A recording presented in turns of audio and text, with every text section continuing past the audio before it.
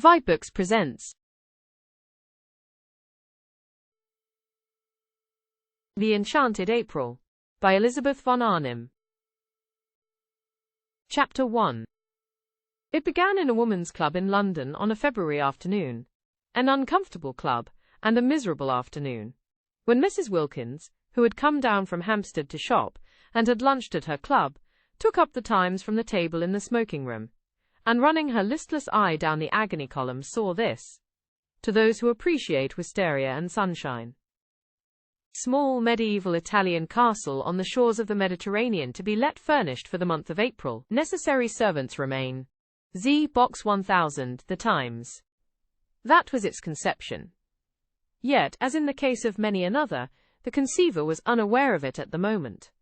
So entirely unaware was Mrs. Wilkins that her April for that year had then and there been settled for her, that she dropped the newspaper with a gesture that was both irritated and resigned, and went over to the window and stared drearily out at the dripping street. Not for her were medieval castles, even those that are specially described as small. Not for her the shores in April of the Mediterranean, and the wisteria and sunshine. Such delights were only for the rich. Yet the advertisement had been addressed to persons who appreciate these things, so that it had been anyhow addressed to her, for she certainly appreciated them, more than anybody knew, more than she had ever told. But she was poor. In the whole world she possessed of her very own only £90, saved from year to year, put by carefully pound by pound, out of her dress allowance. She had scraped this sum together at the suggestion of her husband as a shield and refuge against a rainy day. Her dress allowance given her by her father was Ps. 100 a year, so that Mrs. Wilkins's clothes were what her husband, urging her to save, called modest and becoming, and her acquaintance to each other, when they spoke of her at all, which was seldom for she was very negligible, called a perfect sight. Mr. Wilkins, a solicitor, encouraged thrift, except that branch of it which got into his food. He did not call that thrift, he called it bad housekeeping. But for the thrift which, like moth, penetrated into Mrs. Wilkins's clothes and spoilt them, he had much praise. You never know, he said, when there will be a rainy day, and you may be very glad to find you have a nest egg. Indeed we both may. Looking out of the club window into Shaftesbury Avenue, hers was an economical club, but convenient for Hampstead, where she lived, and for Shoolbred's, where she shopped. Mrs. Berg's amiches over a point. Wilkins, having stood there some time very drearily, her mind's eye on the Mediterranean in April, and the wisteria, and the enviable opportunities of the rich, while her bodily eye watched the really extremely horrible sooty rain falling steadily on the hurrying umbrellas and splashing omnibuses, suddenly wondered whether perhaps this was not the rainy day Mellersh was Mr. Wilkins, had so often encouraged her to prepare for, and whether to get out of such a climate and into the small medieval castle wasn't perhaps what Providence had all along intended her to do with her savings. Suddenly wondered whether perhaps this was not the rainy day Mellersh was Mr. Wilkins, had so often encouraged her to prepare for, and whether to get out of such a climate, and into the small medieval castle, wasn't perhaps what Providence had all along intended her to do with her savings. Part of her savings, of course, perhaps quite a small part. The castle, being medieval, might also be dilapidated, and dilapidations were surely cheap. She wouldn't in the least mind a few of them, because you didn't pay for dilapidations which were already there. On the contrary, by reducing the price you had to pay, they really paid you. But what nonsense to think of it! She turned away from the window with the same gesture of mingled irritation and resignation with which she had laid down the Times, and crossed the room towards the door with the intention of getting her mackintosh and umbrella, and fighting her way into one of the overcrowded omnibuses, and going to Shoolbred's on her way home, and buying some soles for Mellish's dinner. Mellish was difficult with fish, and liked only soles, except salmon. When she beheld Mrs. Arbuthnot, a woman she knew by sight as also living in Hampstead and belonging to the club, sitting at the table in the middle of the room on which the newspapers and magazines were kept, absorbed in her turn, in the first page of the Times. Mrs. Wilkins had never yet spoken to Mrs. Arbuthnot, who belonged to one of the various church sets, and who analyzed, classified, divided and registered the poor, whereas she and Mellersh, when they did go out, went to the parties of impressionist painters, of whom in Hampstead there were many. Mellersh had a sister who had married one of them, and lived up on the Heath, and because of this alliance, Mrs. Wilkins was drawn into a circle which was highly unnatural to her, and she had learned to dread pictures. She had to say things about them, and she didn't know what to say. She used to murmur, "Marvelous," and feel that it was not enough. But nobody minded. Nobody listened. Nobody took any notice of Mrs. Wilkins. She was the kind of person who is not noticed at parties. Her clothes, infested by thrift, made her practically invisible. Her face was non-arresting. Her conversation was reluctant. She was shy. And if one's clothes and face and conversation are all negligible, thought Mrs. Wilkins, who recognized her disabilities, what, at parties, is there left of one? Also, she was always with Wilkins, that clean-shaven, fine-looking man, who gave a party, merely by coming to it, a great air. Wilkins was very respectable. He was known to be highly thought of by his senior partners. His sister's circle admired him. He pronounced adequately intelligent judgments on art and artists. He was pithy. He was prudent. He never said a word too much, nor, on the other hand, did he ever say a word too little. He produced the impression of keeping copies of everything he said, and he was so obviously reliable that it often happened that people who met him at these parties became discontented with their own solicitors, and after a period of restlessness extricated themselves and went to Wilkins. Naturally, Mrs. Wilkins was blotted out. She, said his sister, with something herself of the judicial, the digested, and the final in her manner, should stay at home. But Wilkins could not leave his wife at home. He was a family solicitor, and all such have wives and show them. With his in the week he went to parties, and with his on Sundays he went to church. Being still fairly young, he was 39, and ambitious of old ladies, of whom he had not yet acquired in his practice a sufficient number, he could not afford to miss church. And it was there that Mrs. Wilkins became familiar, though never through words, with Mrs. Arbuthnot. She saw her marshalling the children of the poor into pews. She would come in at the head of the procession from the Sunday school, exactly 5 minutes before the choir, and get her boys and girls neatly fitted into their allotted seats, and down on their little knees in their preliminary prayer, and up again on their feet, just as, to the swelling organ, the vestry door opened, and the choir and clergy, big with the litanies and commandments they were presently to roll out, emerged. She had a sad face, yet she was evidently efficient. The combination used to make Mrs. Wilkins wonder, for she had been told by Mellersh, on days when she had only been able to get place, that if one were efficient, one wouldn't be depressed, and that if one does one's job well, one becomes automatically bright and brisk. About Mrs. Arbuthnot there was nothing bright and brisk, though much in her way with the Sunday school children that was automatic. But when Mrs. Wilkins, turning from the window, caught sight of her in the club, she was not being automatic at all, but was looking fixedly at one portion of the first page of the Times, holding the paper quite still, her eyes not moving. She was just staring, and her face, as usual, was the face of a patient and disappointed Madonna. Obeying an impulse she wondered at, even while obeying it, Mrs. Wilkins, the shy and the reluctant, instead of proceeding as she had intended to the cloakroom, and from thence to Schoolbread's in search of Mellersh's fish, stopped at the table and sat down exactly opposite Mrs. Arbuthnot, to whom she had never yet spoken in her life. It was one of those long, narrow refectory tables, so that they were quite close to each other. Mrs. Arbuthnot, however, did not look up. She continued to gaze, with eyes that seemed to be dreaming, at one spot only of the Times. Mrs. Wilkins watched her a minute, trying to screw up courage to speak to her. She wanted to ask her if she had seen the advertisement. She did not know why she wanted to ask her this, but she wanted to. How stupid not to be able to speak to her. She looked so kind. She looked so unhappy. Why couldn't two unhappy people refresh each other on their way through this dusty business of life by a little talk? Real, natural talk about what they felt, what they would have liked, what they still tried to hope. And she could not help thinking that Mrs. Arbuthnot, too, was reading that very same advertisement. Her eyes were on the very part of the paper. Was she, too, picturing what it would be like? The color, the fragrance, the light, the soft lapping of the sea among little hot rocks. Color, fragrance, light, sea. Instead of Shaftesbury Avenue, and the wet omnibuses, and the fish department at Shoolbred's, and the tube to Hampstead, and dinner, and tomorrow the same, and the day after the same, and always the same.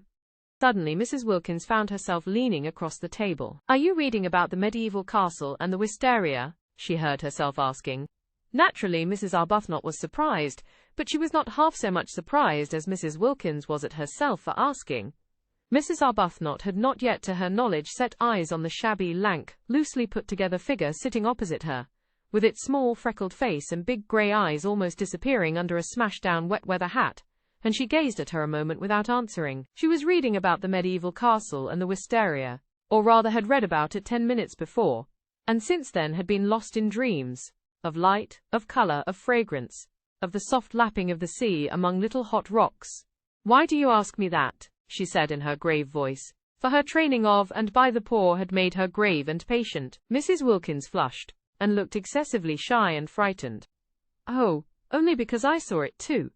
And I thought somehow," she stammered. Whereupon Mrs. Arbuthnot, her mind being used to getting people into lists and divisions, from habit considered, as she gazed thoughtfully at Mrs. Wilkins, under what heading, supposing she had to classify her, she could most properly be put. "And I know you by sight," went on Mrs. Wilkins, who, like all the shy, once she was started, plunged on, frightening herself to more and more speech by the sheer sound of what she had said last in her ears. "Every Sunday. I see you every Sunday in church." "In church," echoed Mrs. Arbuthnot. "And this seems such a wonderful thing, this advertisement about the wistaria, and—" Mrs. Wilkins, who must have been at least 30, broke off and wriggled in her chair with the movement of an awkward and embarrassed schoolgirl. "It seems so wonderful," she went on in a kind of burst. "And it is such a miserable day." And then she sat looking at Mrs. Arbuthnot with the eyes of an imprisoned dog. "This poor thing," thought Mrs. Arbuthnot, whose life was spent in helping and alleviating, "needs advice." She accordingly prepared herself patiently to give it. "If you see me in church," she said kindly and attentively, "I suppose you live in Hampstead too?" "Oh yes," said Mrs. Wilkins, and she repeated, her head on its long, thin neck drooping a little, as if the recollection of Hampstead bowed her. "Oh yes." "Where?" asked Mrs. Arbuthnot, who, when advice was needed, naturally first proceeded to collect the facts. But Mrs. Wilkins, laying her hand softly and caressingly on the part of the Times where the advertisement was, as though the mere printed words of it were precious, only said, "Perhaps that's why this seems so wonderful." "No, I think that's wonderful anyhow," said Mrs. Arbuthnot, forgetting facts and faintly sighing. "Then you were reading it?" "Yes," said Mrs. Arbuthnot, her eyes going dreamy again. "Wouldn't it be wonderful?" murmured Mrs. Wilkins. "Wonderful," said Mrs. Arbuthnot. Her face, which had lit up, faded into patience again. "Very wonderful," she said. "But it's no use wasting one's time thinking of such things." "Oh, but it is," was Mrs. Wilkins's quick, surprising reply. Surprising because it was so much unlike the rest of her. The characterless coat and skirt, the crumpled hat, the undecided wisp of hair straggling out, and just the considering of them is worthwhile in itself. Such a change from Hampstead. And sometimes I really do believe, if one considers hard enough, one gets things. Mrs. Arbuthnot observed her patiently. In what category would she, supposing she had to, put her? "Perhaps," she said, leaning forward a little, "you will tell me your name. If we are to be friends," she smiled her grave smile, "as I hope we are, we had better begin at the beginning." "Oh yes, how kind of you." "I'm Mrs. Wilkins," said Mrs. Wilkins. "I don't expect," she added, flushing as Mrs. Arbuthnot said nothing, "that it conveys anything to you." "Sometimes it doesn't seem to convey anything to me either. But," she looked round with a movement of seeking help, "I am Mrs. Wilkins." She did not like her name. It was a mean, small name, with a kind of facetious twist, she thought, about its end, like the upward curve of a pugdog's tail. There it was, however. There was no doing anything with it. Wilkins she was, and Wilkins she would remain. And though her husband encouraged her to give it on all occasions as Mrs. Mellish Wilkins, she only did that when he was within earshot, for she thought Mellish made Wilkins worse, emphasizing it in the way Chatsworth on the gateposts of a villa emphasizes the villa. When first he suggested she should add Mellish, she had objected for the above reason, and after a pause, Mellish was much too prudent to speak except after a pause, during which presumably he was taking a careful mental copy of his coming observation. He said, much displeased, "But I am not a villa," and looked at her, as he looks who hopes, for perhaps the 100th time, that he may not have married a fool. Of course he was not a villa, Mrs. Wilkins assured him. She had never supposed he was. She had not dreamed of meaning. She was only just thinking. The more she explained, the more earnest became Mellish's hope, familiar to him by this time, for he had then been a husband for 2 years, that he might not by any chance have married a fool. And they had a prolonged quarrel, if that can be called a quarrel, which is conducted with dignified silence on one side and earnest apology on the other, as to whether or no Mrs. Wilkins had intended to suggest that Mr. Wilkins was a villa. "I believe," she had thought when it was at last over.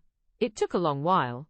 That anybody would quarrel about anything when they've not left off being together for a single day, for 2 whole years. What we both need is a holiday. My husband, went on Mrs. Wilkins to Mrs. Arbuthnot, trying to throw some light on herself, is a solicitor.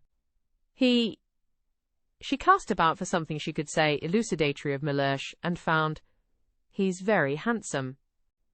Well, said Mrs. Arbuthnot kindly, that must be a great pleasure to you.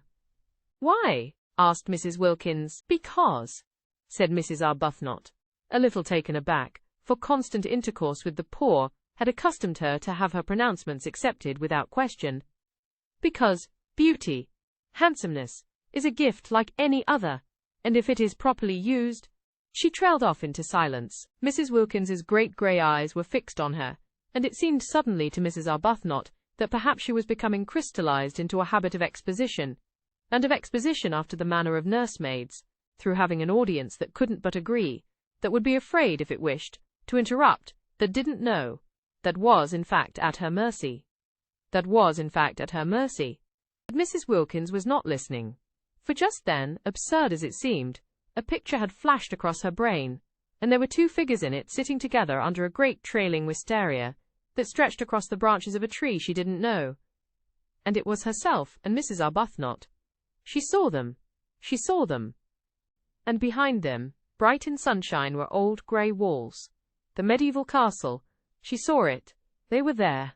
She therefore stared at Mrs. Arbuthnot, and did not hear a word she said. And Mrs. Arbuthnot stared too at Mrs. Wilkins, arrested by the expression on her face, which was swept by the excitement of what she saw, and was as luminous and tremulous under it as water in sunlight, when it is ruffled by a gust of wind. At this moment, if she had been at a party, Mrs. Wilkins would have been looked at with interest. They stared at each other.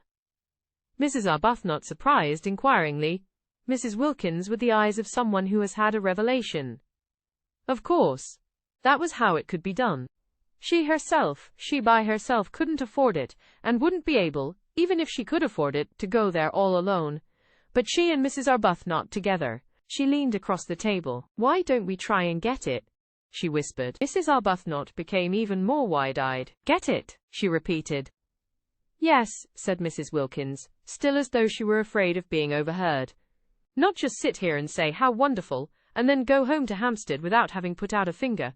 Go home just as usual and see about the dinner and the fish, just as we've been doing for years and years and will go on doing for years and years. In fact, said Mrs. Wilkins, flushing to the roots of her hair, for the sound of what she was saying, of what was coming pouring out, frightened her, and yet she couldn't stop. I see no end to it. There is no end to it. So that there ought to be a break, there ought to be intervals, in everybody's interests. Why, it would really be being unselfish to go away and be happy for a little, because we would come back so much nicer. You see, after a bit, everybody needs a holiday. But how do you mean, get it?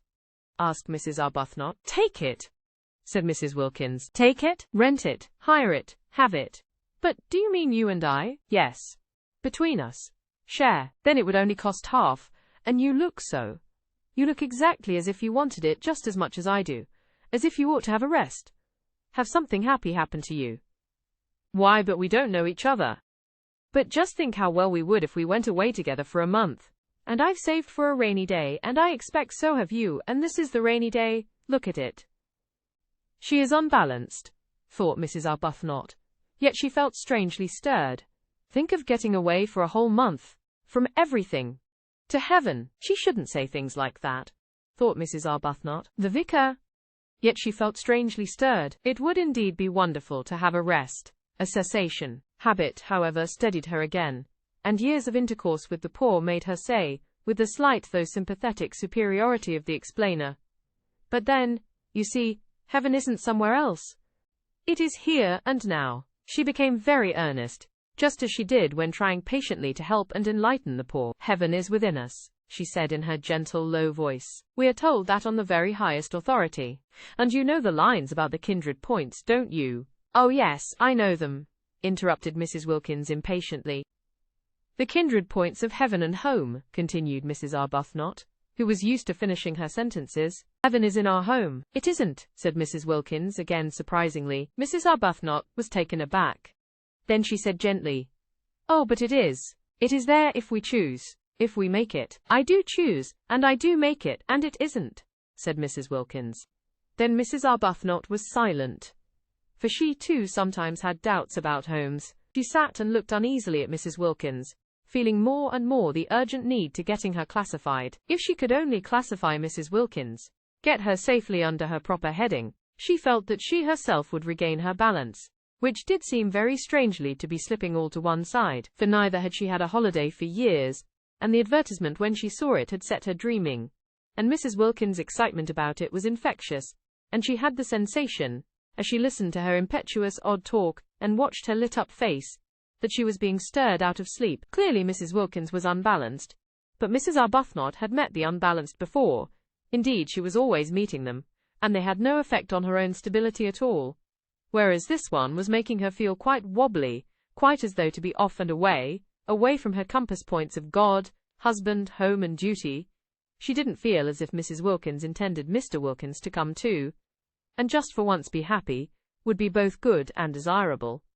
Which of course it wasn't. Which certainly of course it wasn't. She also had a nest egg, invested gradually in the post office savings bank, but to suppose that she would ever forget her duty to the extent of drawing it out and spending it on herself was surely absurd. Surely she wouldn't ever do such a thing. Surely she couldn't ever forget her poor, forget misery and sickness as completely as that. No doubt a trip to Italy would be extraordinarily delightful, but there were many delightful things one would like to do, and what was strength given to one for, except to help one not to do them? Steadfast as the points of the compass to Mrs. Arbuthnot were the great 4 facts of life: God, husband, home, duty. She had gone to sleep on these facts years ago, after a period of much misery, her head resting on them as on a pillow, and she had a great dread of being awakened out of so simple and untroublesome a condition. Therefore it was that she searched with earnestness for a heading under which to put Mrs. Wilkins, and in this way illumine and steady her own mind. And sitting there looking at her uneasily after her last remark, and feeling herself becoming more and more unbalanced and infected, she decided pro tem, as the vicar said at meetings, to put her under the heading nerves.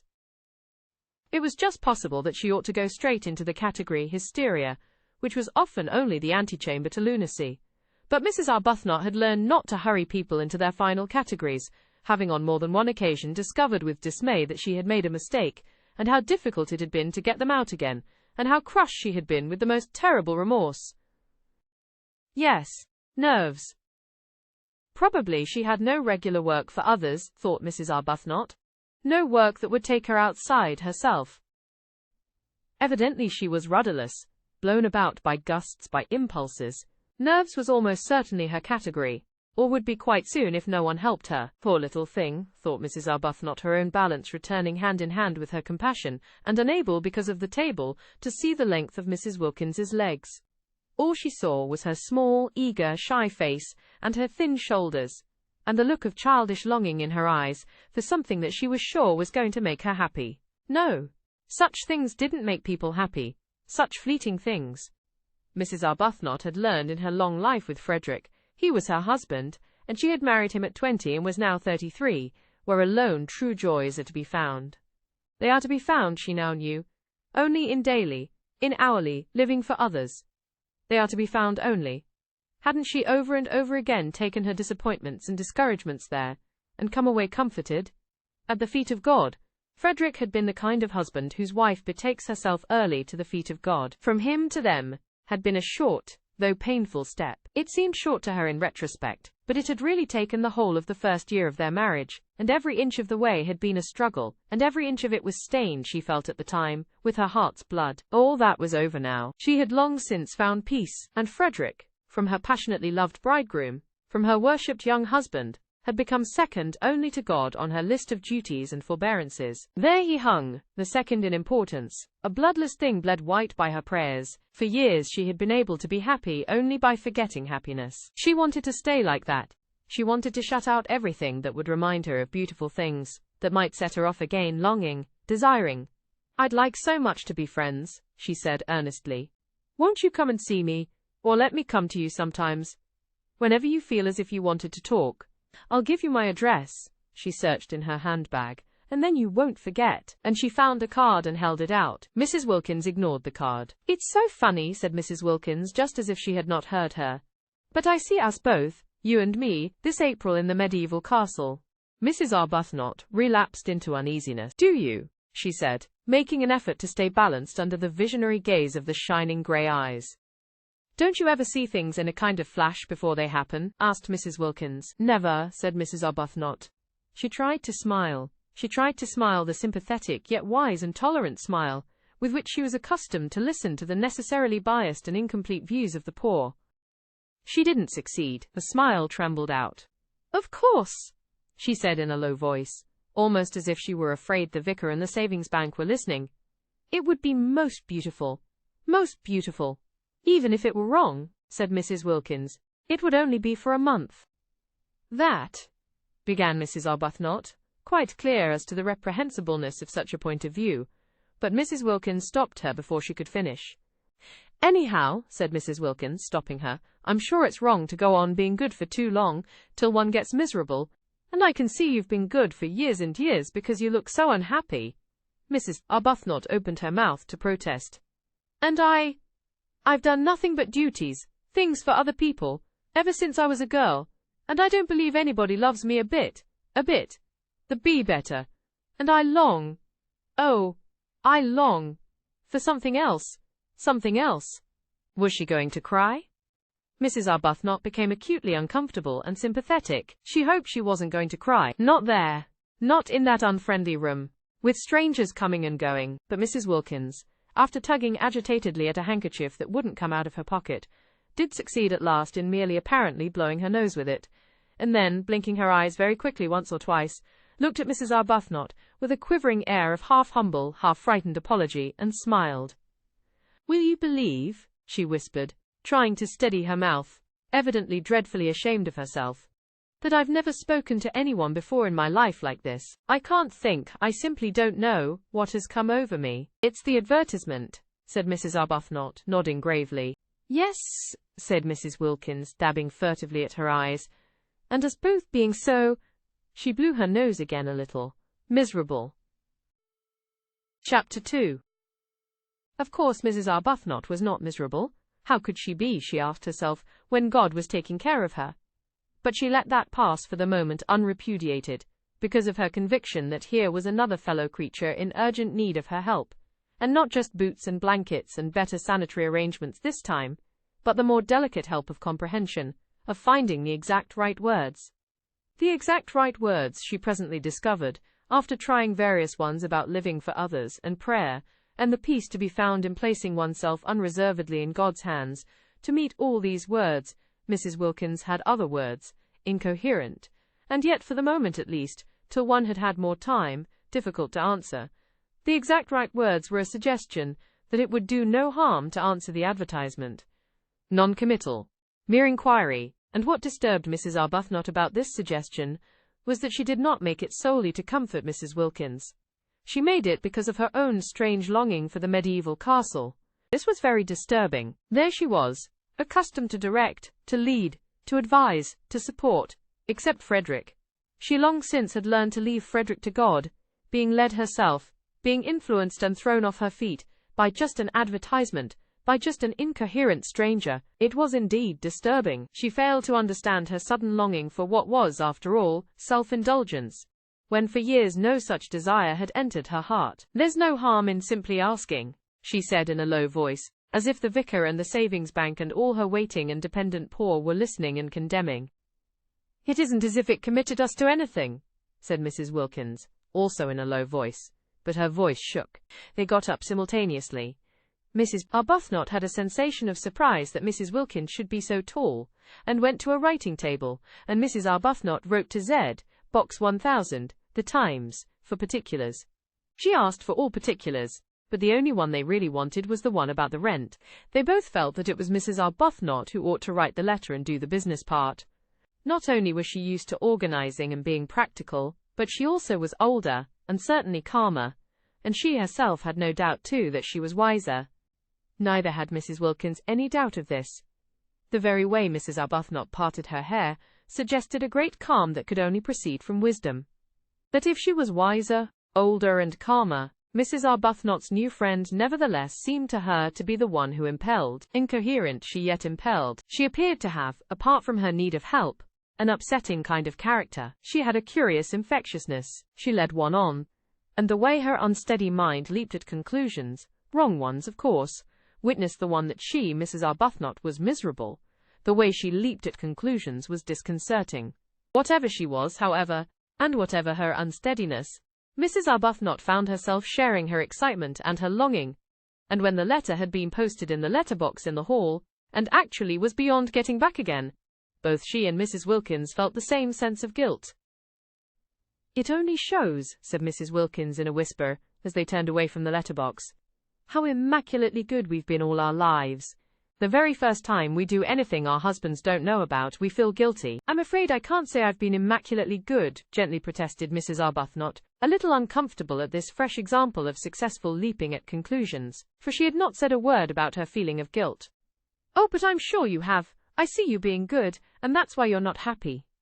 "She shouldn't say things like that," thought Mrs. Arbuthnot. "I must try and help her not to." Aloud she said gravely, "I don't know why you insist that I'm not happy. When you know me better, I think you'll find that I am. And I'm sure you don't mean really that goodness, if one could attain it, makes one unhappy." "Yes, I do," said Mrs. Wilkins. "Our sort of goodness does. We have attained it, and we are unhappy. There are miserable sorts of goodness and happy sorts. The sort we'll have at the medieval castle, for instance, is the happy sort." "That is supposing we go there," said Mrs. Arbuthnot restrainingly. She felt that Mrs. Wilkins needed holding on to. "After all, we've only written just to ask. Anybody may do that. I think it quite likely we shall find the conditions impossible. And even if they were not, probably by tomorrow we shall not want to go." "I see us there," was Mrs. Wilkins's answer to that. All this was very unbalancing. Mrs. Arbuthnot, as she presently splashed through the dripping streets on her way to a meeting she was to speak at, was in an unusually disturbed condition of mind. She had, she hoped, shown herself very calm to Mrs. Wilkins, very practical and sober, concealing her own excitement, but she was really extraordinarily moved, and she felt happy, and she felt guilty, and she felt afraid, and she had all the feelings, though this she did not know, of a woman who has come away from a secret meeting with her lover. That, indeed, was what she looked like when she arrived late on her platform. She, the open-browed, looked almost furtive as her eyes fell on the staring wooden faces, waiting to hear her try and persuade them to contribute to the alleviation of the urgent needs of the Hampstead poor, each one convinced that they needed contributions themselves. She looked as though she were hiding something discreditable but delightful. Certainly her customary clear expression of candor was not there, and its place was taken by a kind of suppressed and frightened pleasedness, which would have led a more worldly-minded audience to the instant conviction of recent and probably impassioned lovemaking. "Beauty, beauty, beauty!" The words kept ringing in her ears as she stood on the platform talking of sad things to the sparsely attended meeting. She had never been to Italy. Was that really what her nest egg was to be spent on after all? Though she couldn't approve of the way Mrs. Wilkins was introducing the idea of predestination into her immediate future, just as if she had no choice, just as if to struggle or even to reflect were useless, it yet influenced her. Mrs. Wilkins's eyes had been the eyes of a seer.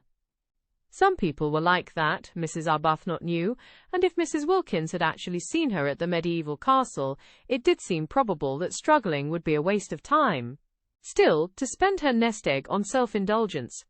The origin of this egg had been corrupt, but she had at least supposed its end was to be creditable. Was she to deflect it from its intended destination, which alone had appeared to justify her keeping it, and spend it on giving herself pleasure? Mrs. Arbuthnot spoke on and on, so much practiced in the kind of speech that she could have said it all in her sleep. And at the end of the meeting, her eyes dazzled by her secret visions, she hardly noticed that nobody was moved in any way whatever, least of all in the way of contributions. But the vicar noticed. The vicar was disappointed. Usually his good friend and supporter, Mrs. Arbuthnot, succeeded better than this. And, what was even more unusual, she appeared, he observed, not even to mind.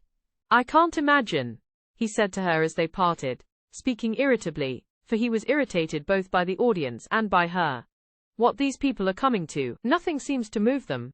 "Perhaps they need a holiday," suggested Mrs. Arbuthnot. An unsatisfactory, a queer reply, the vicar thought. "In February," he called after her sarcastically. "Oh no, not till April," said Mrs. Arbuthnot over her shoulder. Very odd, thought the vicar, very odd indeed. And he went home, and was not perhaps quite Christian to his wife. That night in her prayers Mrs. Arbuthnot asked for guidance. She felt she ought really to ask, straight out and roundly, that the medieval castle should already have been taken by someone else, and the whole thing thus be settled. But her courage failed her. Suppose her prayer were to be answered? No. She couldn't ask it, she couldn't risk it. And after all, she almost pointed this out to God. If she spent her present nest egg on a holiday, she could quite soon accumulate another. Frederick pressed money on her, and it would only mean, while she rolled up a second egg, that for a time her contributions to the parish charities would be less. And then it could be the next nest egg, whose original corruption would be purged away by the use to which it was finally put. For Mrs. Arbuthnot, who had no money of her own, was obliged to live on the proceeds of Frederick's activities, and her very nest egg was the fruit, posthumously ripened, of ancient sin. The way Frederick made his living was one of the standing distresses of her life. He wrote immensely popular memoirs, regularly every year, of the mistresses of kings. There were in history numerous kings who had had mistresses, and there were still more numerous mistresses who had had kings, so that he had been able to publish a book of memoirs during each year of his married life.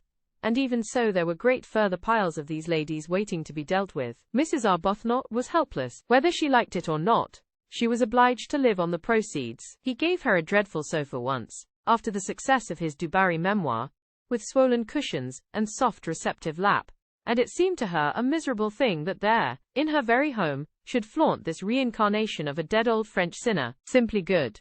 Convinced that morality is the basis of happiness, the fact that she and Frederick should draw their sustenance from guilt, however much purged by the passage of centuries, was one of the secret reasons of her sadness. The more the memoired lady had forgotten herself, the more his book about her was read, and the more free-handed he was to his wife. And all that he gave her was spent, after adding slightly to her nest egg, for she did hope and believe that some day people would cease to want to read of wickedness, and then Frederick would need supporting, on helping the poor.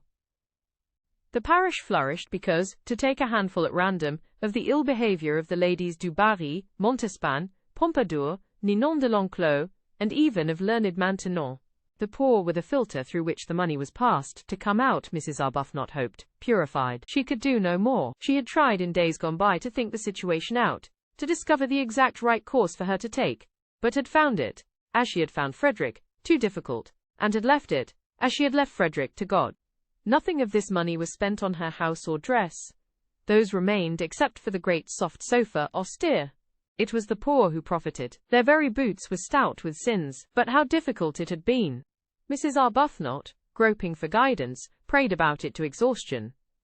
Ought she perhaps to refuse to touch the money, to avoid it as she would have avoided the sins which were its source?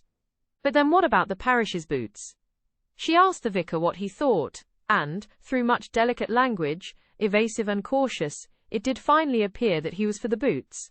At least she had persuaded Frederick. When first he began his terrible successful career, he only began it after their marriage.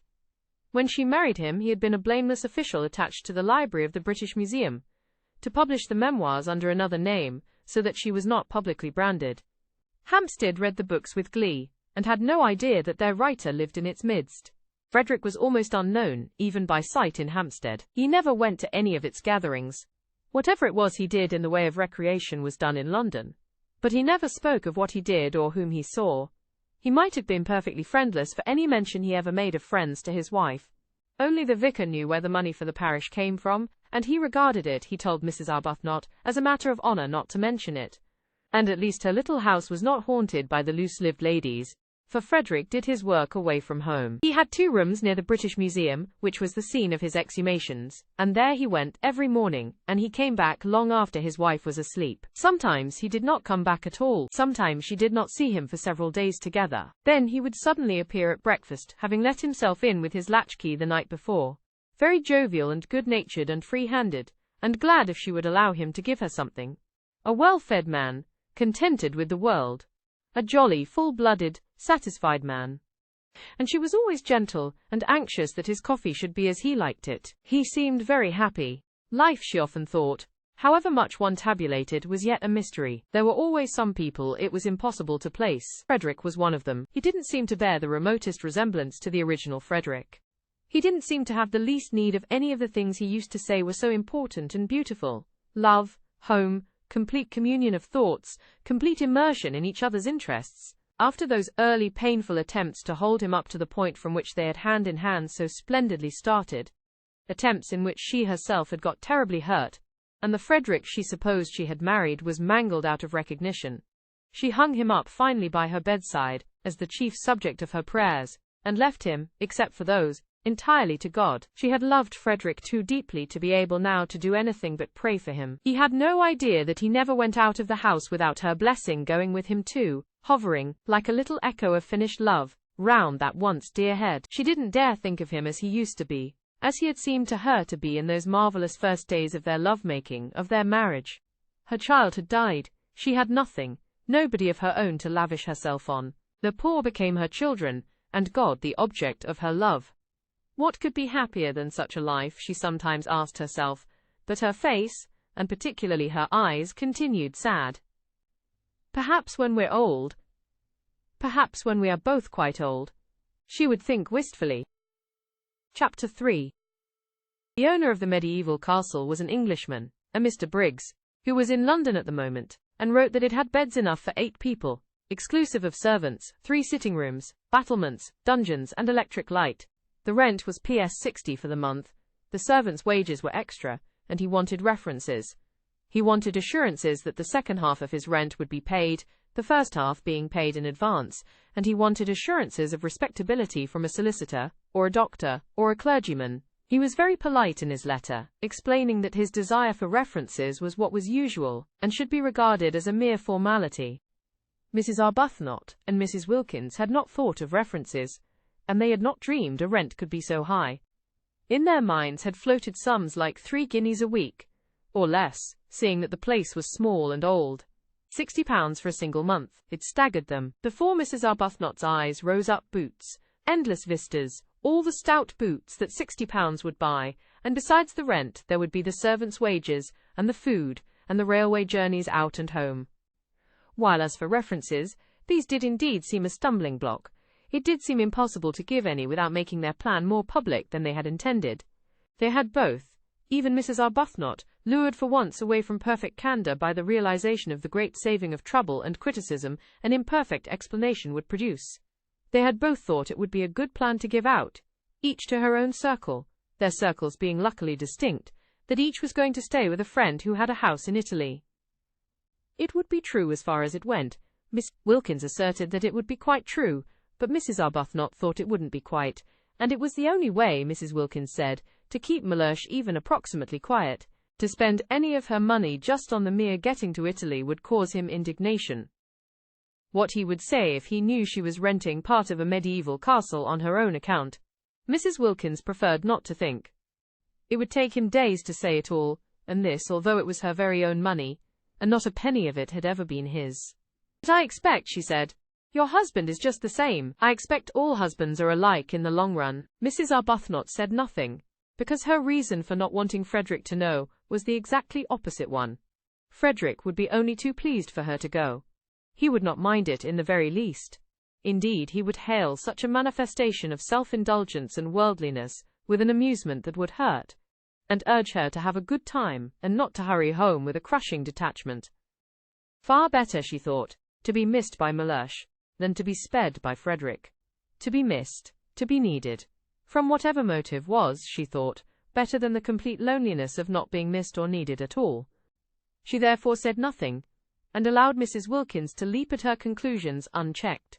But they did, both of them, for a whole day feel that the only thing to be done was to renounce the medieval castle, and it was in arriving at this bitter decision that they really realized how acute had been their longing for it. Then Mrs. Arbuthnot, whose mind was trained in the finding of ways out of difficulties, found a way out of the reference difficulty. And simultaneously Mrs. Wilkins had a vision revealing to her how to reduce the rent. Mrs. Arbuthnot's plan was simple, and completely successful. She took the whole of the rent in person to the owner, drawing it out of her savings bank. Again she looked furtive and apologetic, as if the clerk must know the money was wanted for purposes of self-indulgence, and going up with the 6 £10 notes in her handbag to the address near the Brompton Oratory where the owner lived, presented them to him, waiving her right to pay only half. And when he saw her, and her parted hair, and soft dark eyes and sober apparel, and heard her grave voice, he told her not to bother about writing round for those references. "It'll be all right," he said, scribbling a receipt for the rent. "Do sit down, won't you? Nasty day, isn't it? You'll find the old castle has lots of sunshine, whatever else it hasn't got." Mrs. Arbuthnot, unused to anything but candour, looked troubled at this question and began to murmur inarticulately, and the owner at once concluded that she was a widow. A war one, of course, for other widows were old, and that he had been a fool not to guess it. "Oh, I'm sorry," he said, turning red right up to his fair hair. "I didn't mean, He ran his eye over the receipt he had written. "Yes, I think that's all right," he said, getting up and giving it to her. "Now," he added, taking the 6 notes she held out and smiling, for Mrs. Arbuthnot was agreeable to look at, "I'm richer, and you're happier. I've got money, and you've got San Salvatore. I wonder which is best." "I think you know," said Mrs. Arbuthnot with her sweet smile. He laughed and opened the door for her. It was a pity the interview was over. He would have liked to ask her to lunch with him. She made him think of his mother, of his nurse, of all things kind and comforting, besides having the attraction of not being his mother or his nurse. "I hope you'll like the old place," he said, holding her hand a minute at the door. The very feel of her hand, even through its glove, was reassuring. It was the sort of hand, he thought, that children would like to hold in the dark. "In April, you know. It's simply a mass of flowers. And then there's the sea. You must wear white. You'll fit in very well. There are several portraits of you there." "Portraits? Madonnas, you know. There's one on the stairs, really exactly like you." Mrs. Arbuthnot smiled and said goodbye, and thanked him. Without the least trouble, and at once she had got him placed in his proper category. He was an artist, and of an effervescent temperament. She shook hands and left. And he wished she hadn't. After she was gone, he supposed that he ought to have asked for those references, if only because she would think him so unbusinesslike not to, but he could as soon have insisted on references from a saint in a nimbus as from that grave, sweet lady, Rose Arbuthnot. Her letter, making the appointment, lay on the table. Pretty name. That difficulty, then, was overcome, but there still remained the other one, the really annihilating effect of the expense on the nest eggs, and especially on Mrs. Wilkins's, which was in size, compared with Mrs. Arbuthnot's, as the egg of the plover to that of the duck. And this in its turn was overcome by the vision vouchsafed to Mrs. Wilkins, revealing to her the steps to be taken for its overcoming. Having got San Salvatore, the beautiful, the religious name fascinated them. They in their turn would advertise in the agony column of the Times, and would inquire after 2 more ladies of similar desires to their own, to join them and share the expenses. At once the strain of the nest eggs would be reduced from half to a quarter. Mrs. Wilkins was prepared to fling her entire egg into the adventure. But she realized that if it were to cost even 6pence over her £90, her position would be terrible. Imagine going to Mellish and saying, "I owe." It would be awful enough if some day circumstances forced her to say, "I have no nest egg," but at least she would be supported in such a case by the knowledge that the egg had been her own. She therefore, though prepared to fling her last penny into the adventure, was not prepared to fling into it a single farthing that was not demonstrably her own, and she felt that if her share of the rent was reduced to £15 only, she would have a safe margin for the other expenses. Also, they might economize very much on food. Gather olives off their own trees and eat them, for instance, and perhaps catch fish.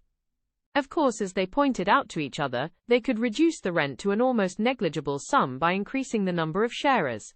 They could have 6 more ladies instead of 2 if they wanted to, seeing that there were 8 beds. But supposing the 8 beds were distributed in couples in 4 rooms, it would not be altogether what they wanted, to find themselves shut up at night with a stranger. Besides, they thought that perhaps having so many would not be quite so peaceful. After all, they were going to San Salvatore for peace and rest and joy.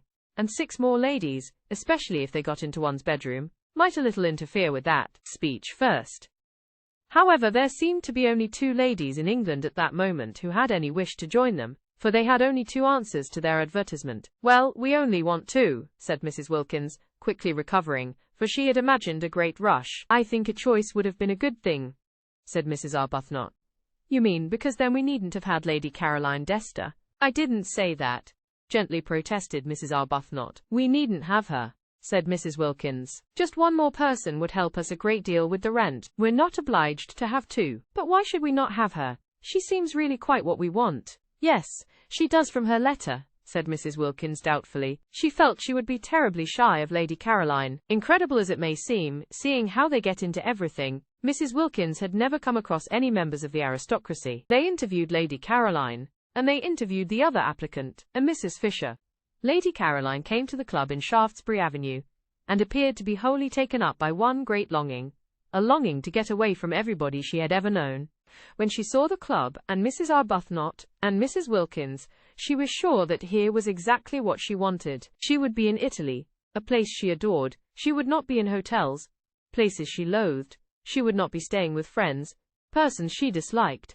And she would be in the company of strangers, who would never mention a single person she knew, for the simple reason that they had not, could not have, and would not come across them.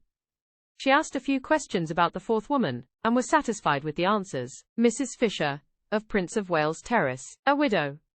She too would be unacquainted with any of her friends. Lady Caroline did not even know where Prince of Wales Terrace was. "It's in London," said Mrs. Arbuthnot. "Is it?"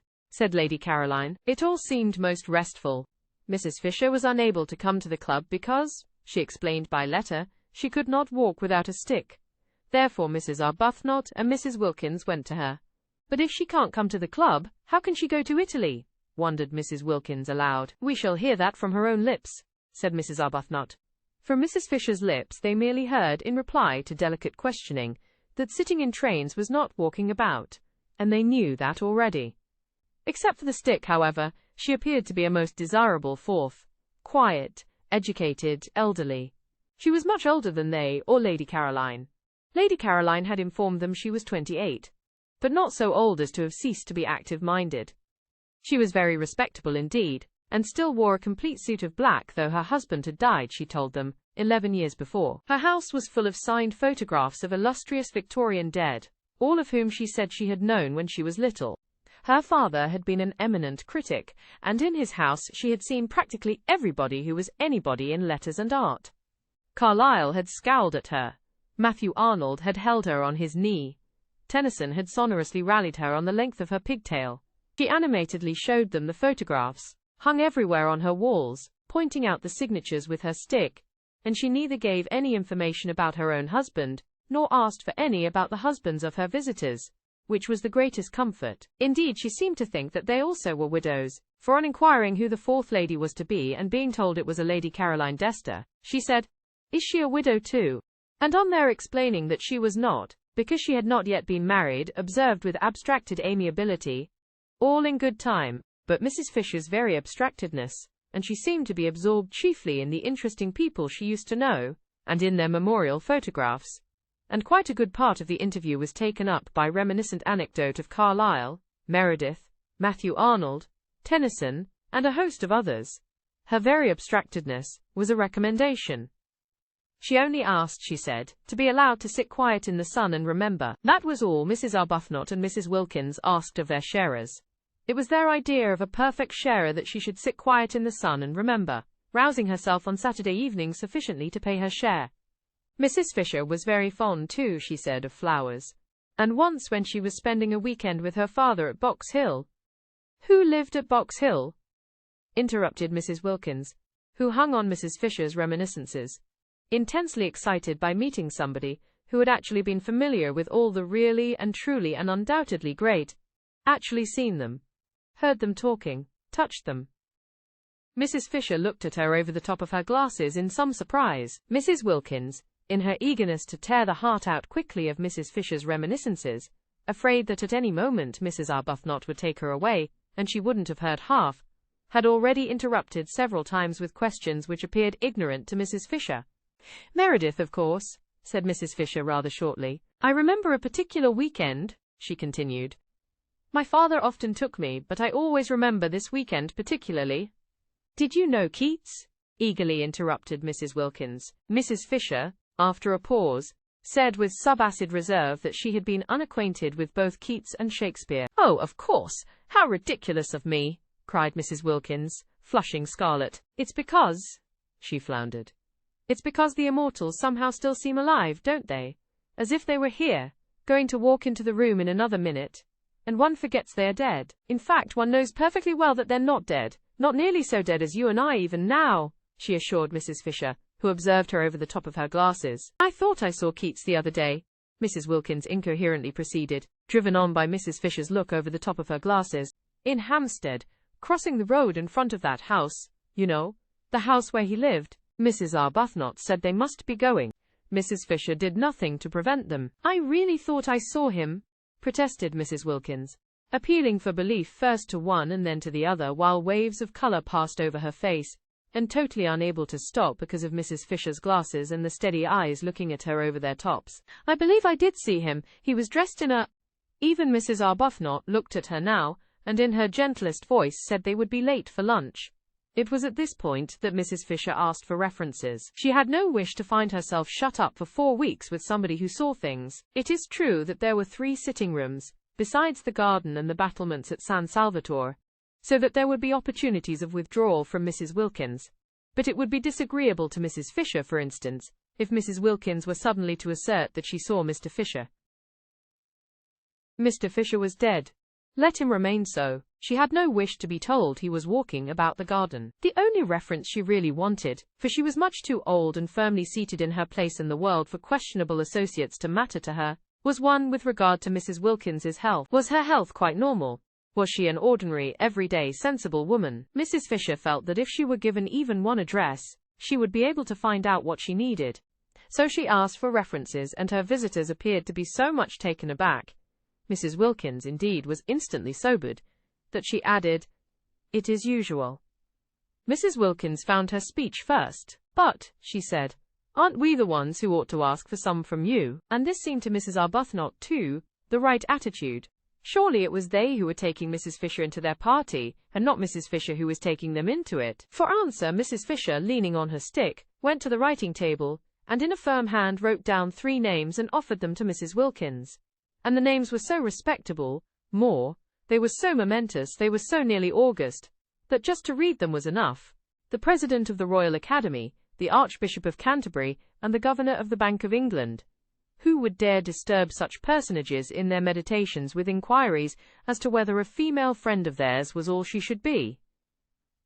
"They have known me since I was little," said Mrs. Fisher. Everybody seemed to have known Mrs. Fisher since or when she was little. "I don't think references are nice things at all between ordinary decent women," burst out Mrs. Wilkins, made courageous by being, as she felt, at bay. For she very well knew that the only reference she could give without getting into trouble was Shoolbred. And she had little confidence in that, as it would be entirely based on Mellish's fish. "We're not business people. We needn't distrust each other."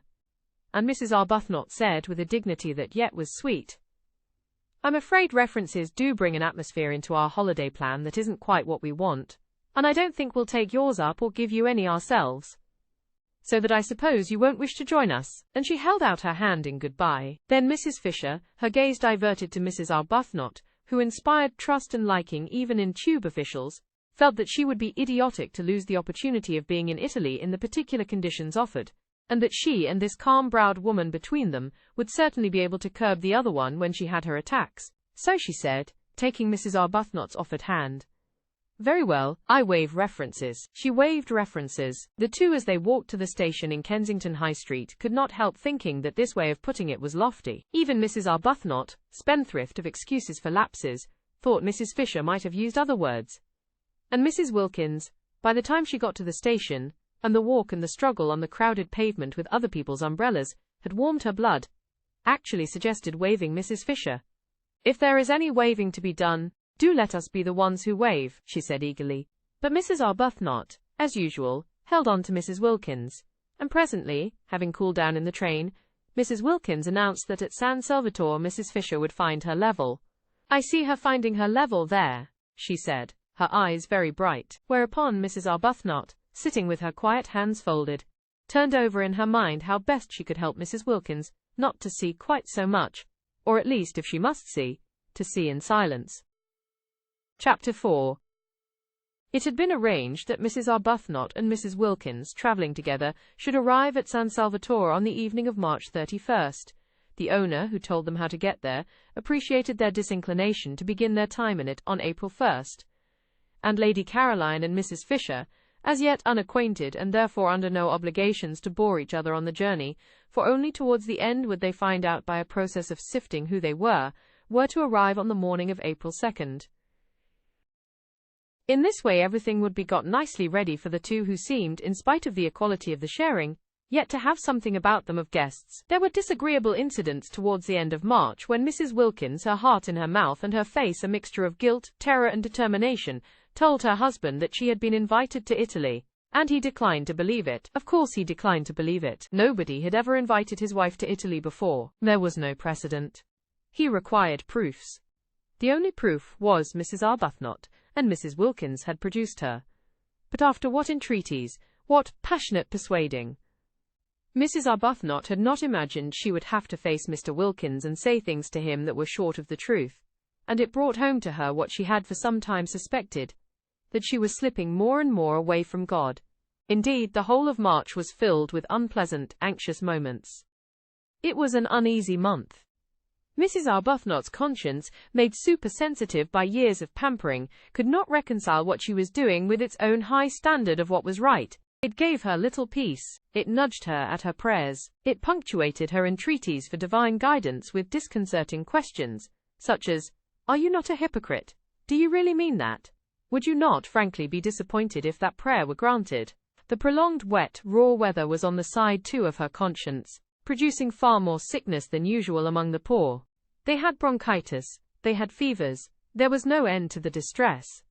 And here she was going off, spending precious money on going off, simply and solely to be happy. One woman being happy, and these piteous multitudes. She was unable to look the vicar in the face. He did not know, nobody knew, what she was going to do, and from the very beginning, she was unable to look anybody in the face. She excused herself from making speeches appealing for money. How could she stand up and ask people for money when she herself was spending so much on her own selfish pleasure? Nor did it help her or quiet her that, having actually told Frederick, in her desire to make up for what she was squandering, that she would be grateful if he would let her have some money, he instantly gave her a check for PS 100. He asked no questions. She was scarlet. He looked at her a moment and then looked away. It was a relief to Frederick that she should take some money. She gave it all immediately to the organization she worked with, and found herself more tangled in doubts than ever. Mrs. Wilkins, on the contrary, had no doubts. She was quite certain that it was a most proper thing to have a holiday, and altogether right and beautiful to spend one's own hard-collected savings on being happy. "Think how much nicer we shall be when we come back," she said to Mrs. Arbuthnot, encouraging that pale lady. No, Mrs. Wilkins had no doubts, but she had fears, and March was for her too an anxious month, with the unconscious Mr. Wilkins coming back daily to his dinner, and eating his fish in the silence of imagined security. Also things happen so awkwardly, it really is astonishing, how awkwardly they happen. Mrs. Wilkins, who was very careful all this month to give Mellersh only the food he liked, buying it and hovering over its cooking with a zeal more than common, succeeded so well that Mellersh was pleased. Definitely pleased. So much pleased that he began to think that he might after all have married the right wife instead of, as he had frequently suspected, the wrong one. The result was that on the third Sunday in the month, Mrs. Wilkins had made up her trembling mind that on the fourth Sunday, there being 5 in that March, and it being on the 5th of them that she and Mrs. Arbuthnot were to start, she would tell Mellersh of her invitation. On the third Sunday then, after a very well-cooked lunch in which the Yorkshire pudding had melted in his mouth and the apricot tart had been so perfect that he ate it all, Mellersh, smoking his cigar by the brightly burning fire the while hail gusts banged on the window, said, "I am thinking of taking you to Italy for Easter," and paused for her astounded and grateful ecstasy. None came. The silence in the room, except for the hail hitting the windows and the gay roar of the fire, was complete. Mrs. Wilkins could not speak. She was dumbfounded. The next Sunday was the day she had meant to break her news to him, and she had not yet even prepared the form of words in which she would break it. Mr. Wilkins, who had not been abroad since before the war, and was noticing with increasing disgust, as week followed week of wind and rain, the peculiar persistent vileness of the weather, had slowly conceived a desire to get away from England for Easter. He was doing very well in his business. He could afford a trip. Switzerland was useless in April. There was a familiar sound about Easter, in Italy. To Italy he would go. And as it would cause comment if he did not take his wife, take her he must. Besides, she would be useful. A second person was always useful in a country whose language one did not speak for holding things, for waiting with the luggage. He had expected an explosion of gratitude and excitement. The absence of it was incredible. She could not, he concluded, have heard. Probably she was absorbed in some foolish daydream. It was regrettable how childish she remained. He turned his head. Their chairs were in front of the fire, and looked at her. She was staring straight into the fire, and it was no doubt the fire that made her face so red. "I am thinking," he repeated, raising his clear, cultivated voice and speaking with acerbity, for inattention at such a moment was deplorable, "of taking you to Italy for Easter. Did you not hear me?" Yes, she had heard him, and she had been wondering at the extraordinary coincidence. Really most extraordinary. She was just going to tell him how she had been invited. A friend had invited her. Easter, too. Easter was in April, wasn't it? Her friend had a house there. In fact, Mrs. Wilkins, driven by terror, guilt and surprise, had been more incoherent if possible than usual. It was a dreadful afternoon. Mellersh, profoundly indignant, besides having his intended treat coming back on him like a blessing to roost, cross-examined her with the utmost severity. He demanded that she refuse the invitation. He demanded that, since she had so outrageously accepted it without consulting him, she should write and cancel her acceptance. Finding himself up against an unsuspected, shocking rock of obstinacy in her, he then declined to believe she had been invited to Italy at all. He declined to believe in this Mrs. Arbuthnot, of whom till that moment he had never heard, and it was only when the gentle creature was brought round, with such difficulty, with such a desire on her part, to throw the whole thing up, rather than tell Mr. Wilkins less than the truth, and herself endorsed his wife's statements, that he was able to give them credence. He could not but believe Mrs. Arbuthnot. She produced the precise effect on him that she did on tube officials. She hardly needed to say anything, but that made no difference to her conscience, which knew and would not let her forget that she had given him an incomplete impression. "Do you," asked her conscience, "see any real difference between an incomplete impression and a completely stated lie?" God sees none. The remainder of March was a confused, bad dream. Both Mrs. Arbuthnot and Mrs. Wilkins were shattered. Try as they would not to, both felt extraordinarily guilty, and when on the morning of the 30th they did finally get off, there was no exhilaration about the departure, no holiday feeling at all. "We've been too good, much too good," Mrs. Wilkins kept on murmuring as they walked up and down the platform at Victoria, having arrived there an hour before they need have. "And that's why we feel as though we're doing wrong. We're browbeaten. We're not any longer real human beings. Real human beings aren't ever as good as we've been. Oh," she clenched her thin hands, "to think that we ought to be so happy now, here on the very station, actually starting, and we're not, and it's being spoilt for us just simply because we've spoilt them. What have we done? What have we done, I should like to know?" she inquired of Mrs. Arbuthnot indignantly. "Except for once want to go away by ourselves, and have a little rest from them." Mrs. Arbuthnot, patiently pacing, did not ask who she meant by them, because she knew. Mrs. Wilkins meant their husbands, persisting in her assumption that Frederick was as indignant as Mellersh over the departure of his wife, whereas Frederick did not even know his wife had gone. Mrs. Arbuthnot, always silent about him, had said nothing of this to Mrs. Wilkins. Frederick went too deep into her heart for her to talk about him. He was having an extra bout of work finishing another of those dreadful books, and had been away practically continually the last few weeks, and was away when she left. Why should she tell him beforehand?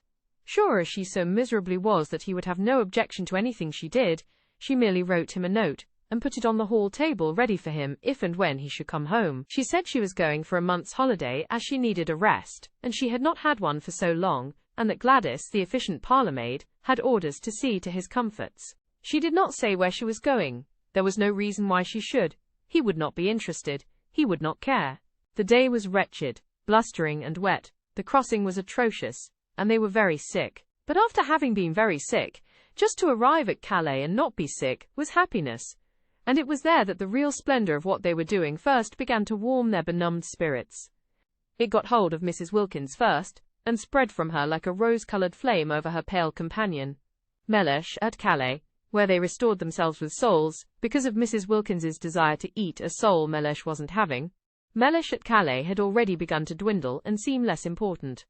None of the French porters knew him.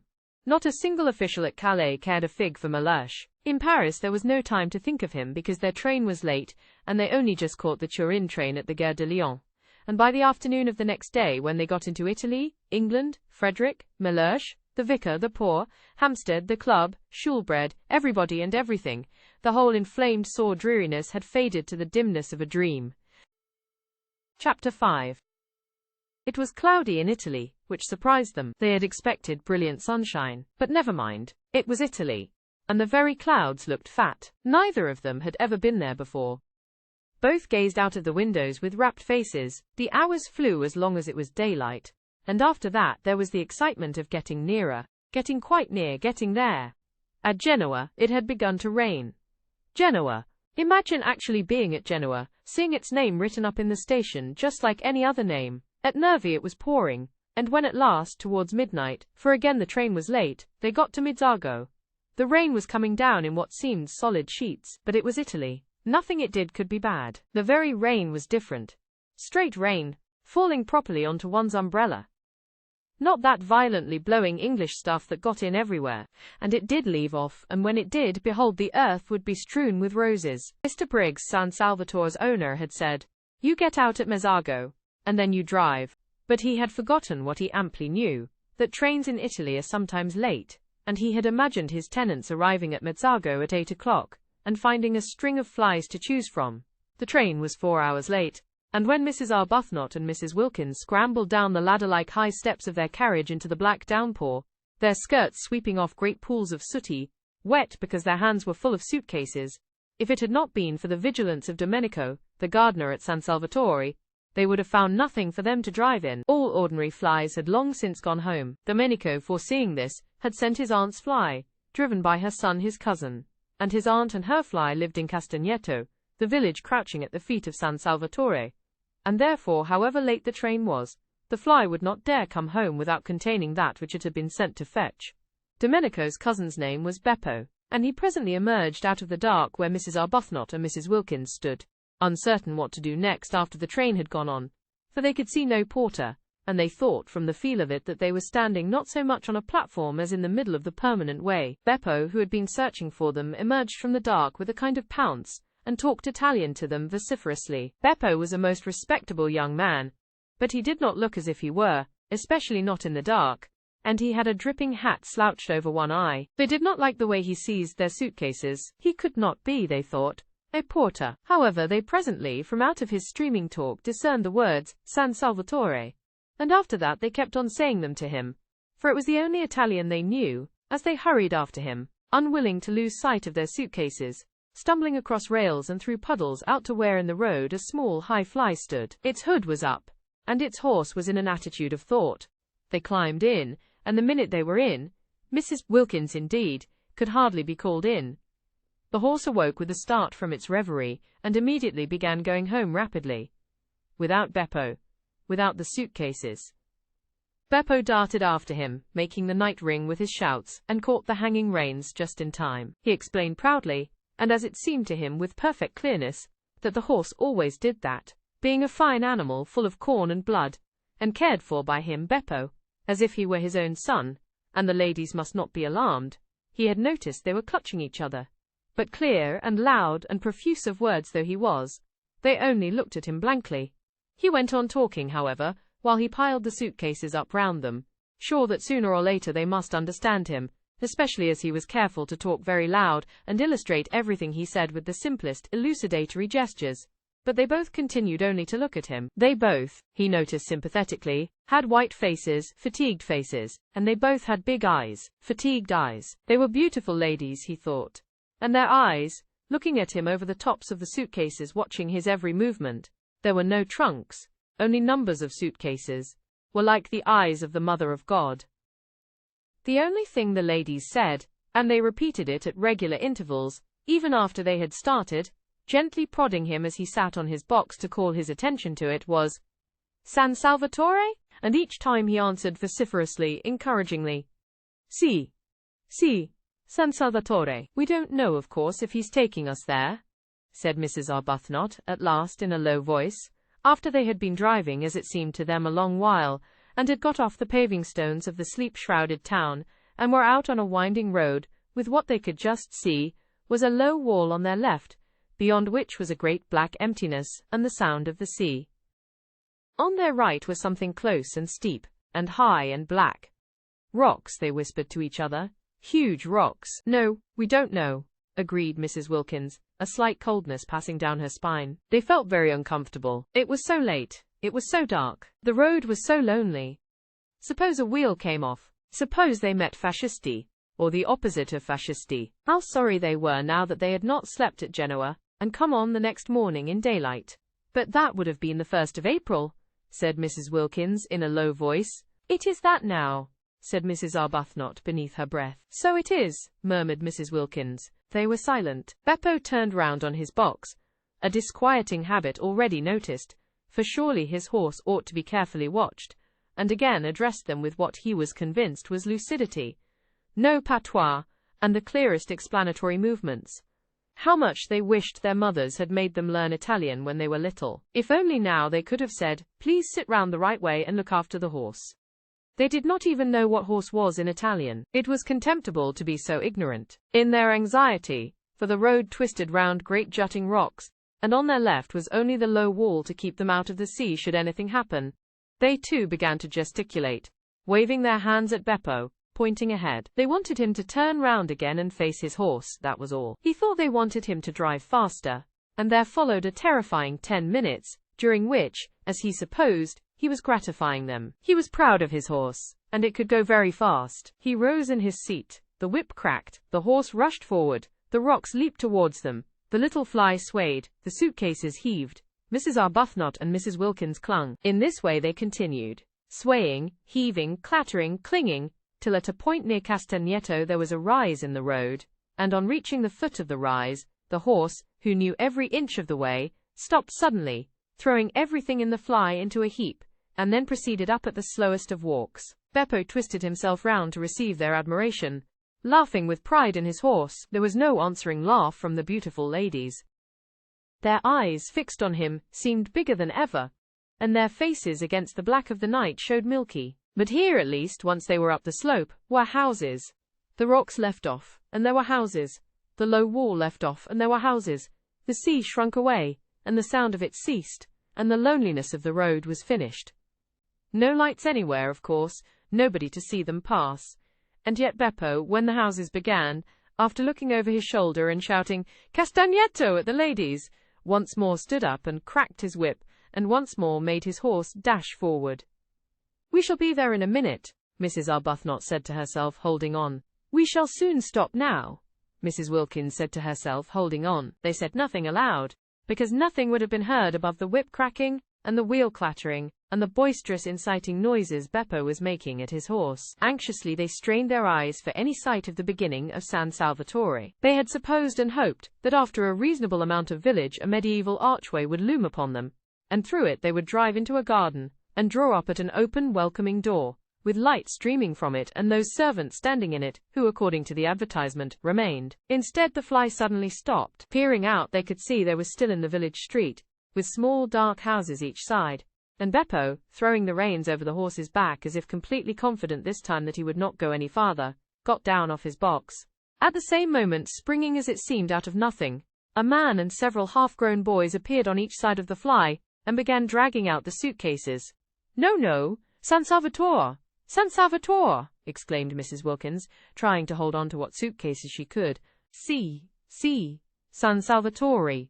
they all shouted, pulling. "This can't be San Salvatore," said Mrs. Wilkins, turning to Mrs. Arbuthnot, who sat quite still watching her suitcases being taken from her, with the same patience she applied to lesser evils. She knew she could do nothing. If these men were wicked men determined to have her suitcases, "I don't think it can be," she admitted, and could not refrain from a moment's wonder at the ways of God. Had she really been brought here, she and poor Mrs. Wilkins, after so much trouble in arranging it, so much difficulty and worry, along such devious paths of prevarication and deceit, only to be— She checked her thoughts, and gently said to Mrs. Wilkins, while the ragged youths disappeared with the suitcases into the night, and the man with the lantern helped Beppo pull the rug off her, that they were both in God's hands. And for the first time on hearing this, Mrs. Wilkins was afraid. There was nothing for it but to get out. Useless to try to go on sitting in the fly repeating San Salvatore every time they said it, and their voices each time were fainter.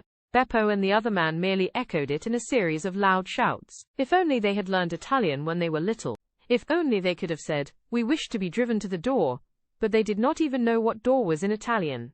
Such ignorance was not only contemptible, it was, they now saw, definitely dangerous. Useless, however, to lament it now. Useless to put off whatever it was that was going to happen to them by trying to go on sitting in the fly. They therefore got out. The two men opened their umbrellas for them and handed them to them. From this they received a faint encouragement, because they could not believe that if these men were wicked they would pause to open umbrellas. The man with the lantern then made signs to them to follow him, talking loud and quickly, and Beppo, they noticed, remained behind. Ought they to pay him? Not, they thought, if they were going to be robbed and perhaps murdered. Surely on such an occasion one did not pay. Besides, he had not after all brought them to San Salvatore. Where they had got to was evidently somewhere else. Also, he did not show the least wish to be paid. He let them go away into the night with no clamour at all. This, they could not help thinking, was a bad sign. He asked for nothing, because presently he was to get so much. They came to some steps. The road ended abruptly in a church and some descending steps. The man held the lantern low for them to see the steps. "San Salvatore?" said Mrs. Wilkins once again, very faintly, before committing herself to the steps. It was useless to mention it now, of course, but she could not go down steps in complete silence. No medieval castle, she was sure, was ever built at the bottom of steps. Again, however, came the echoing shout, "Si, San Salvatore." They descended gingerly, holding up their skirts just as if they would be wanting them another time, and had not, in all probability, finished with skirts forever. The steps ended in a steeply sloping path, with flat stone slabs down the middle. They slipped a good deal on these wet slabs, and the man with the lantern, talking loud and quickly, held them up. His way of holding them up was polite. "Perhaps," said Mrs. Wilkins in a low voice to Mrs. Arbuthnot, "it is all right after all." "We're in God's hands," said Mrs. Arbuthnot again. And again Mrs. Wilkins was afraid. They reached the bottom of the sloping path, and the light of the lantern flickered over an open space with houses round three sides. The sea was the fourth side, lazily washing backwards and forwards on pebbles. "San Salvatore," said the man, pointing with his lantern to a black mass curved round the water like an arm flung about it. They strained their eyes. They saw the black mass, and on the top of it a light. "San Salvatore," they both repeated incredulously. For where were the suitcases? And why had they been forced to get out of the fly? "Si, San Salvatore." They went along what seemed to be a quay, right on the edge of the water. There was not even a low wall here.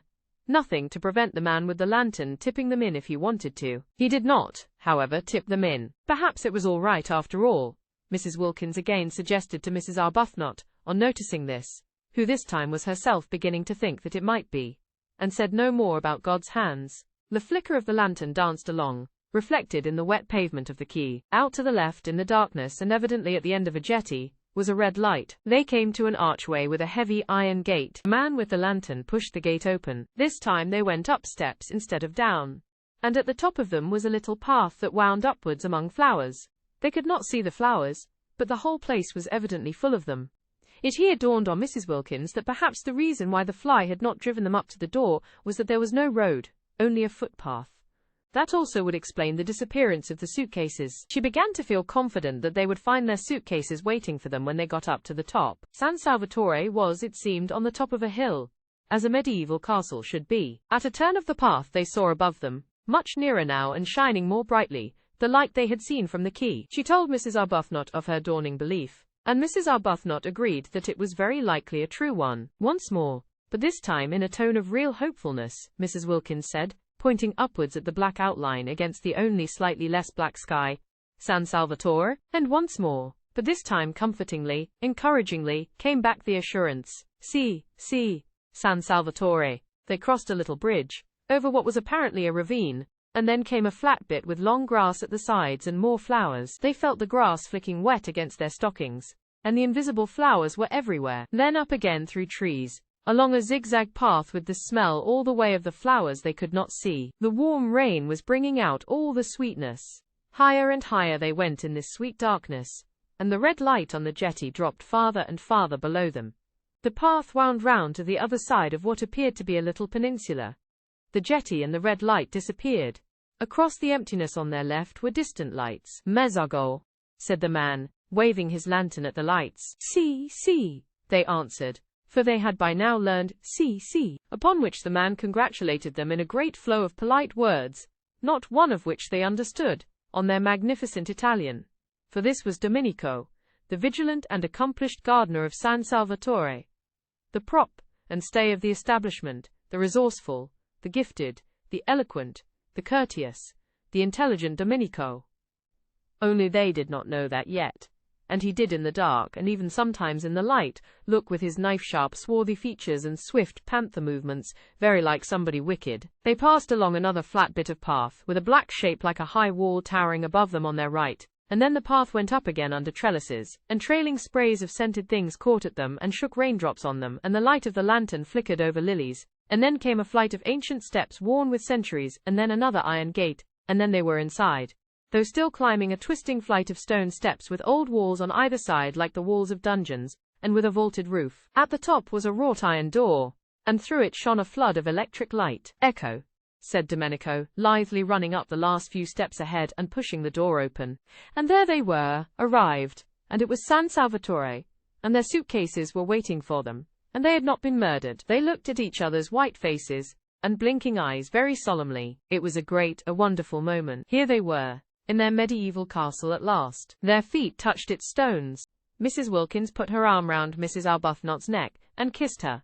"The first thing to happen in this house," she said softly, solemnly, "shall be a kiss." "Dear Lottie," said Mrs. Arbuthnot. "Dear Rose," said Mrs. Wilkins, her eyes brimming with gladness. Domenico was delighted. He liked to see beautiful ladies kiss. He made them a most appreciative speech of welcome, and they stood arm in arm, holding each other up, for they were very tired, blinking smilingly at him, and not understanding a word. Chapter 6. When Mrs. Wilkins woke next morning, she lay in bed a few minutes before getting up and opening the shutters. What would she see out of her window? A shining world, or a world of rain? But it would be beautiful. Whatever it was would be beautiful. She was in a little bedroom with bare white walls and a stone floor and sparse old furniture. The beds, there were two, were made of iron, enameled black, and painted with bunches of gay flowers. She lay putting off the great moment of going to the window as one puts off opening a precious letter, gloating over it. She had no idea what time it was. She had forgotten to wind up her watch ever since, centuries ago, she last went to bed in Hampstead. No sounds were to be heard in the house, so she supposed it was very early, yet she felt as if she had slept a long while, so completely rested, so perfectly content. She lay with her arms clasped round her head, thinking how happy she was, her lips curved upwards in a delighted smile. In bed by herself, adorable condition. She had not been in a bed without Mellersh once now for 5 whole years, and the cool roominess of it, the freedom of one's movements, the sense of recklessness, of audacity, in giving the blankets a pull if one wanted to, or twitching the pillows more comfortably. It was like the discovery of an entirely new joy. Mrs. Wilkins longed to get up and open the shutters, but where she was really so very delicious. She gave a sigh of contentment, and went on lying there looking round her, taking in everything in her room, her own little room, her very own, to arrange just as she pleased for this one blessed month, her room bought with her own savings, the fruit of her careful denials, whose door she could bolt if she wanted to, and nobody had the right to come in. It was such a strange little room, so different from any she had known, and so sweet. It was like a cell, except for the 2 beds. It suggested a happy austerity, and the name of the chamber, she thought, quoting and smiling round at it, was Peace. Well, this was delicious, to lie there thinking how happy she was, but outside those shutters it was more delicious still. She jumped up, pulled on her slippers, for there was nothing on the stone floor but one small rug, ran to the window and threw open the shutters. "Oh!" cried Mrs. Wilkins. All the radiance of April in Italy lay gathered together at her feet. The sun poured in on her, the sea lay asleep in it, hardly stirring. Across the bay the lovely mountains, exquisitely different in color, were asleep too in the light, and underneath her window, at the bottom of the flower-starred grass slope, from which the wall of the castle rose up, was a great cypress, cutting through the delicate blues and violets and rose colors of the mountains, and the sea like a great black sword. She stared. Such beauty! And she there to see it. Such beauty! And she alive to feel it. Her face was bathed in light. Lovely scents came up to the window and caressed her. A tiny breeze gently lifted her hair. Far out in the bay a cluster of almost motionless fishing boats hovered like a flock of white birds on the tranquil sea. How beautiful! How beautiful! Not to have died before this. to have been allowed to see, breathe, feel this. She stared, her lips parted. Poor, ordinary, everyday word. But what could one say? How could one describe it? It was as though she could hardly stay inside herself. It was as though she were too small to hold so much of joy. It was as though she were washed through with light. And how astonishing to feel this sheer bliss, for here she was, not doing and not going to do a single unselfish thing, not going to do a thing she didn't want to do. According to everybody she had ever come across, she ought at least to have twinges. She had not one twinge. Something was wrong somewhere. Wonderful that at home she should have been so good, so terribly good, and merely felt tormented. Twinges of every sort had there been her portion. Aches, hurts, discouragements, and she the whole time being steadily unselfish. Now she had taken off all her goodness and left it behind her like a heap of rain-sodden clothes, and she only felt joy. She was naked of goodness, and was rejoicing in being naked. She was stripped, and exulting. And there, away in the dim mugginess of Hampstead, was Mellersh being angry. She tried to visualize Mellersh. She tried to see him having breakfast and thinking bitter things about her. And lo, Mellersh himself began to shimmer, became rose color, became delicate violet, became an enchanting blue, became formless, became iridescent. Actually, Mellersh, after quivering a minute, was lost in light. Well, thought Mrs. Wilkins, staring as it were after him. How extraordinary not to be able to visualize Mellersh. And she who used to know every feature, every expression of his by heart. She simply could not see him as he was. She could only see him resolved into beauty, melted into harmony with everything else. The familiar words of the general thanksgiving came quite naturally into her mind, and she found herself blessing God for her creation, preservation, and all the blessings of this life, but above all for his inestimable love, out loud in a burst of acknowledgement.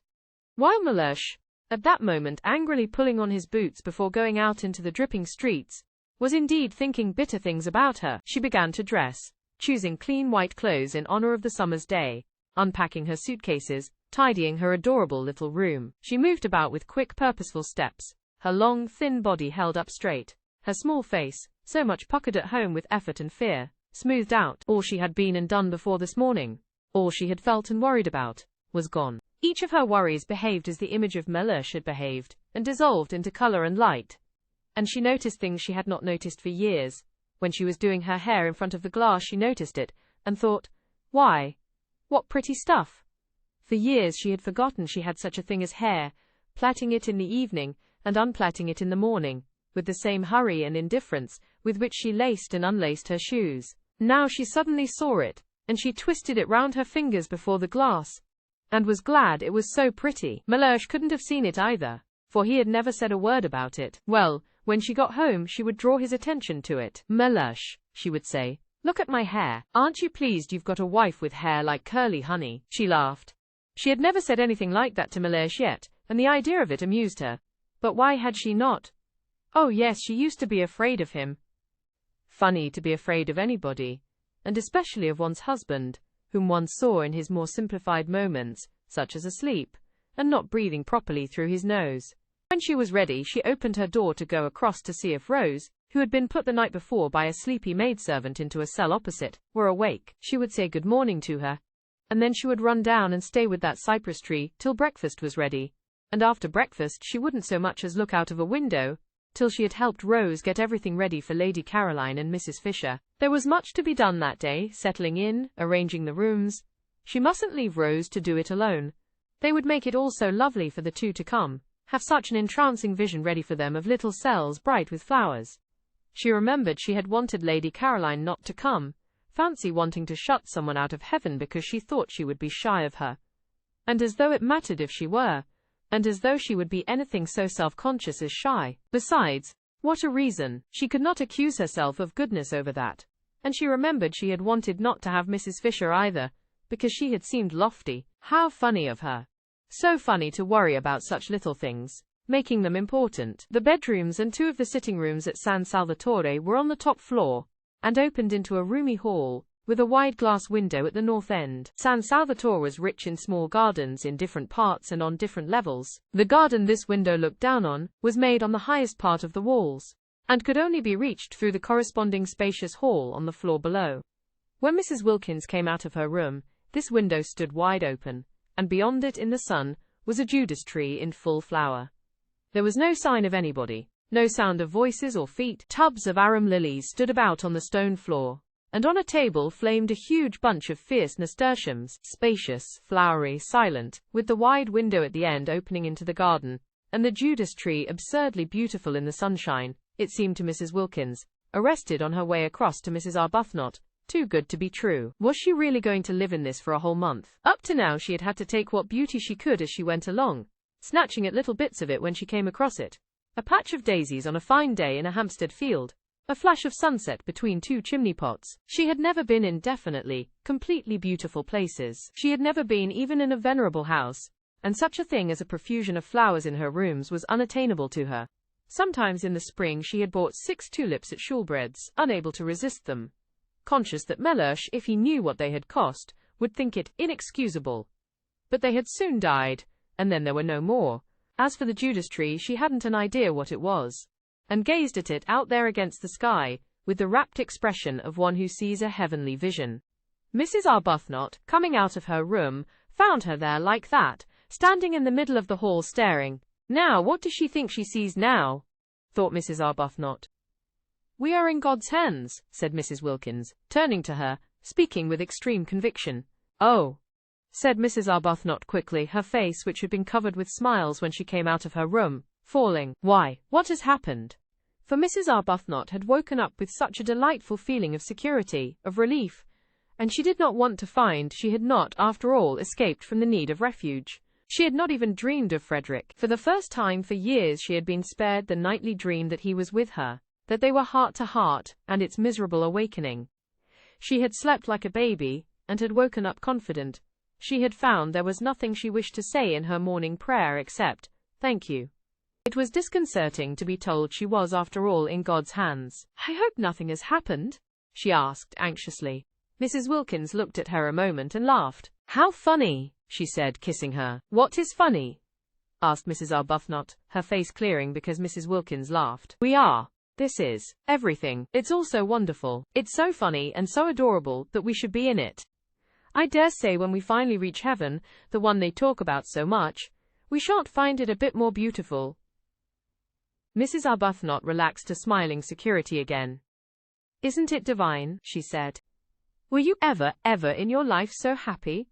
Asked Mrs. Wilkins, catching her by the arm. No, said Mrs. Arbuthnot. Nor had she been. Not ever. Not even in her first love days with Frederick. Because always pain had been close at hand in that other happiness, ready to torture with doubts, to torture even with the very excess of her love. While this was the simple happiness of complete harmony with her surroundings, the happiness that asks for nothing, that just accepts, just breathes, just is. Let's go and look at that tree close, said Mrs. Wilkins. I don't believe it can only be a tree. And arm in arm they went along the hall, and their husbands would not have known them. Their faces were so young with eagerness, and together they stood at the open window, and when their eyes, having feasted on the marvelous pink thing, wandered farther among the beauties of the garden, they saw sitting on the low wall at the east edge of it, gazing out over the bay, her feet in lilies, Lady Caroline. They were astonished. They said nothing in their astonishment, but stood quite still, arm in arm, staring down at her. She too had on a white frock, and her head was bare. They had had no idea that day in London, when her hat was down to her nose and her furs were up to her ears, that she was so pretty. They had merely thought her different from the other women in the club, and so had the other women themselves, and so had all the waitresses, eyeing her sideways, and eyeing her again as they passed the corner where she sat talking. But they had had no idea she was so pretty. She was exceedingly pretty. Everything about her was very much that which it was. Her fair hair was very fair. Her lovely grey eyes were very lovely and grey.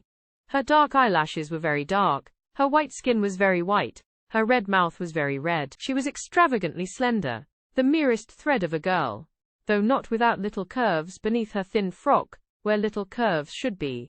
She was looking out across the bay, and was sharply defined against the background of empty blue. She was full in the sun. Her feet dangled among the leaves and flowers of the lilies, just as if it did not matter that they should be bent or bruised. She ought to have a headache, whispered Mrs. Arbuthnot at last, sitting there in the sun like that. She ought to have a hat, whispered Mrs. Wilkins. She's treading on lilies. But they're hers as much as ours, only 1/4 of them. Lady Caroline turned her head. She looked up at them a moment, surprised to see them so much younger than they had seemed that day at the club, and so much less unattractive.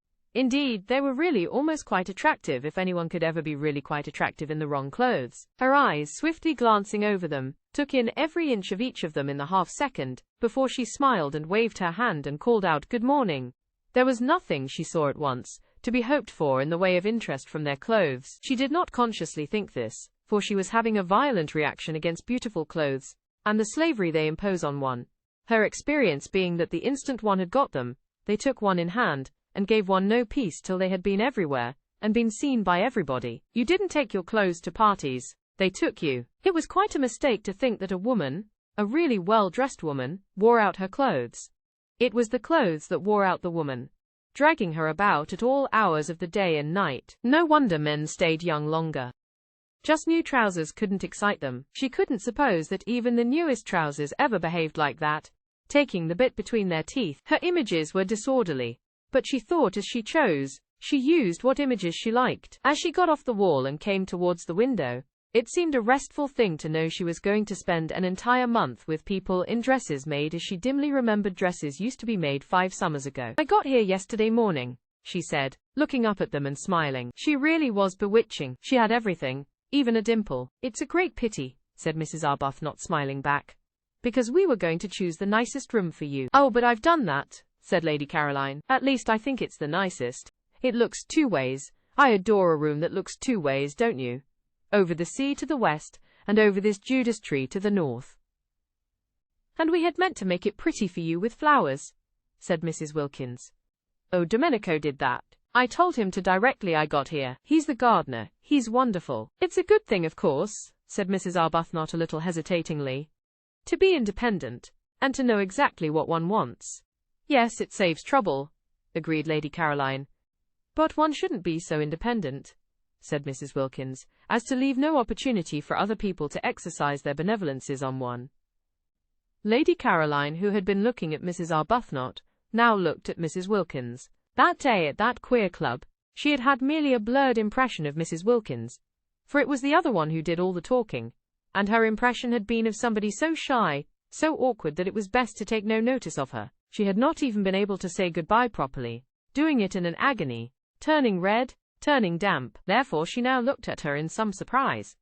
And she was still more surprised when Mrs. Wilkins added, gazing at her with the most obvious sincere admiration, speaking indeed with a conviction that refused to remain unuttered, "I didn't realize you were so pretty."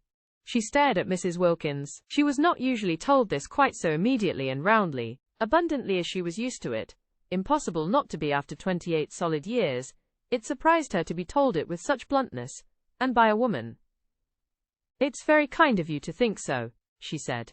"Why, you're lovely," said Mrs. Wilkins. Quite lovely." "I hope," said Mrs. Arbuthnot pleasantly, "you make the most of it." Lady Caroline then stared at Mrs. Arbuthnot. "Oh yes," she said, "I make the most of it. I've been doing that ever since I can remember." "Because," said Mrs. Arbuthnot, smiling and raising a warning forefinger, "it won't last." Then Lady Caroline began to be afraid these two were originals. If so, she would be bored. Nothing bored her so much as people who insisted on being original, who came and buttonholed her and kept her waiting while they were being original. And the one who admired her, it would be tiresome if she dogged her about in order to look at her. What she wanted of this holiday was complete escape from all she had had before. She wanted the rest of complete contrast. Being admired, being dogged wasn't contrast, it was repetition. And as for originals, to find herself shut up with two on the top of a precipitous hill, in a medieval castle built for the express purpose of preventing easy-goings out and in, would not, she was afraid, be especially restful. Perhaps she had better be a little less encouraging. They had seemed such timid creatures, even the dark one, she couldn't remember their names, that day at the club, that she had felt it quite safe to be very friendly. Here they had come out of their shells, already, indeed at once. There was no sign of timidity about either of them here. If they had got out of their shells so immediately, at the very first contact, unless she checked them, they would soon begin to press upon her. And then goodbye to her dream of 30 restful, silent days, lying unmolested in the sun, getting her feathers smooth again, not being spoken to, not waited on, not grabbed at and monopolized, but just recovering from the fatigue, the deep and melancholy fatigue of the too much. Besides, there was Mrs. Fisher. She too must be checked. Lady Caroline had started 2 days earlier than had been arranged for 2 reasons. First, because she wished to arrive before the others in order to pick out the room or rooms she preferred, and second, because she judged it likely that otherwise she would have to travel with Mrs. Fisher. She did not want to travel with Mrs. Fisher. She did not want to arrive with Mrs. Fisher. She saw no reason whatever why for a single moment she should have to have anything at all to do with Mrs. Fisher. But unfortunately Mrs. Fisher also was filled with a desire to get to San Salvatore first, and pick out the room or rooms she preferred. And she and Lady Caroline had, after all, travelled together. As early as Calais they began to suspect it. In Paris they feared it. At Modane they knew it. At Mazzago they concealed it. Driving out to Castagneto in 2 separate flies, the nose of the one almost touching the back of the other the whole way.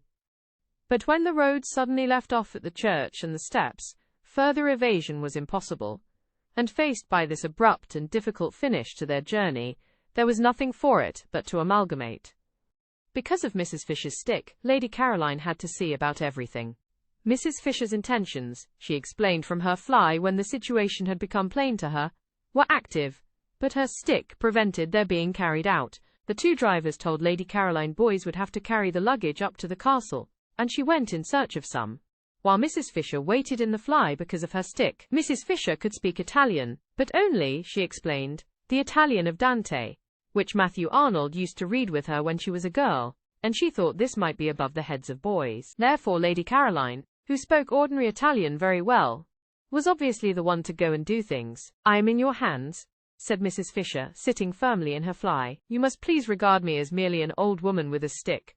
And presently down the steps and cobbles to the piazza, and along the quay, and up the zigzag path, Lady Caroline found herself as much obliged to walk slowly with Mrs. Fisher as if she were her own grandmother. "It's my stick," Mrs. Fisher complacently remarked at intervals, and when they rested at those bends of the zigzag path where seats were, and Lady Caroline, who would have liked to run on and get to the top quickly, was forced in common humanity to remain with Mrs. Fisher because of her stick, Mrs. Fisher told her how she had been on a zigzag path once with Tennyson. "Isn't his cricket wonderful?" said Lady Caroline absently. "The Tennyson?" said Mrs. Fisher, turning her head and observing her a moment over her spectacles.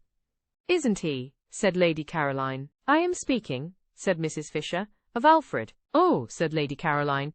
"And it was a path too," Mrs. Fisher went on severely, "curiously like this. No eucalyptus tree, of course, but otherwise curiously like this.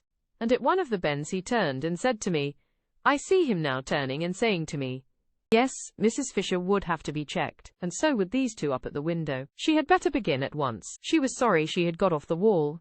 All she need have done was to have waved her hand, and waited till they came down and out into the garden to her. So she ignored Mrs. Arbuthnot's remark and raised forefinger, and said with marked coldness, at least, she tried to make it sound marked, that she supposed they would be going to breakfast, and that she had had hers.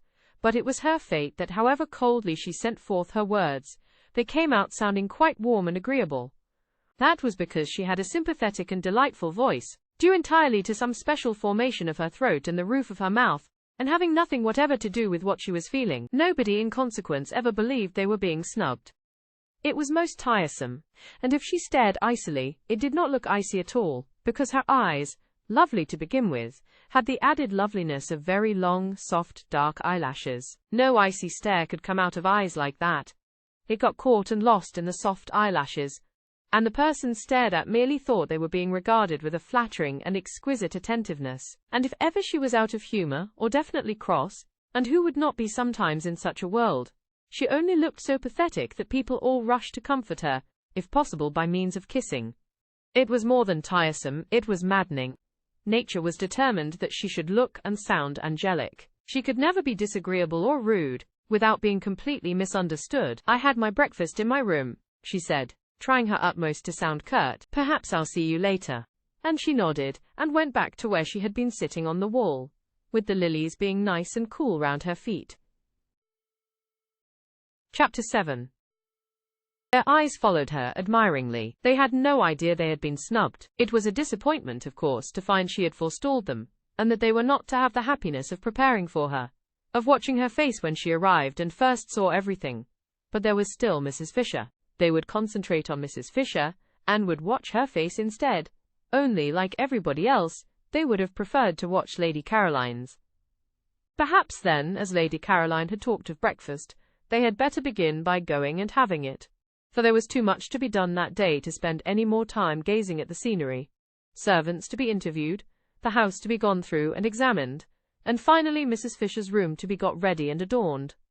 They waved their hands gaily at Lady Caroline, who seemed absorbed in what she saw and took no notice, and turning away found the maidservant of the night before had come up silently behind them in cloth slippers with string soles. She was Francesca, the elderly parlour-maid, who had been with the owner, he had said, for years, and whose presence made inventories unnecessary. And after wishing them good morning and hoping they had slept well, she told them breakfast was ready in the dining-room on the floor below, and if they would follow her she would lead. They did not understand a single word of the very many in which Francesca succeeded in clothing this simple information. But they followed her, for it at least was clear that they were to follow. And going down the stairs and along the broad hall like the one above except for glass doors at the end instead of a window opening into the garden, they were shown into the dining-room, where, sitting at the head of the table having her breakfast, was Mrs. Fisher. This time they exclaimed. Even Mrs. Arbuthnot exclaimed, though her exclamation was only, "Oh!" Mrs. Wilkins exclaimed at greater length. "Why, but it's like having the bread taken out of one's mouth," exclaimed Mrs. Wilkins. "How do you do?" said Mrs. Fisher. "I can't get up because of my stick." And she stretched out her hand across the table. They advanced and shook it. "We had no idea you were here," said Mrs. Arbuthnot. "Yes," said Mrs. Fisher, resuming her breakfast. "Yes, I am here." And with composure she removed the top of her egg. "It's a great disappointment," said Mrs. Wilkins. "We had meant to give you such a welcome." This was the one, Mrs. Fisher remembered, briefly glancing at her, who when she came to Prince of Wales Terrace, said she had seen Keats. She must be careful with this one. Curb her from the beginning. She therefore ignored Mrs. Wilkins, and said gravely, with a downward face of impenetrable calm bent on her egg, "Yes, I arrived yesterday with Lady Caroline." "It's really dreadful," said Mrs. Wilkins, exactly as if she had not been ignored. "There's nobody left to get anything ready for now. I feel thwarted. I feel as if the bread had been taken out of my mouth just when I was going to be happy swallowing it." "Where will you sit?" asked Mrs. Fisher of Mrs. Arbuthnot, markedly of Mrs. Arbuthnot. The comparison with the bread seemed to her most unpleasant. "Oh, thank you," said Mrs. Arbuthnot, sitting down rather suddenly next to her. There were only two places she could sit down in, the places laid on either side of Mrs. Fisher. She therefore sat down in one, and Mrs. Wilkins sat down opposite her in the other. Mrs. Fisher was at the head of the table. Round her was grouped the coffee and the tea. Of course they were all sharing San Salvatore equally, but it was she herself and Lottie, Mrs. Arbuthnot mildly reflected, who had found it, who had had the work of getting it, who had chosen to admit Mrs. Fisher into it. Without them, she could not help thinking, Mrs. Fisher would not have been there. Morally, Mrs. Fisher was a guest. There was no hostess in this party, but supposing there had been a hostess, it would not have been Mrs. Fisher, nor Lady Caroline. It would have been either herself or Lottie. Mrs. Arbuthnot could not help feeling this as she sat down, and Mrs. Fisher, the hand which Ruskin had wrung suspended over the pots before her, inquired, "Tea or coffee?" She could not help feeling it even more definitely when Mrs. Fisher touched a small gong on the table beside her, as though she had been used to that gong and that table ever since she was little, and on Francesca's appearing, bade her in the language of Dante bring more milk. There was a curious air about Mrs. Fisher, thought Mrs. Arbuthnot, of being in possession, and if she herself had not been so happy, she would have perhaps minded.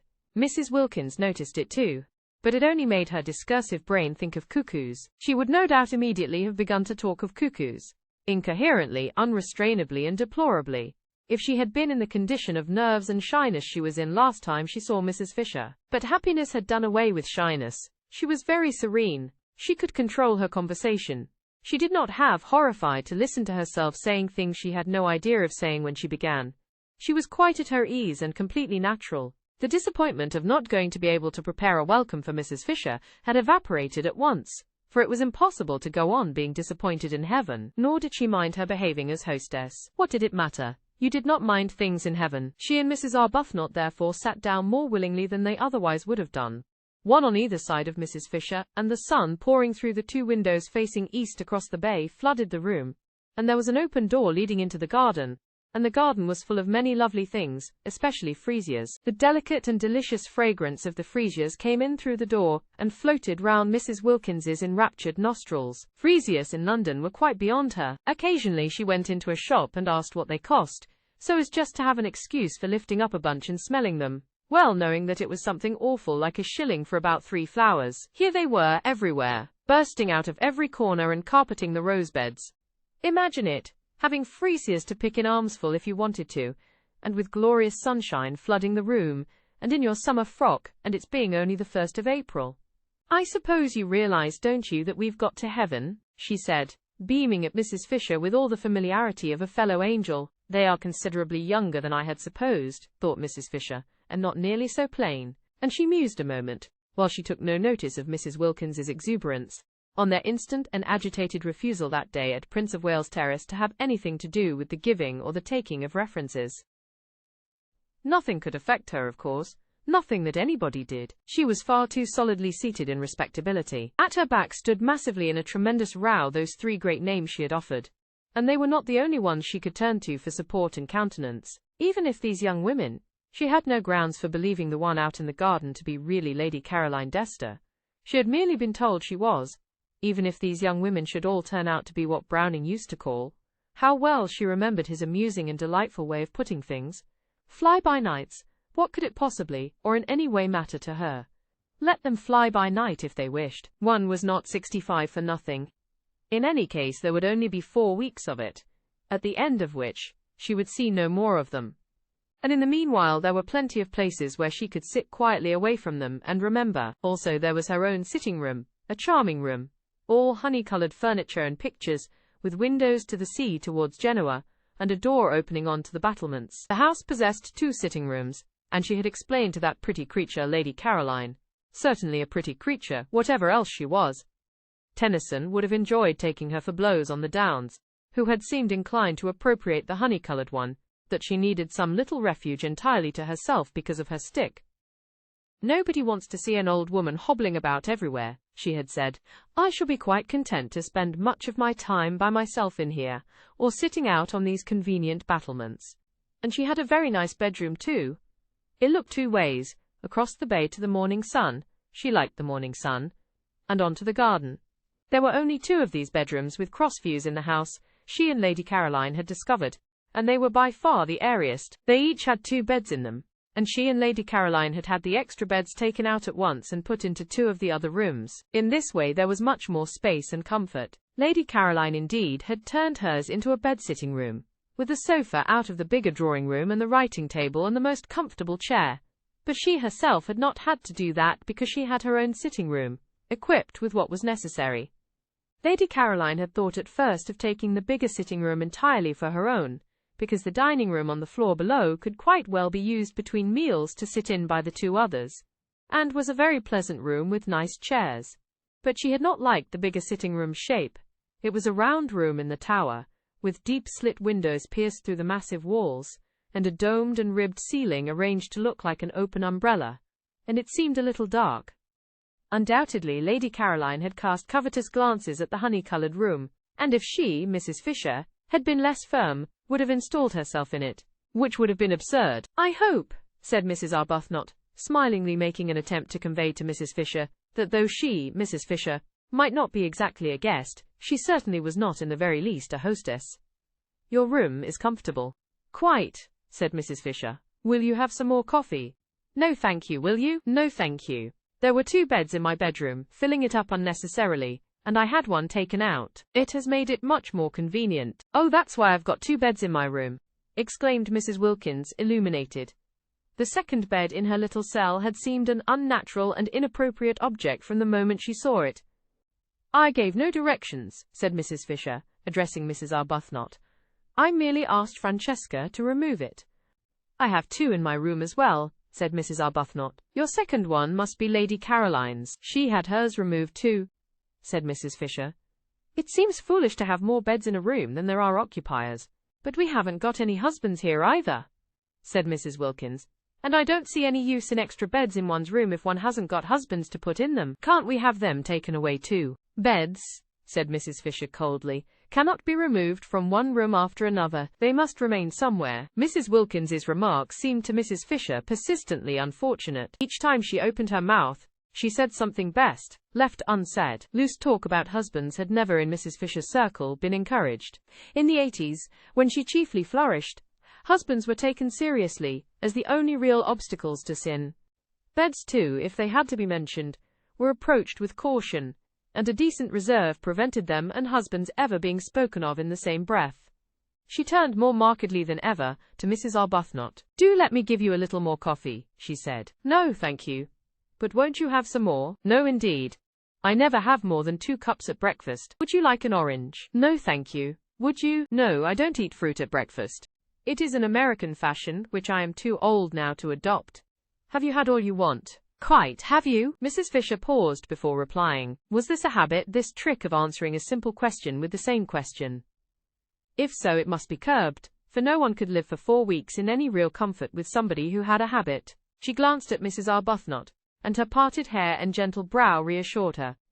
No, it was accident, not habit, that had produced those echoes. She could as soon imagine a dove having tiresome habits as Mrs. Arbuthnot. Considering her, she thought what a splendid wife she would have been for poor Carlyle. So much better than that horrid clever Jane. She would have soothed him. "Then shall we go?" she suggested. "Let me help you up," said Mrs. Arbuthnot, all consideration. "Oh, thank you. I can manage perfectly. It's only sometimes that my stick prevents me." Mrs. Fisher got up quite easily.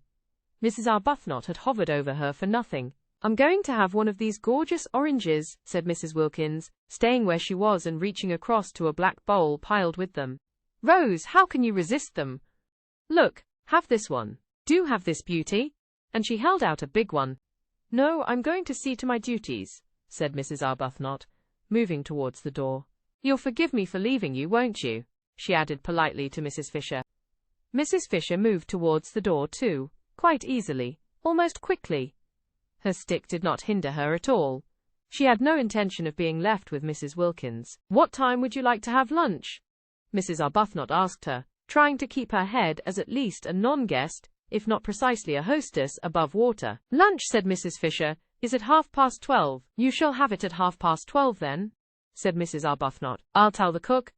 It will be a great struggle," she continued, smiling, "but I've brought a little dictionary." "The cook," said Mrs. Fisher, "knows." "Oh," said Mrs. Arbuthnot.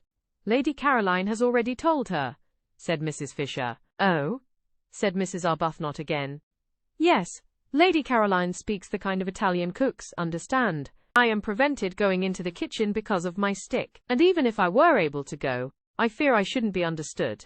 "But," began Mrs. Arbuthnot. "But it's too wonderful," Mrs. Wilkins finished for her from the table, delighted with these unexpected simplifications in her and Rose's lives.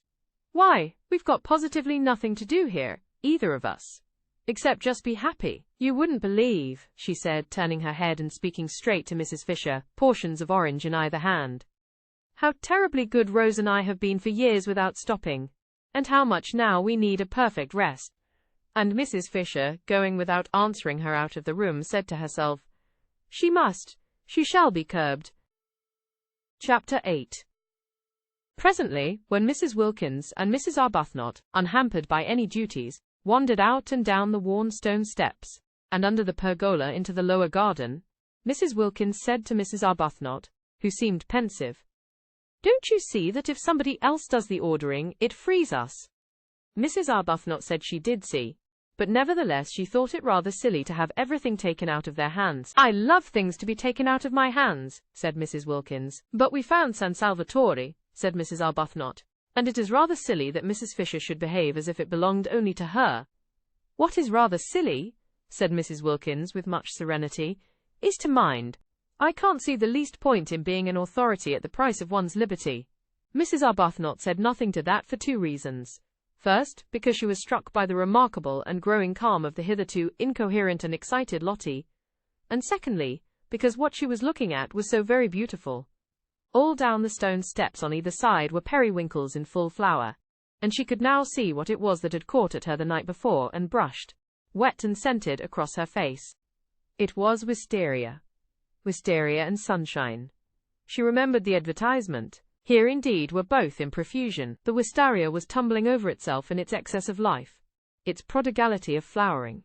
And where the pergola ended, the sun blazed on scarlet geraniums, bushes of them, and nasturtiums in great heaps, and marigolds so brilliant that they seemed to be burning, and red and pink snapdragons, all outdoing each other in bright fierce color. The ground behind these flaming things dropped away in terraces to the sea, each terrace a little orchard, where among the olives grew vines on trellises, and fig trees and peach trees and cherry trees. The cherry trees and peach trees were in blossom, lovely showers of white and deep rose color among the trembling delicacy of the olives. The fig leaves were just big enough to smell of figs. The vine buds were only beginning to show. And beneath these trees were groups of blue and purple irises, and bushes of lavender, and grey sharp cactuses, and the grass was thick with dandelions and daisies, and right down at the bottom was the sea. Color seemed flung down anyhow, anywhere. Every sort of color piled up in heaps, pouring along in rivers. The periwinkles looked exactly as if they were being poured down each side of the steps, and flowers that grow only in borders in England, proud flowers keeping themselves to themselves over there, such as the great blue irises and the lavender, were being jostled by small shining common things like dandelions and daisies and the white bells of the wild onion, and only seemed the better and the more exuberant for it. They stood looking at this crowd of loveliness, this happy jumble, in silence. No, it didn't matter what Mrs. Fisher did. Not here. Not in such beauty. Mrs. Arbuthnot's discomposure melted out of her, in the warmth and light of what she was looking at, of what to her was a manifestation, an entirely new side of God. How could one be discomposed? If only Frederick were with her, seeing it too, seeing as he would have seen it when first they were lovers, in the days when he saw what she saw, and loved what she loved. She sighed. "You mustn't sigh in heaven," said Mrs. Wilkins. "One doesn't." "I was thinking how one longs to share this with those one loves," said Mrs. Arbuthnot. "You mustn't long in heaven," said Mrs. Wilkins. "You're supposed to be quite complete there." "And it is heaven, isn't it, Rose? See how everything has been let in together, the dandelions and the irises, the vulgar and the superior, me and Mrs. Fisher, all welcome, all mixed up anyhow, and all so visibly happy and enjoying ourselves." "Mrs. Fisher doesn't seem happy." "Not visibly anyhow," said Mrs. Arbuthnot, smiling. "She'll begin soon, you'll see." Mrs. Arbuthnot said she didn't believe that after a certain age people began anything. Mrs. Wilkins said she was sure no one, however old and tough, could resist the effects of perfect beauty. Before many days, perhaps only hours, they would see Mrs. Fisher bursting out into every kind of exuberance. "I'm quite sure," said Mrs. Wilkins, "that we've got to heaven. And once Mrs. Fisher realizes that that's where she is, she's bound to be different. You'll see. She'll leave off being ossified and go all soft and able to stretch, and we shall get why, I shouldn't be surprised if we get quite fond of her." The idea of Mrs. Fisher bursting out into anything, she who seemed so particularly firmly fixed inside her buttons, made Mrs. Arbuthnot laugh. She condoned Lottie's loose way of talking of heaven, because in such a place on such a morning, condemnation was in the very air. Besides, what an excuse there was! And Lady Caroline, sitting where they had left her before breakfast on the wall, peeped over when she heard laughter, and saw them standing on the path below, and thought what a mercy it was they were laughing down there, and had not come up and done it round her. She disliked jokes at all times, but in the morning she hated them, especially close up, especially crowding in her ears. She hoped the originals were on their way out for a walk, and not on their way back from one. They were laughing more and more. What could they possibly find to laugh at? She looked down on the tops of their heads with a very serious face, for the thought of spending a month with laughers was a grave one, and they, as though they felt her eyes, turned suddenly and looked up. The dreadful geniality of those women! She shrank away from their smiles and wavings, but she could not shrink out of sight without falling into the lilies. She neither smiled nor waved back, and turning her eyes to the more distant mountains surveyed them carefully, till the two, tired of waving, moved away along the path and turned the corner and disappeared. This time they both did notice that they had been met with, at least, unresponsiveness. "If we weren't in heaven," said Mrs. Wilkins serenely, "I should say we had been snubbed, but as nobody snubs anybody there, of course we can't have been." "Perhaps she is unhappy," said Mrs. Arbuthnot. "Whatever it is she is, she'll get over it here," said Mrs. Wilkins with conviction. "We must try and help her," said Mrs. Arbuthnot. "Oh, but nobody helps anybody in heaven. That's finished with. You don't try to be, or do." "Well, Mrs. Arbuthnot wouldn't go into that. Not here, not today." The vicar, she knew, would have called Lottie's talk levity, if not profanity. How old he seemed from here. An old, old vicar. They left the path, and clambered down the olive terraces, down and down, to where at the bottom the warm, sleepy sea heaved gently among the rocks. There a pine tree grew close to the water, and they sat under it, and a few yards away was a fishing boat lying motionless and green-bellied on the water. The ripples of the sea made little gurgling noises at their feet. They screwed up their eyes to be able to look into the blaze of light beyond the shade of their tree. The hot smell from the pine needles and from the cushions of wild thyme that padded the spaces between the rocks, and sometimes a smell of pure honey from a clump of warm irises up behind them in the sun, puffed across their faces. Very soon Mrs. Wilkins took her shoes and stockings off, and let her feet hang in the water. After watching her a minute, Mrs. Arbuthnot did the same. Their happiness was then complete. Their husbands would not have known them. They left off talking. They ceased to mention heaven. They were just cups of acceptance. Meanwhile, Lady Caroline, on her wall, was considering her position. The garden on the top of the wall was a delicious garden, but its situation made it insecure and exposed to interruptions. At any moment the others might come and want to use it, because both the hall and the dining room had doors opening straight into it. Perhaps, thought Lady Caroline, she could arrange that it should be solely hers. Mrs. Fisher had the battlements, delightful with flowers, and a watchtower all to herself, besides having snatched the one really nice room in the house. There were plenty of places the originals could go to. She had herself seen at least 2 other little gardens, while the hill the castle stood on was itself a garden, with walks and seats. Why should not this one spot be kept exclusively for her? She liked it. She liked it best of all. It had the Judas tree and an umbrella pine, it had the freesias and the lilies, it had a tamarisk beginning to flush pink, it had the convenient low wall to sit on, it had from each of its 3 sides the most amazing views. To the east, the bay and mountains, to the north the village across the tranquil clear green water of the little harbour, and the hills dotted with white houses and orange groves, and to the west was the thin thread of land by which San Salvatore was tied to the mainland, and then the open sea and the coastline beyond Genoa, reaching away into the blue dimness of France. Yes, she would say she wanted to have this entirely to herself. How obviously sensible if each of them had their own special place to sit in apart. It was essential to her comfort that she should be able to be apart, left alone, not talked to. The others ought to like it best too. Why, heard. One had enough of that in England with one's relations and friends. Oh, the numbers of them, pressing on one continually. Having successfully escaped them for 4 weeks, why continue? And with persons having no earthly claim on one, to herd. She lit a cigarette. She began to feel secure. Those 2 had gone for a walk. There was no sign of Mrs. Fisher. How very pleasant this was. Somebody came out through the glass doors, just as she was drawing a deep breath of security. Surely it couldn't be Mrs. Fisher, wanting to sit with her. Mrs. Fisher had her battlements. She ought to stay on them, having snatched them. It would be too tiresome if she wouldn't. And wanted not only to have them and her sitting room, but to establish herself in this garden as well. No, it wasn't Mrs. Fisher, it was the cook. She frowned. Was she going to have to go on ordering the food?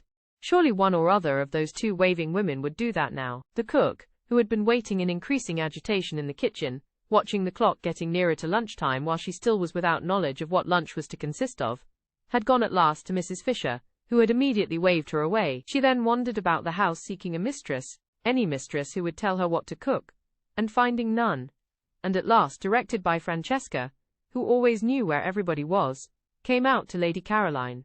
Domenico had provided this cook. She was Costanza, the sister of that one of his cousins who kept a restaurant down on the piazza. She helped her brother in his cooking when she had no other job, and knew every sort of fat, mysterious Italian dish, such as the workmen of Castagneto, who crowded the restaurant at midday, and the inhabitants of Mezzago when they came over on Sundays, loved to eat. She was a fleshless spinster of 50, grey-haired, nimble, rich of speech, and thought Lady Caroline more beautiful than anyone she had ever seen.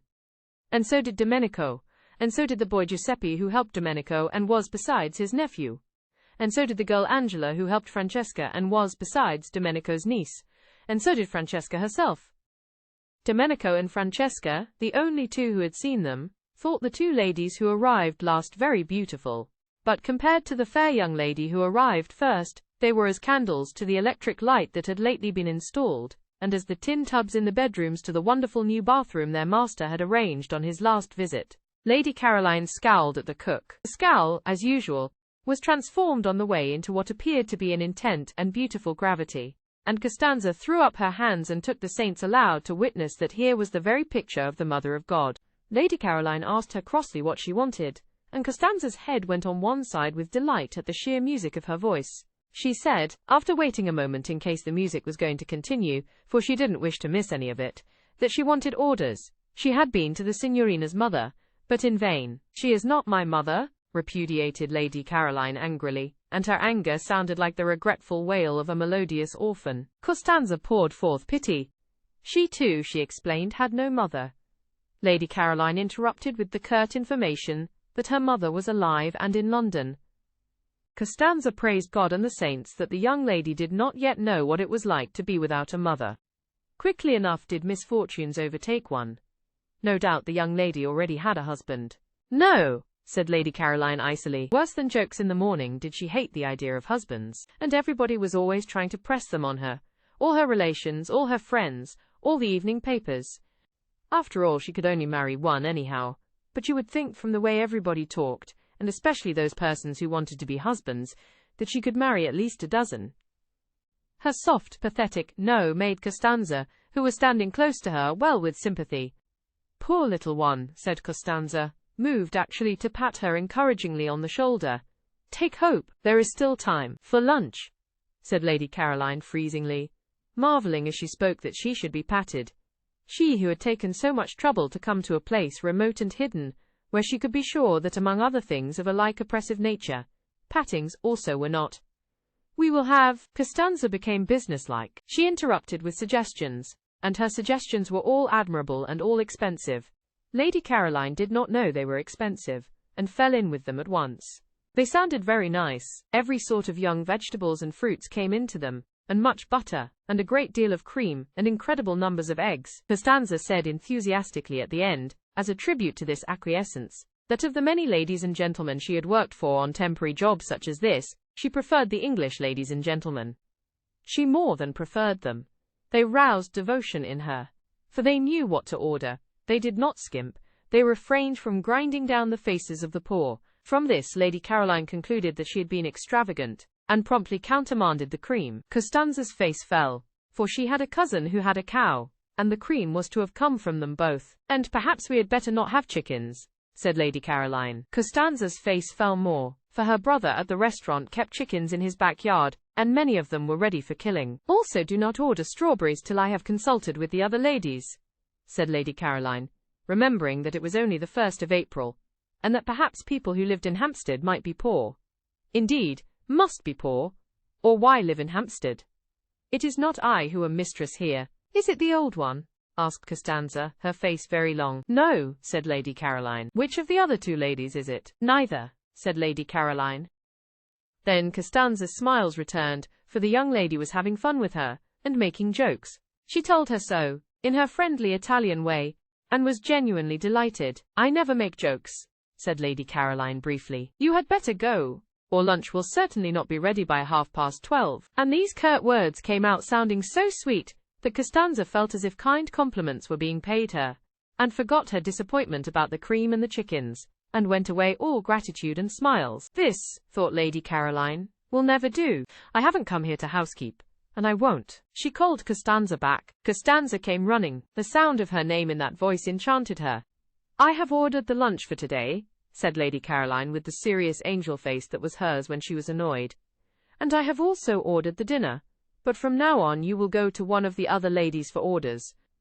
I give no more. The idea that she would go on giving orders was too absurd. She never gave orders at home. Nobody there dreamed of asking her to do anything. That such a very tiresome activity should be thrust upon her here, simply because she happened to be able to talk Italian, was ridiculous. Let the originals give orders if Mrs. Fisher refused to. Mrs. Fisher, of course, was the one nature intended for such a purpose. She had the very air of a competent housekeeper. Her clothes were the clothes of a housekeeper, and so was the way she did her hair. Having delivered herself of her ultimatum, with an acerbity that turned sweet on the way, and accompanied it by a peremptory gesture of dismissal that had the grace and loving kindness of a benediction, it was annoying that Costanza should only stand still with her head on one side, gazing at her in obvious delight. Oh, go away! Exclaimed Lady Caroline in English, suddenly exasperated.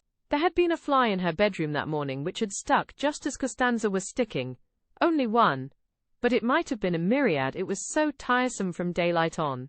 It was determined to settle on her face, and she was determined it should not. Its persistence was uncanny. It woke her, and would not let her go to sleep again. She hit at it, and it eluded her without fuss or effort, and with an almost visible blandness, and she had only hit herself. It came back again instantly, and with a loud buzz alighted on her cheek. She hit at it again and hurt herself, while it skimmed gracefully away. She lost her temper, and sat up in bed and waited, watching to hit at it and kill it. She kept on hitting at it at last with fury and with all her strength, as if it were a real enemy deliberately trying to madden her, and it elegantly skimmed in and out of her blows, not even angry to be back again the next instant. It succeeded every time in getting onto her face, and was quite indifferent how often it was driven away. That was why she had dressed and come out so early. Francesca had already been told to put a net over her bed, for she was not going to allow herself to be annoyed twice like that. People were exactly like flies. She wished there were nets for keeping them off too. She hit at them with words and frowns,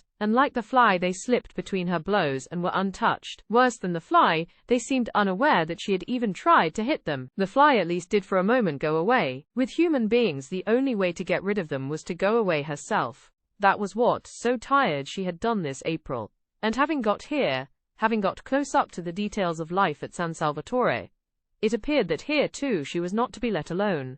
Viewed from London there had seemed to be no details. San Salvatore from there seemed to be a delicious blank. Yet, after only 24 hours of it, she was discovering that it was not a blank at all, and that she was having to ward off as actively as ever. Already she had been much stuck to. Mrs. Fisher had stuck nearly the whole of the day before, and this morning there had been no peace. Not 10 minutes uninterruptedly alone.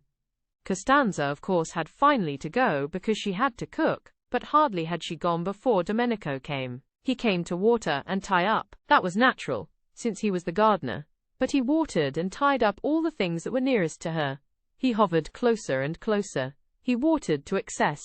He tied plants that were as straight and steady as arrows. Well, at least he was a man and therefore not quite so annoying, and his smiling good morning was received with an answering smile, upon which Domenico forgot his family, his wife, his mother, his grown-up children, and all his duties, and only wanted to kiss the young lady's feet. He could not do that, unfortunately, but he could talk while he worked, and talk he did, voluminously, pouring out every kind of information, illustrating what he said with gestures so lively that he had to put down the watering pot, and thus delay the end of the watering. Lady Caroline bore it for a time but presently was unable to bear it, and as he would not go, and she could not tell him to, seeing that he was engaged in his proper work, once again it was she who had to. She got off the wall and moved to the other side of the garden, where in a wooden shed were some comfortable low cane chairs. All she wanted was to turn one of these round with its back to Domenico, and its front to the sea, towards Genoa. Such a little thing to want. One would have thought she might have been allowed to do that unmolested, but he, who watched her every movement when he saw her approaching the chairs, darted after her and seized one, and asked to be told where to put it. Would she never get away from being waited on, being made comfortable, being asked where she wanted things put, having to say thank you? She was short with Domenico, who instantly concluded the sun had given her a headache, and ran in and fetched her a sunshade and a cushion and a footstool, and was skillful, and was wonderful, and was one of nature's gentlemen. She shut her eyes in a heavy resignation. She could not be unkind to Domenico. She could not get up and walk indoors as she would have done if it had been one of the others. Domenico was intelligent and very competent. She had at once discovered that it was he who really ran the house, who really did everything, and his manners were definitely delightful, and he undoubtedly was a charming person. It was only that she did so much long to be let alone.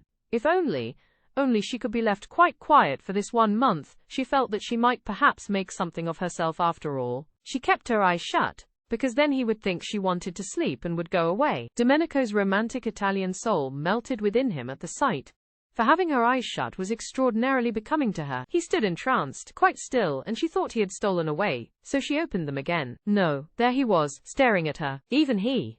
There was no getting away from being stared at. I have a headache, she said, shutting them again. It is the sun, said Domenico, and sitting on the wall without a hat. I wish to sleep. Si, signorina, he said sympathetically, and went softly away. She opened her eyes with a sigh of relief. The gentle closing of the glass doors showed her that he had not only gone quite away, but had shut her out in the garden, so that she should be undisturbed. Now perhaps she would be alone till lunchtime. It was very curious, and no one in the world could have been more surprised than she herself. But she wanted to think. She had never wanted to do that before. Everything else that it is possible to do without too much inconvenience she had either wanted to do or had done at one period or another of her life.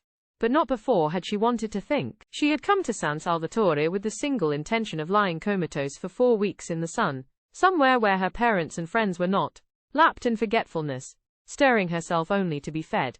And she had not been there more than a few hours when this strange new desire took hold of her. There had been wonderful stars the evening before, and she had gone out into the top garden after dinner, leaving Mrs. Fisher alone over her nuts and wine, and sitting on the wall at the place where the lilies crowded their ghost heads, she had looked out into the gulf of the night, and it had suddenly seemed as if her life had been a noise all about nothing. She had been intensely surprised. She knew stars and darkness did produce unusual emotions because, in others, she had seen them being produced, but they had not before done it in herself. A noise all about nothing. Could she be quite well? She had wondered. For a long while past she had been aware that her life was a noise, but it had seemed to be very much about something.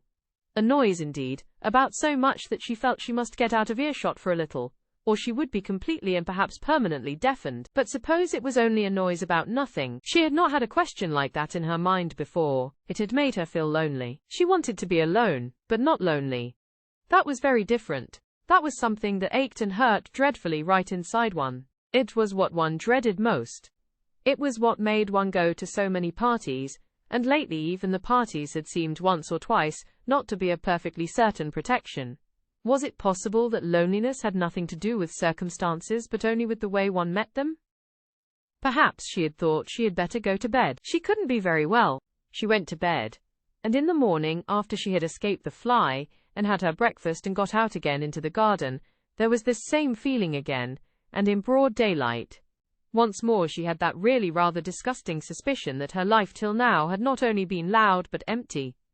Well, if that were so, and if her first 28 years, the best ones, had gone just in meaningless noise, she had better stop a moment and look round her.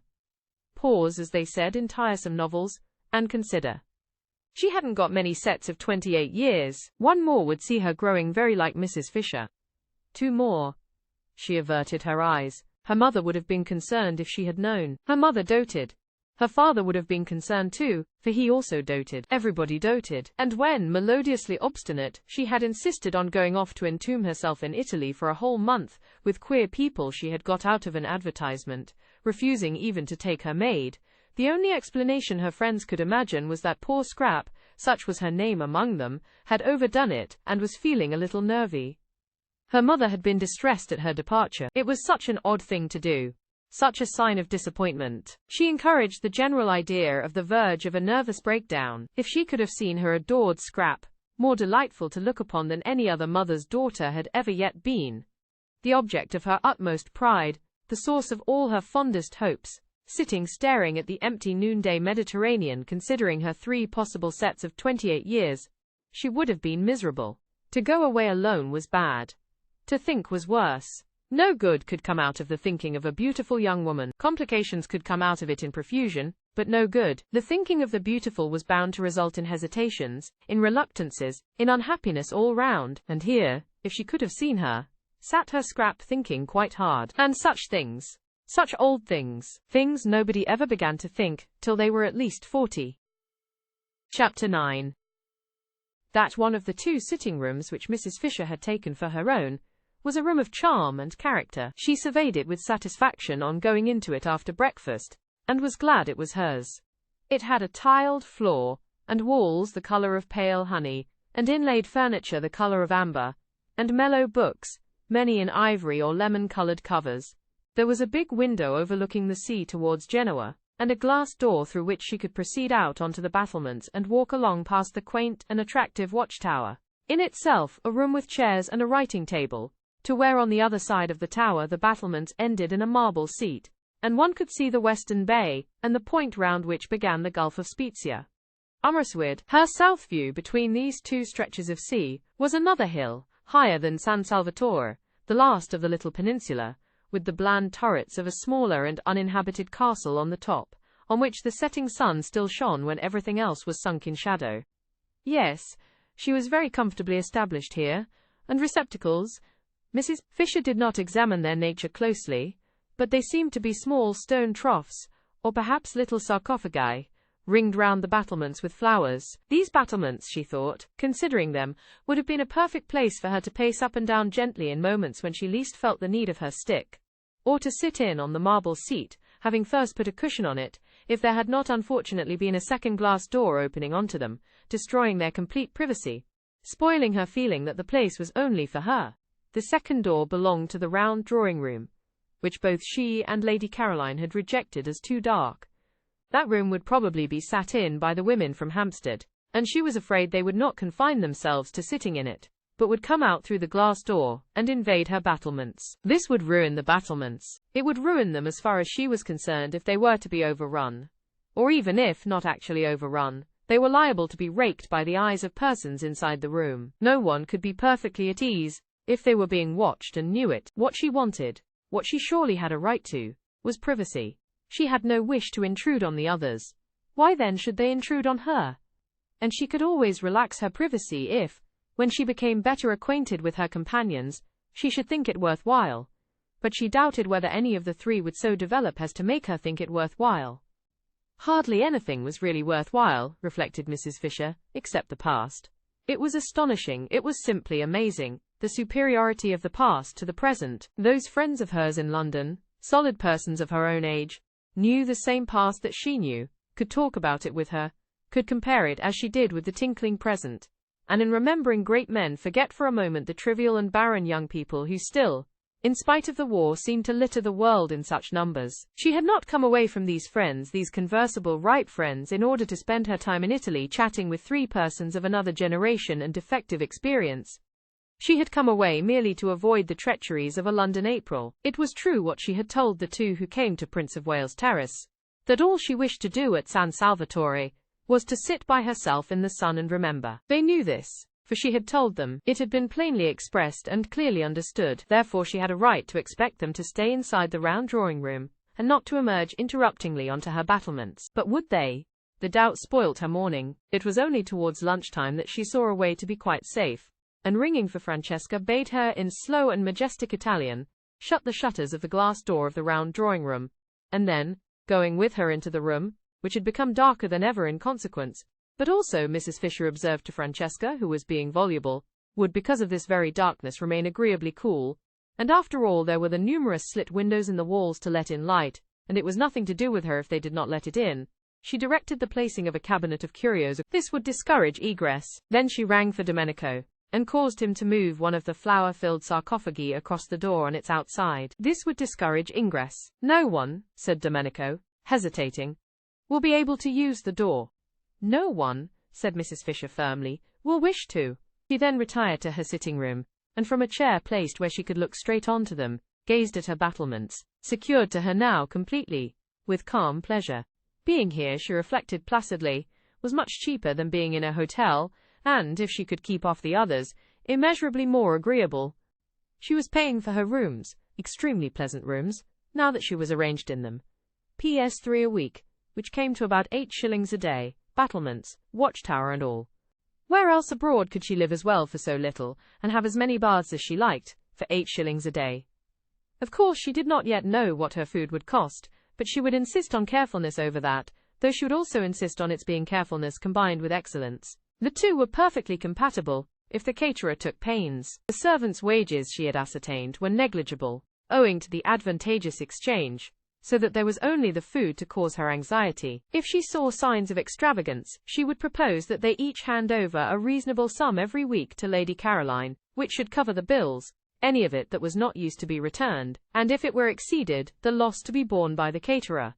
Mrs. Fisher was well off and had the desire for comforts proper to her age, but she disliked expenses. So well off was she that, had she so chosen, she could have lived in an opulent part of London and driven from it and to it in a Rolls-Royce. She had no such wish. It needed more vitality than went with true comfort to deal with a house in an opulent spot and a Rolls-Royce. Worries attended such possessions. Worries of every kind crowned by bills. In the sober gloom of Prince of Wales Terrace, she could obscurely enjoy inexpensive yet real comfort, without being snatched at by predatory menservants or collectors for charities, and a taxi stand was at the end of the road. Her annual outlay was small. The house was inherited. Death had furnished it for her. She trod in the dining room on the turkey carpet of her father's. She regulated her day by the excellent black marble clock on the mantelpiece, which she remembered from childhood.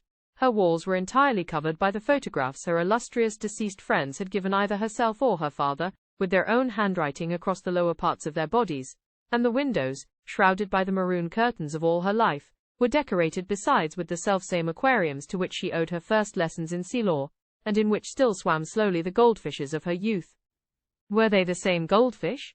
She did not know. Perhaps, like carp, they outlived everybody. Perhaps, on the other hand, behind the deep-sea vegetation provided for them at the bottom, they had from time to time, as the years went by, withdrawn and replaced themselves. Were they or were they not, she sometimes wondered, contemplating them between the courses of her solitary meals.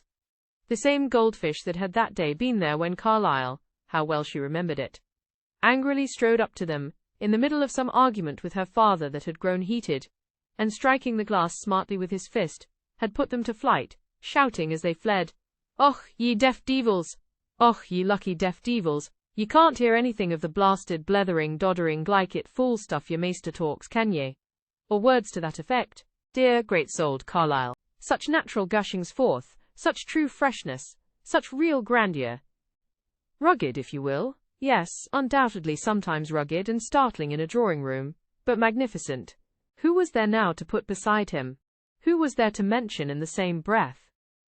Her father, than whom no one had had more flair, said, "Thomas is immortal." And here was this generation of puniness, raising its little voice in doubts, or still worse, not giving itself the trouble to raise it at all.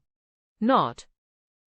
It was incredible, but it had been thus reported to her. Even reading him. Mrs. Fisher did not read him either, but that was different. She had read him. She had certainly read him. Of course she had read him. There was Teufelsdrock. She quite well remembered a tailor called Teufelsdrock, so like Carlyle to call him that. Yes, she must have read him, though naturally details escaped her. The gong sounded.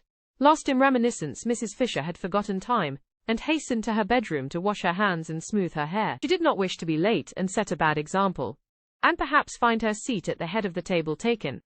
One could put no trust in the manners of the younger generation, especially not in those of that Mrs. Wilkins. She was, however, the first to arrive in the dining room. Francesca, in a white apron, stood ready, with an enormous dish of smoking hot, glistening macaroni. But nobody was there to eat it. Mrs. Fisher sat down, looking stern. Lax, serve me," she said to Francesca, who showed a disposition to wait for the others. Francesca served her. Of the party she liked Mrs. Fisher least, in fact she did not like her at all. She was the only one of the four ladies who had not yet smiled. True, she was old, true, she was unbeautiful, true, she therefore had no reason to smile, but kind ladies smiled, reason or no. They smiled, not because they were happy, but because they wished to make happy. This one of the four ladies could not then, Francesca decided, be kind, so she handed her the macaroni, being unable to hide any of her feelings, morosely. It was very well cooked, but Mrs. Fisher had never cared for macaroni, especially not this long, worm-shaped variety. She found it difficult to eat, slippery, wriggling off her fork, making her look, she felt, undignified when, having got it as she supposed into her mouth, ends of it yet hung out. Always, too, when she ate it she was reminded of Mr. Fisher. He had during their married life behaved very much like macaroni. He had slipped, he had wriggled, he had made her feel undignified, and when at last she had got him safe, as she thought, there had invariably been little bits of him, that still as it were hung out. Francesca from the sideboard watched Mrs. Fisher's way with macaroni gloomily, and her gloom deepened when she saw her at last take her knife to it, and chop it small. Mrs. Fisher really did not know how else to get hold of the stuff. She was aware that knives in this connection were improper, but one did finally lose patience. Macaroni was never allowed to appear on her table in London. Apart from its tiresomeness she did not even like it, and she would tell Lady Caroline not to order it again. Years of practice, reflected Mrs. Fisher, chopping it up, years of actual living in Italy, would be necessary to learn the exact trick. Browning managed macaroni wonderfully. She remembered watching him one day when he came to lunch with her father, and a dish of it had been ordered as a compliment to his connection with Italy. Fascinating, the way it went in. No chasing round the plate, no slidings off the fork, No subsequent protrusions of loose ends, just one dig, one whisk, one thrust, one gulp, and lo, yet another poet had been nourished. "Shall I go and seek the young lady?" asked Francesca, unable any longer to look on a good macaroni being cut with a knife.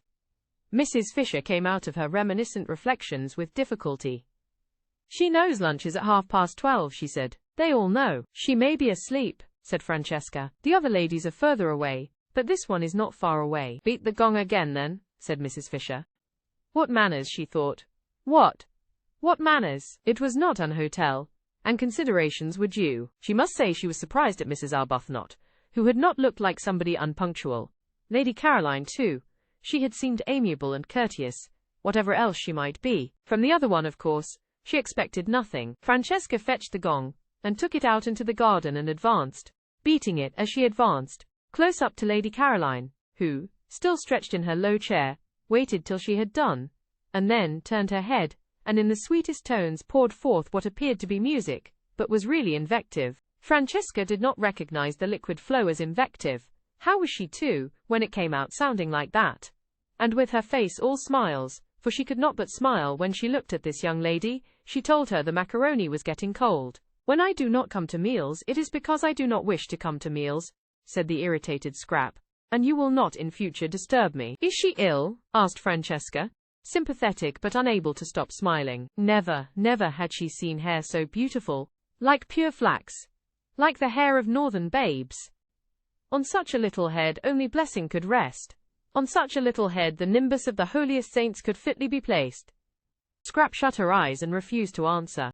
In this she was injudicious, for its effect was to convince Francesca, who hurried away full of concern to tell Mrs. Fisher that she was indisposed, and Mrs. Fisher being prevented, she explained, from going out to Lady Caroline herself because of her stick, sent the two others instead, who had come in at that moment heated and breathless and full of excuses, while she herself proceeded to the next course, which was a very well-made omelette, bursting most agreeably at both its ends with young green peas. "Serve me," she directed Francesca, who again showed a disposition to wait for the others. "Oh, why won't they leave me alone? Oh, why won't they leave me alone?" Scrap asked herself when she heard more scrunchings on the little pebbles which took the place of grass, and therefore knew someone else was approaching. She kept her eyes tight shut this time. Why should she go in to lunch if she didn't want to? This wasn't a private house. She was in no way tangled up in duties towards a tiresome hostess.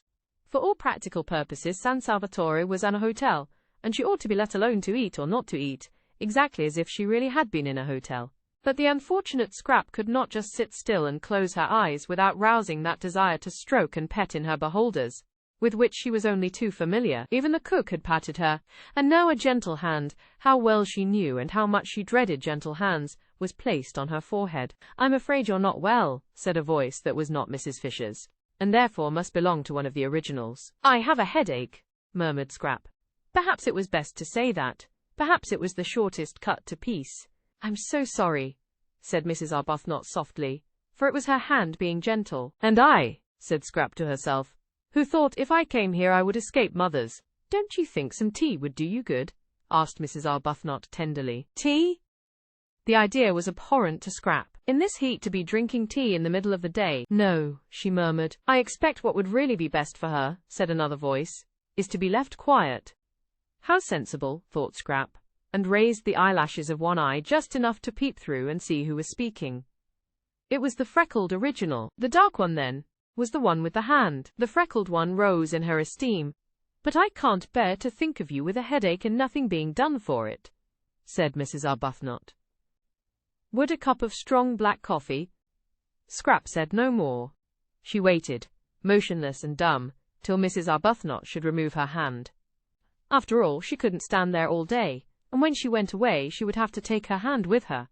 "I do think," said the freckled one, "that she wants nothing except quiet." And perhaps the freckled one pulled the one with the hand by the sleeve, for the hold on Scrap's forehead relaxed, and after a minute's silence, during which no doubt she was being contemplated, she was always being contemplated, the footsteps began to scrunch the pebbles again, and grew fainter, and were gone. "Lady Caroline has a headache," said Mrs. Arbuthnot, re-entering the dining room, and sitting down in her place next to Mrs. Fisher. "I can't persuade her to have even a little tea, or some black coffee. Do you know what aspirin is in Italian? The proper remedy for headaches, said Mrs. Fisher firmly, is castor oil. But she hasn't got a headache, said Mrs. Wilkins. Carlyle, said Mrs. Fisher, who had finished her omelette and had leisure, while she waited for the next course to talk, suffered at one period terribly from headaches, and he constantly took castor oil as a remedy. He took it, I should say, almost to excess, and called it, I remember in his interesting way, the oil of sorrow. My father said it colored for a time his whole attitude to life, his whole philosophy. That was because he took too much. What Lady Caroline wants is one dose, and one only. It is a mistake to keep on taking castor oil. Do you know the Italian for it? Asked Mrs. Arbuthnot. That I'm afraid I don't. However, she would know. But she hasn't got a headache, repeated Mrs. Wilkins, who was struggling with the macaroni. She only wants to be let alone. They both looked at her. The word shovel crossed Mrs. Fisher's mind in connection with Mrs. Wilkins's actions at that moment. Then why should she say she has? Asked Mrs. Arbuthnot. Because she is still trying to be polite. Soon she won't try. When the place has got more into her, she'll really be it. Naturally. Lottie, you see, explained Mrs. Arbuthnot, smiling to Mrs. Fisher, who sat waiting with a stony patience for her next course, delayed because Mrs. Wilkins would go on trying to eat the macaroni, which must be less worth eating than ever now that it was cold. Lottie, you see, has a theory about this place. But Mrs. Fisher had no wish to hear any theory of Mrs. Wilkins's. I am sure I don't know, she interrupted, looking severely at Mrs. Wilkins. Why you should assume Lady Caroline is not telling the truth. I don't assume. I know, said Mrs. Wilkins. And pray, how do you know? Asked Mrs. Fisher icily, for Mrs. Wilkins was actually helping herself to more macaroni, offered her officiously and unnecessarily a second time by Francesca. When I was out there just now I saw inside her. Well, Mrs. Fisher wasn't going to say anything to that.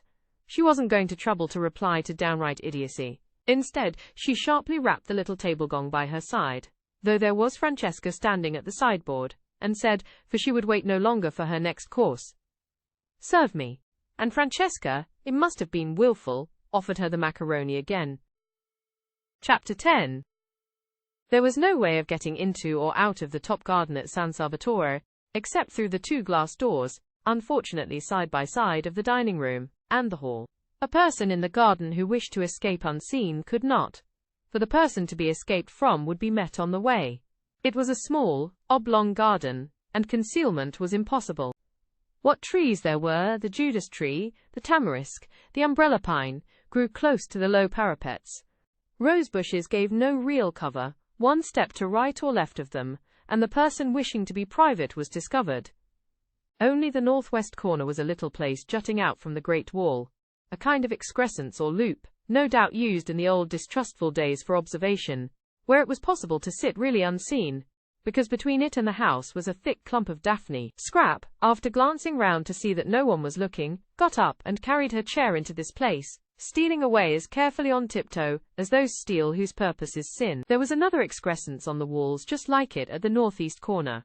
But this, though the view from it was almost more beautiful, for from it you could see the bay and the lovely mountains behind Mezzago, was exposed. No bushes grew near it, nor had it any shade. The northwest loop then was where she would sit, and she settled into it, and nestling her head in her cushion, and putting her feet comfortably on the parapet, from whence they appeared to the villagers on the piazza below as two white doves, thought that now indeed she would be safe. Mrs. Fisher found her there, guided by the smell of her cigarette. The incautious Scrap had not thought of that. Mrs. Fisher did not smoke herself, and all the more distinctly could she smell the smoke of others. The virile smell met her directly she went out into the garden from the dining room after lunch in order to have her coffee. She had bidden Francesca set the coffee in the shade of the house just outside the glass door, and when Mrs. Wilkins, seeing a table being carried there, reminded her, very officiously and tactlessly, Mrs. Fisher considered, that Lady Caroline wanted to be alone, she retorted, and with what propriety, that the garden was for everybody. Into it accordingly she went, and was immediately aware that Lady Caroline was smoking. She said to herself, these modern young women, and proceeded to find her. Her stick, now that lunch was over, being no longer the hindrance to action that it was before her meal had been securely, as Browning once said. Surely it was Browning. Yes, she remembered how much diverted she had been. roped in. Nobody diverted her now, reflected Mrs. Fisher, making straight for the clump of daphne. The world had grown very dull, and had entirely lost its sense of humour. Probably they still had their jokes, these people. In fact, she knew they did, for Punch still went on. But how differently it went on, and what jokes! Thackeray, in his inimitable way, would have made mincemeat of this generation. Of how much it needed the tonic properties of that astringent pen it was of course unaware.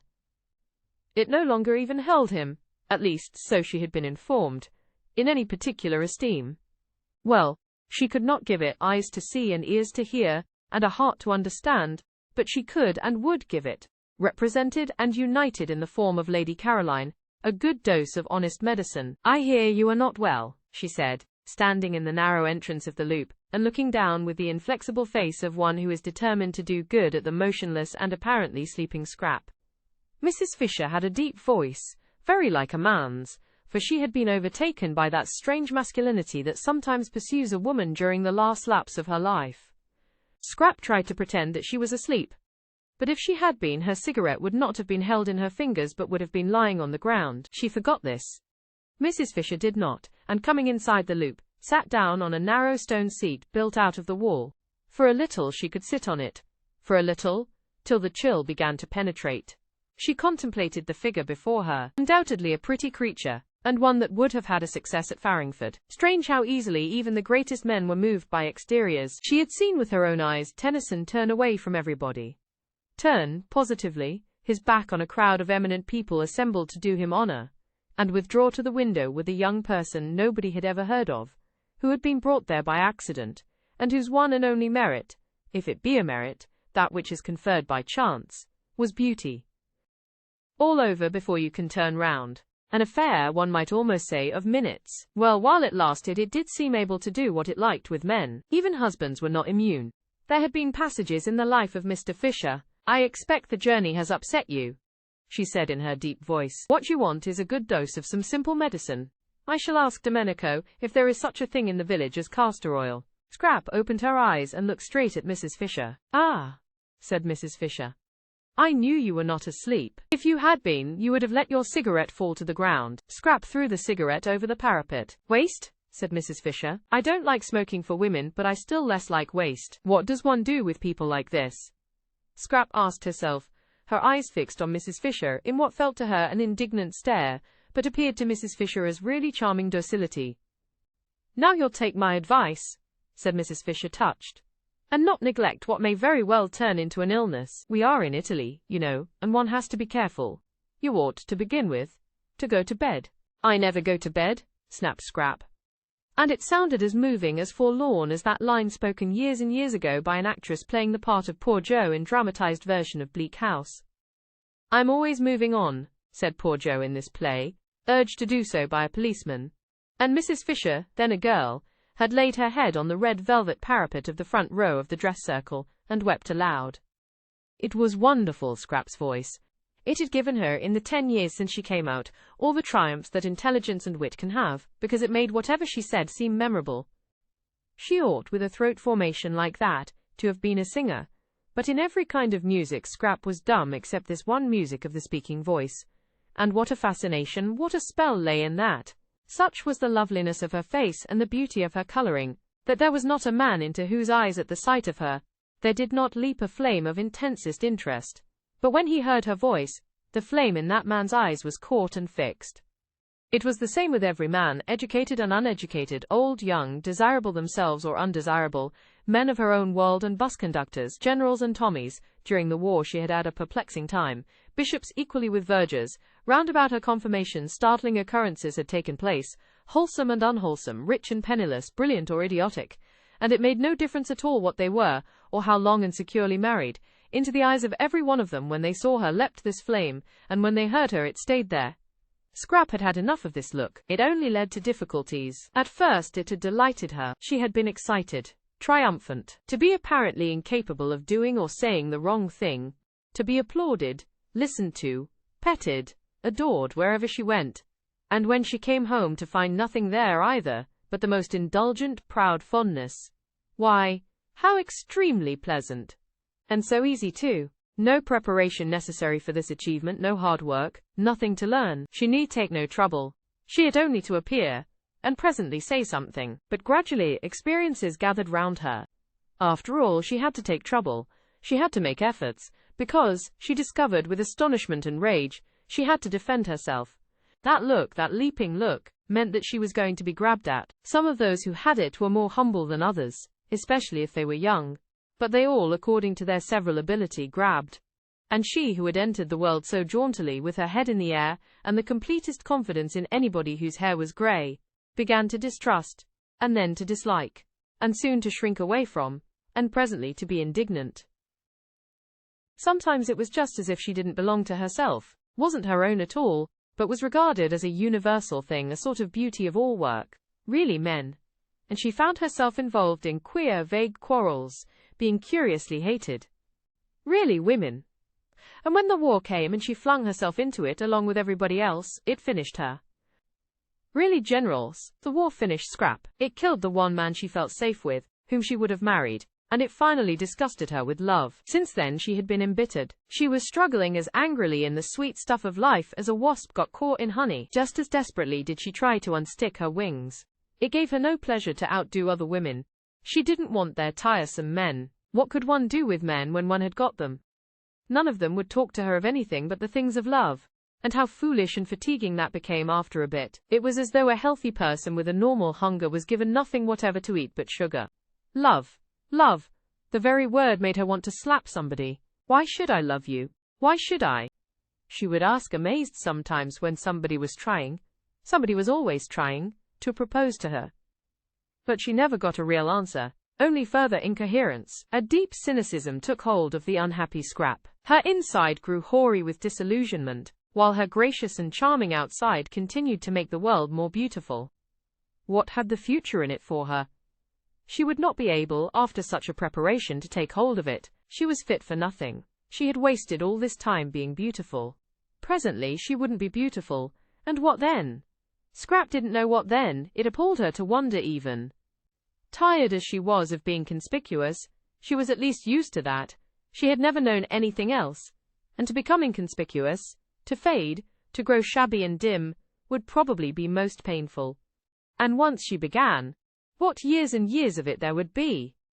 Imagine, thought Scrap, having most of one's life at the wrong end. Imagine being old for 2 or 3 times as long as being young. Stupid, stupid, everything was stupid. There wasn't a thing she wanted to do. There were thousands of things she didn't want to do. Avoidance, silence, invisibility, if possible unconsciousness. These negations were all she asked for at the moment. And here, even here, she was not allowed a minute's peace. And this absurd woman must come pretending, merely because she wanted to exercise power and make her go to bed and make her, hideous, drink castor oil, that she thought she was ill. I'm sure, said Mrs. Fisher, who felt the cold of the stone beginning to come through and knew she could not sit much longer. You'll do what is reasonable. Your mother would wish. Have you a mother? A faint wonder came into Scrap's eyes. Have you a mother? If ever anybody had a mother, it was Scrap. It had not occurred to her that there could be people who had never heard of her mother. She was one of the major marchionesses, there being, as no one knew better than Scrap, marchionesses and marchionesses, and had held high positions at court. Her father, too, in his day had been most prominent. His day was a little over, poor dear, because in the war he had made some important mistakes, and besides, he was now grown old. Still, there he was, an excessively well-known person. How restful, how extraordinarily restful to have found someone who had never heard of any of her lot, or at least had not yet connected her with them. She began to like Mrs. Fisher. Perhaps the originals didn't know anything about her either. When she first wrote to them and signed her name, that great name of Dester which twisted in and out of English history like a bloody thread, for its bearers constantly killed, she had taken it for granted that they would know who she was. And at the interview in Shaftesbury Avenue she was sure they did know, because they hadn't asked, as they otherwise would have, for references. Scrap began to cheer up. If nobody at San Salvatore had ever heard of her, if for a whole month she could shed herself, get right away from everything connected with herself, be allowed really to forget the clinging and the clogging and all the noise, why perhaps she might make something of herself after all. She might really think, really clear up her mind, really come to some conclusion. "What I want to do here," she said, leaning forward in her chair and clasping her hands round her knees, and looking up at Mrs. Fisher, whose seat was higher than hers, almost with animation, so much pleased was she that Mrs. Fisher knew nothing about her, "is to come to a conclusion, that's all. It isn't much to want, is it? Just that." She gazed at Mrs. Fisher, and thought that almost any conclusion would do.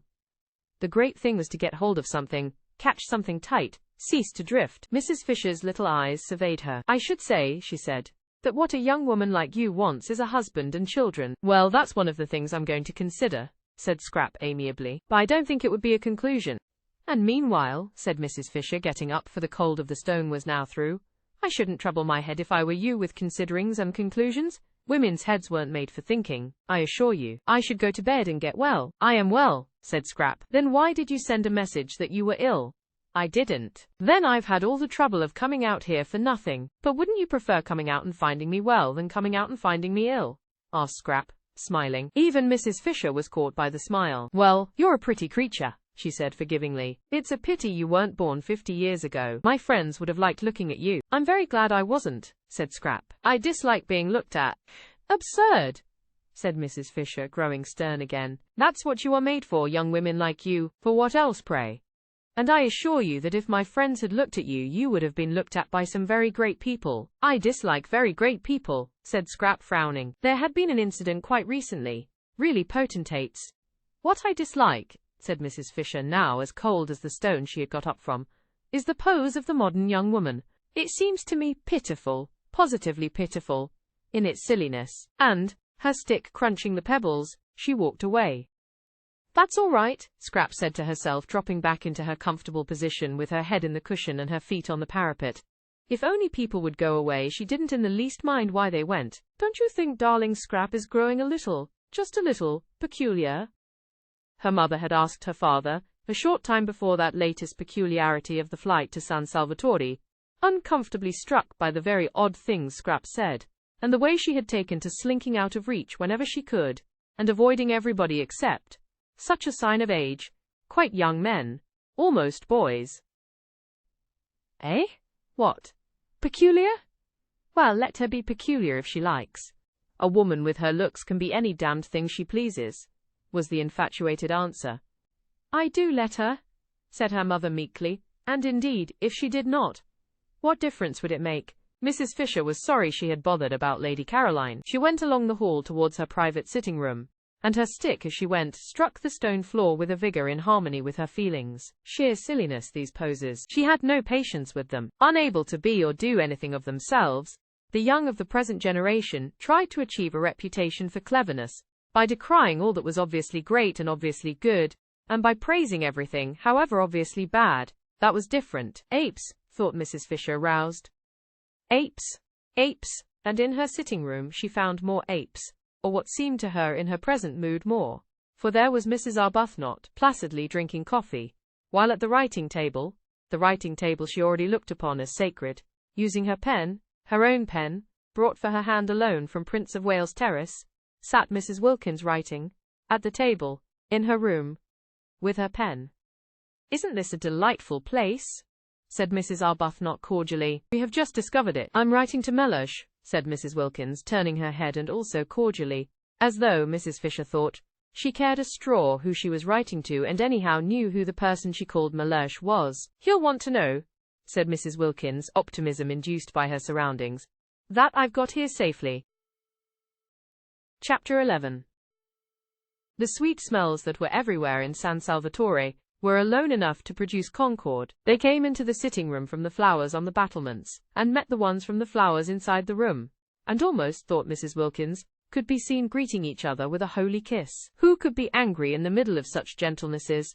Who could be acquisitive, selfish, in the old rasp London way, in the presence of this bounteous beauty? Yet Mrs. Fisher seemed to be all three of these things. There was so much beauty, so much more than enough for everyone, that it did appear to be a vain activity to try and make a corner in it. Yet Mrs. Fisher was trying to make a corner in it, and had railed off a portion for her exclusive use. Well, she would get over that presently. She would get over it inevitably, Mrs. Wilkins was sure, after a day or two in the extraordinary atmosphere of peace in that place. Meanwhile, she obviously hadn't even begun to get over it. She stood looking at her and Rose with an expression that appeared to be one of anger. Anger. Fancy. Silly old nerve-wracked London feelings, thought Mrs. Wilkins, whose eyes saw the room full of kisses, and everybody in it being kissed. Mrs. Fisher, as copiously as she herself and Rose.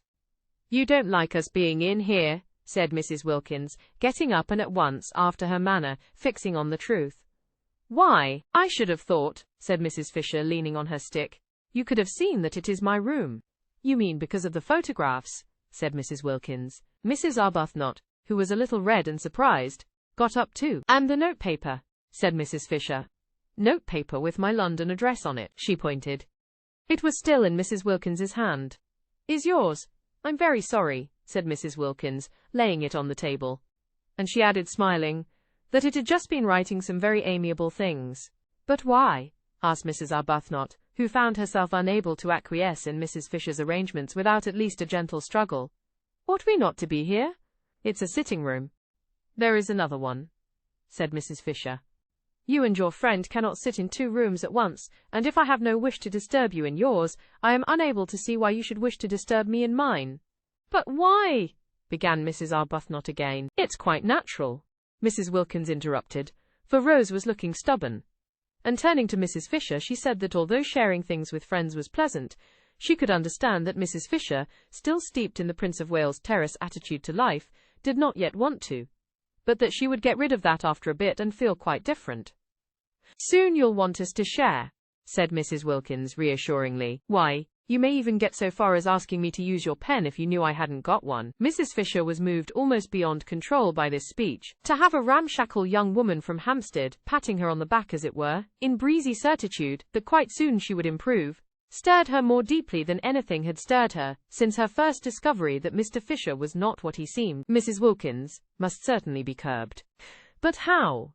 There was a curious imperviousness about her. At that moment, for instance, she was smiling as pleasantly and with as unclouded a face as if she were saying nothing in the least impertinent. Would she know she was being curbed?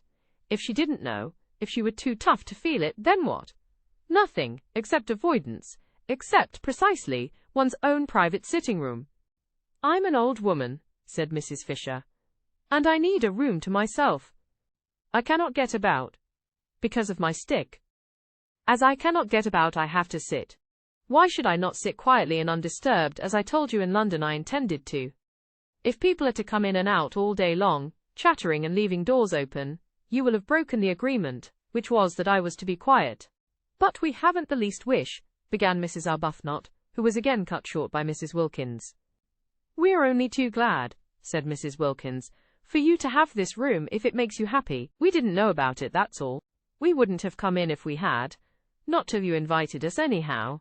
I expect," she finished, looking down cheerfully at Mrs. Fisher, "you soon will."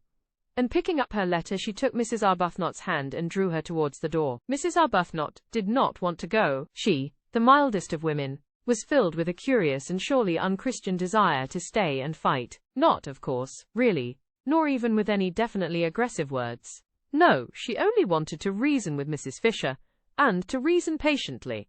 But she did feel that something ought to be said, and that she ought not to allow herself to be rated, and turned out as if she were a schoolgirl caught in ill behavior by authority. Mrs. Wilkins, however, drew her firmly to and through the door, and once again Rose wondered at Lottie, at her balance, her sweet and equable temper, she who in England had been such a thing of gusts. From the moment they got into Italy, it was Lottie who seemed the elder. She certainly was very happy, blissful in fact. Did happiness so completely protect one? Did it make one so untouchable, so wise? Rose was happy herself, but not anything like so happy. Evidently not, for not only did she want to fight Mrs. Fisher, but she wanted something else, something more than this lovely place, something to complete it. She wanted Frederick. For the first time in her life she was surrounded by perfect beauty, and her one thought was to show it to him, to share it with him. She wanted Frederick. She yearned for Frederick.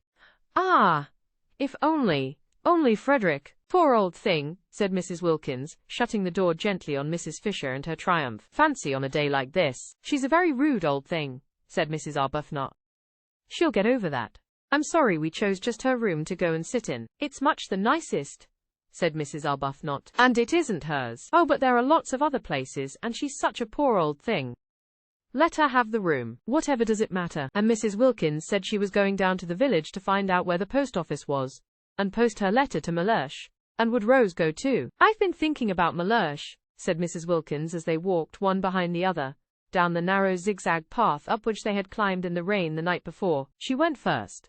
Mrs. Arbuthnot, quite naturally now, followed. In England it had been the other way about. Lottie, timid, hesitating, except when she burst out so awkwardly, getting behind the calm and reasonable Rose whenever she could. I've been thinking about Mellersh, repeated Mrs. Wilkins over her shoulder, as Rose seemed not to have heard. Have you? Said Rose, a faint distaste in her voice, for her experiences with Mellersh had not been of a kind to make her enjoy remembering him. She had deceived Mellersh, therefore she didn't like him. She was unconscious that this was the reason of her dislike, and thought it was that there didn't seem to be much, if any, of the grace of God about him. And yet how wrong to feel that, she rebuked herself. And how presumptuous. No doubt Lottie's husband was far, far nearer to God than she herself was ever likely to be. Still, she didn't like him. I've been a mean dog, said Mrs. Wilkins. A what? Asked Mrs. Arbuthnot, incredulous of her hearing. All this coming away and leaving him in that dreary place while I rollick in heaven. He had planned to take me to Italy for Easter himself. No, said Mrs. Arbuthnot, and indeed she had discouraged talk about husbands. Whenever Lottie had begun to blurt out things, she had swiftly changed the conversation. One husband led to another, in conversation as well as in life. She felt, and she could not, she would not, talk of Frederick. Beyond the bare fact that he was there, he had not been mentioned.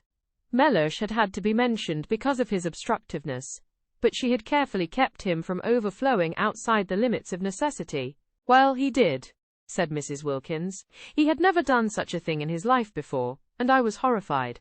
Fancy, just as I had planned to come to it myself. She paused on the path and looked up at Rose. Yes, said Rose, trying to think of something else to talk about. Now you see why I say I've been a mean dog. He had planned a holiday in Italy with me, and I had planned a holiday in Italy, leaving him at home. I think, she went on, her eyes fixed on Rose's face, Mellersh has every reason to be both angry and hurt. Mrs. Arbuthnot was astonished.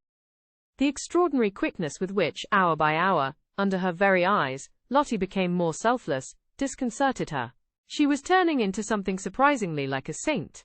Here she was now being affectionate about Mellersh. Mellersh, who only that morning, while they hung their feet into the sea, had seemed a mere iridescence, Lottie had told her, a thing of gauze. That was only that morning, and by the time they had had lunch Lottie had developed so far as to have got him solid enough again to write to, and to write to at length. And now, a few minutes later, she was announcing that he had every reason to be angry with her and hurt, and that she herself had been— the language was unusual, but it did express real penitence. A mean dog. Rose stared at her astonished. If she went on like this, soon a nimbus might be expected round her head. Was there already? If one didn't know it was the sun through the tree trunks catching her sandy hair. A great desire to love and be friends, to love everybody, to be friends with everybody, seemed to be invading Lottie.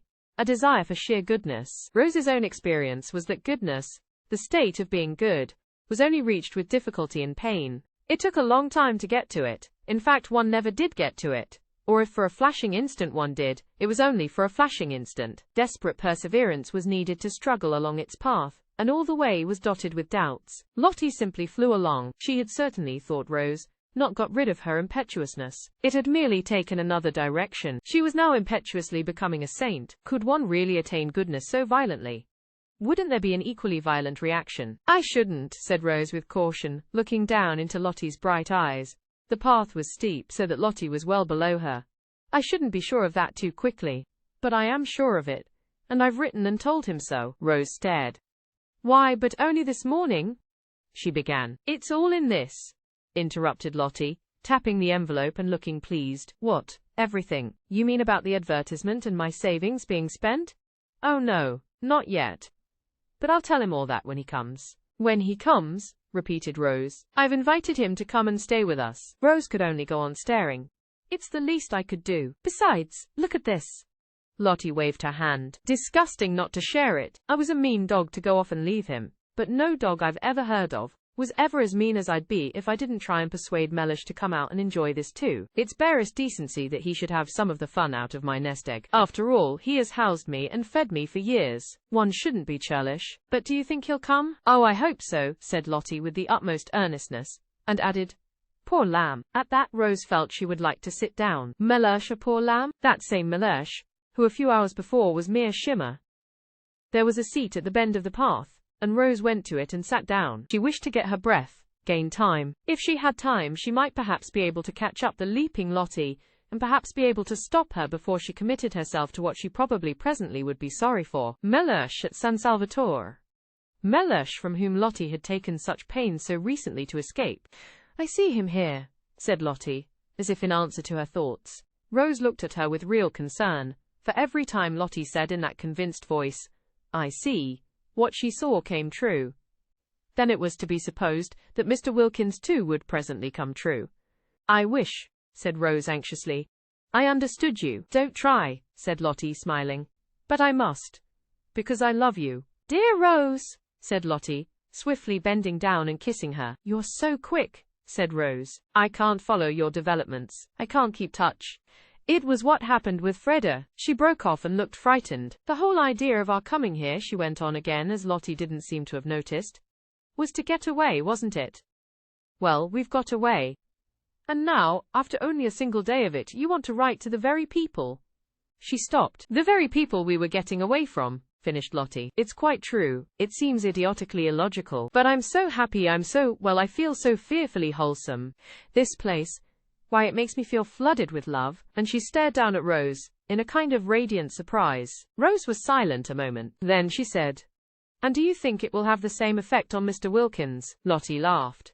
I don't know, she said. But even if it doesn't, there's enough love about to flood 50 Mr. Wilkinses, as you call him. The great thing is to have lots of love about.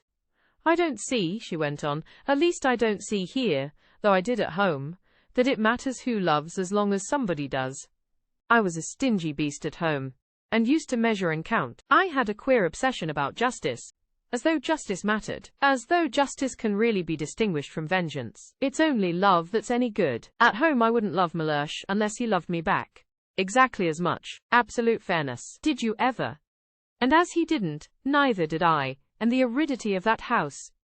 The aridity. Rose said nothing. She was bewildered by Lottie. One odd effect of San Salvatore on her rapidly developing friend was her sudden free use of robust words. She had not used them in Hampstead. Beast and dog were more robust than Hampstead cared about. In words too, Lottie had come unchained. And how she wished, oh how Rose wished, that she too could write to her husband and say come. The Wilkins menage, however pompous Mellish might be, and he had seemed to Rose pompous, was on a healthier, more natural footing than hers. Lottie could write to Mellish and would get an answer. She couldn't write to Frederick, for only too well did she know he wouldn't answer. At least he might answer. A hurried scribble, showing how much bored he was at doing it, with perfunctory thanks for her letter. But that would be worse than no answer at all. For his handwriting, her name on an envelope addressed by him, stabbed her heart. Too acutely did it bring back the letters of their beginnings together. The letters from him so desolate with separation, so aching with love and longing. To see apparently one of these very same letters arrive and open it and find, Dear Rose, thanks for letter. Glad you're having a good time. Don't hurry back. Say if you want any money. Everything going splendidly here. Yours Frederick. No, it couldn't be borne. I don't think I'll come down to the village with you today, she said, looking up at Lottie with eyes suddenly gone dim. I think I want to think. All right, said Lottie, at once starting off briskly down the path. But don't think too long, she called back over her shoulder. Write and invite him at once. Invite whom? Asked Rose, startled. Your husband. Chapter 12. At the evening meal, which was the first time the whole four sat round the dining-room table together, Scrap appeared. She appeared quite punctually, and in one of those wrappers or tea-gowns which are sometimes described as ravishing. This one really was ravishing. It certainly ravished Mrs. Wilkins, who could not take her eyes off the enchanting figure opposite. It was a shell-pink garment, and clung to the adorable Scrap, as though it too loved her. What a beautiful dress! Exclaimed Mrs. Wilkins eagerly. What, this old rag? Said Scrap, glancing down at it as if to see which one she had got on. I've had it 100 years. And she concentrated on her soup. You must be very cold in it, said Mrs. Fisher, thin-lipped, for it showed a great deal of Scrap, the whole of her arms, for instance, and even where it covered her up it was so thin that you still saw her. Who, me? Said Scrap, looking up a moment. Oh no, and she continued her soup. You mustn't catch a chill, you know, said Mrs. Arbuthnot, feeling that such loveliness must at all costs be preserved unharmed. There's a great difference here when the sun goes down. I'm quite warm, said Scrap, industriously eating her soup. You look as if you had nothing at all on underneath, said Mrs. Fisher. I haven't, at least hardly anything, said Scrap, finishing her soup. How very imprudent, said Mrs. Fisher. And how highly improper, whereupon Scrap stared at her. Mrs. Fisher had arrived at dinner feeling friendly towards Lady Caroline. She at least had not intruded into her room, and sat at her table and written with her pen. She did, Mrs. Fisher had supposed, know how to behave. Now it appeared that she did not know, for was this behaving to come dressed, no, undressed, like that to a meal? Such behavior was not only exceedingly improper, but also most inconsiderate, for the indelicate creature would certainly catch a chill, and then infect the entire party. Mrs. Fisher had a great objection to other people's chills. They were always the fruit of folly, and then they were handed on to her, who had done nothing at all to deserve them. Bird-brained, thought Mrs. Fisher, sternly contemplating Lady Caroline. Not an idea in her head, except vanity. But there are no men here, said Mrs. Wilkins, so how can it be improper? Have you noticed, she inquired of Mrs. Fisher, who endeavored to pretend she did not hear, how difficult it is to be improper without men? Mrs. Fisher neither answered her nor looked at her, but Scrap looked at her, and did that with her mouth, which in any other mouth would have been a faint grin. Seen from without, across the bowl of nasturtiums, it was the most beautiful of brief and dimpled smiles. She had a very alive sort of face, that one, thought Scrap, observing Mrs. Wilkins with a dawn of interest. It was rather like a field of corn swept by lights and shadows. Both she and the dark one, Scrap noticed, had changed their clothes, but only in order to put on silk jumpers. The same amount of trouble would have been enough to dress them properly, reflected Scrap. Naturally they looked like nothing on earth in the jumpers. It didn't matter what Mrs. Fisher wore. Indeed, the only thing for her, short of plumes and ermine, was what she did wear. But these others were quite young still, and quite attractive. They really definitely had faces. How different life would be for them, if they made the most of themselves instead of the least. And yet, Scrap was suddenly bored, and turned away her thoughts and absently ate toast. What did it matter? If you did make the best of yourself, you only collected people round you who ended by wanting to grab. I've had the most wonderful day, began Mrs. Wilkins, her eyes shining. Scrap lowered hers. Oh, she thought, she's going to gush. As though anybody were interested in her day, thought Mrs. Fisher, lowering hers also. In fact, whenever Mrs. Wilkins spoke, Mrs. Fisher deliberately cast down her eyes, thus would she mark her disapproval. Besides, it seemed the only safe thing to do with her eyes, for no one could tell what the uncurbed creature would say next. That which she had just said, for instance, about men, addressed to her, what could she mean? Better not conjecture, thought Mrs. Fisher. And her eyes, though cast down, yet saw Lady Caroline stretch out her hand to the Chianti flask, and fill her glass again. Again. She had done it once already, and the fish was only just going out of the room. Mrs. Fisher could see that the other respectable member of the party, Mrs. Arbuthnot, was noticing it too. Mrs. Arbuthnot was, she hoped and believed, respectable and well-meaning. It is true she also had invaded her sitting room, but no doubt she had been dragged there by the other one, and Mrs. Fisher had little if anything against Mrs. Arbuthnot, and observed with approval that she only drank water. That was as it should be. So indeed, to give her her dues, did the freckled one. And very right at their age. She herself drank wine, but with what moderation? One meal, one glass. And she was 65, and might properly, and even beneficially, have had at least two. That, she said to Lady Caroline, cutting right across what Mrs. Wilkins was telling them about her wonderful day and indicating the wine-glass, is very bad for you.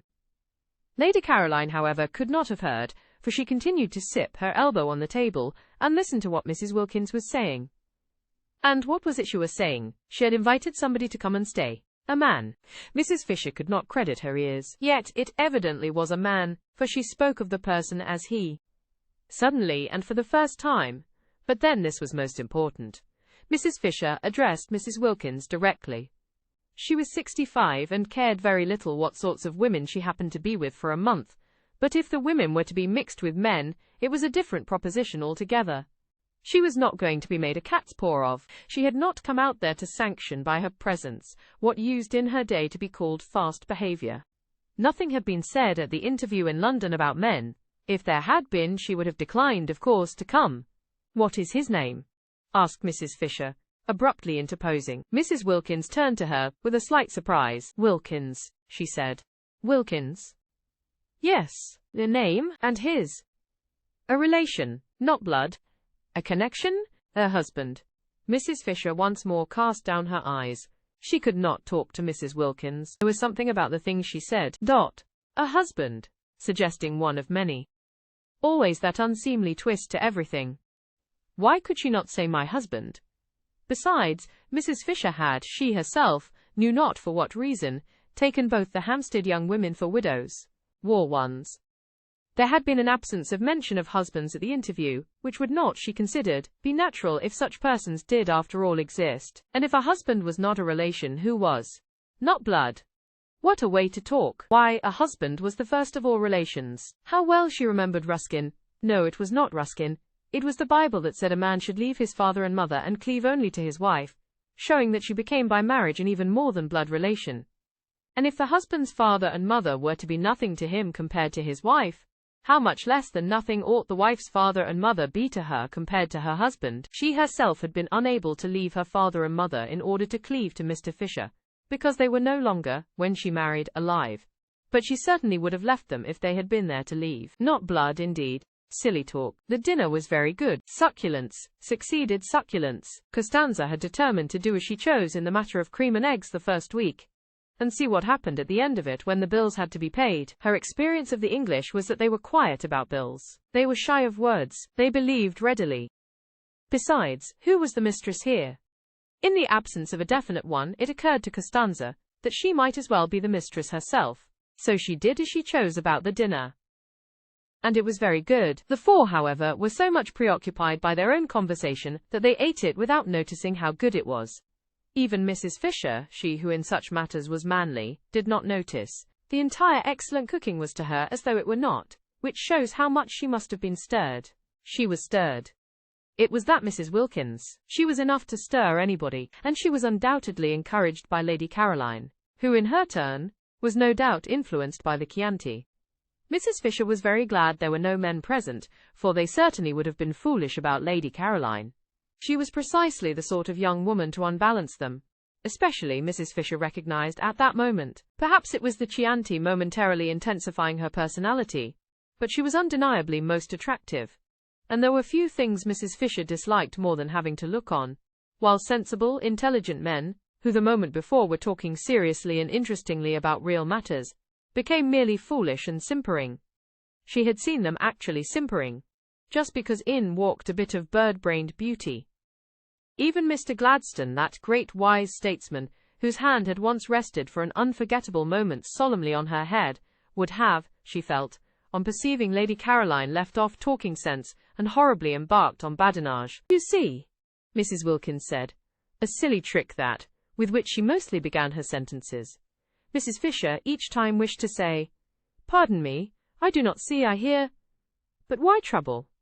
"You see," said Mrs. Wilkins, leaning across towards Lady Caroline, "we arranged, didn't we, in London, that if any of us wanted to, we could each invite one guest. So now I'm doing it." "I don't remember that," said Mrs. Fisher, her eyes on her plate. "Oh yes, we did, didn't we, Rose?" "Yes, I remember," said Lady Caroline. "Only it seemed so incredible that one could ever want to. One's whole idea was to get away from one's friends, and one's husbands." Again that unseemly plural. But how altogether unseemly, thought Mrs. Fisher. Such implications. Mrs. Arbuthnot clearly thought so too, for she had turned red. "And family affection," said Lady Caroline. Or was it the Chianti speaking? Surely it was the Chianti.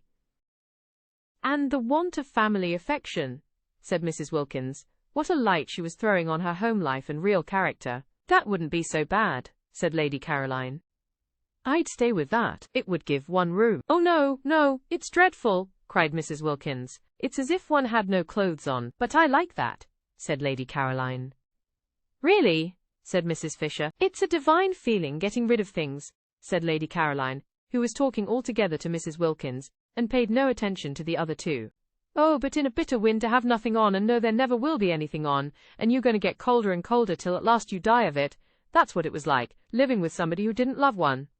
These confidences, thought Mrs. Fisher, and no excuse whatever for Mrs. Wilkins, who was making them entirely on plain water. Mrs. Arbuthnot, judging from her face, quite shared Mrs. Fisher's disapproval. She was fidgeting. But didn't he? Asked Lady Caroline, every bit as shamelessly unreticent as Mrs. Wilkins. Mellersh? He showed no signs of it. Delicious, murmured Lady Caroline. Really, said Mrs. Fisher. I didn't think it was at all delicious. I was miserable. And now, since I've been here, I simply stare at myself being miserable. As miserable as that. And about Mellersh, you mean he wasn't worth it? Really? Said Mrs. Fisher. No, I don't. I mean, I've suddenly got well. Lady Caroline, slowly twisting the stem of her glass in her fingers, scrutinized the lit-up face opposite. And now I'm well. I find I can't sit here and gloat all to myself. I can't be happy, shutting him out. I must share. I understand exactly what the blessed damozel felt like. What was the blessed damozel? Asked Scrap. Really? Said Mrs. Fisher. And with such emphasis this time that Lady Caroline turned to her. Ought I to know? She asked. I don't know any natural history. It sounds like a bird. It is a poem, said Mrs. Fisher with extraordinary frost. Oh, said Scrap. I'll lend it to you, said Mrs. Wilkins, over whose face laughter rippled. No, said Scrap. And its author, said Mrs. Fisher icily, though not perhaps quite what one would have wished him to be, was frequently at my father's table. What a bore for you, said Scrap. That's what mother's always doing, inviting authors. I hate authors.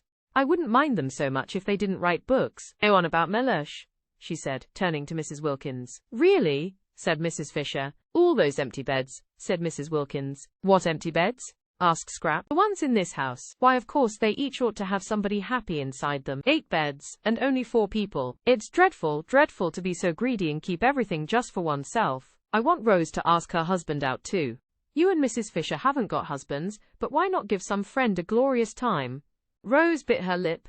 She turned red, she turned pale. If only Lottie would keep quiet, she thought. It was all very well to have suddenly become a saint and want to love everybody. But need she be so tactless? Rose felt that all her poor sore places were being danced on. If only Lottie would keep quiet, and Mrs. Fisher, with even greater frostiness than that with which she had received Lady Caroline's ignorance of the blessed damozel, said, There is only one unoccupied bedroom in this house. Only one? Echoed Mrs. Wilkins, astonished. Then who are in all the others? We are, said Mrs. Fisher. But we're not in all the bedrooms. There must be at least 6. That leaves 2 over, and the owner told us there were 8 beds. Didn't he, Rose?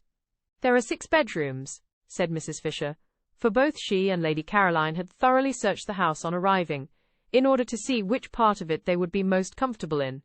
And they both knew that there were 6 bedrooms, 2 of which were very small, and in one of these small ones, Francesca slept in the company of a chair and a chest of drawers, and the other, similarly furnished, was empty.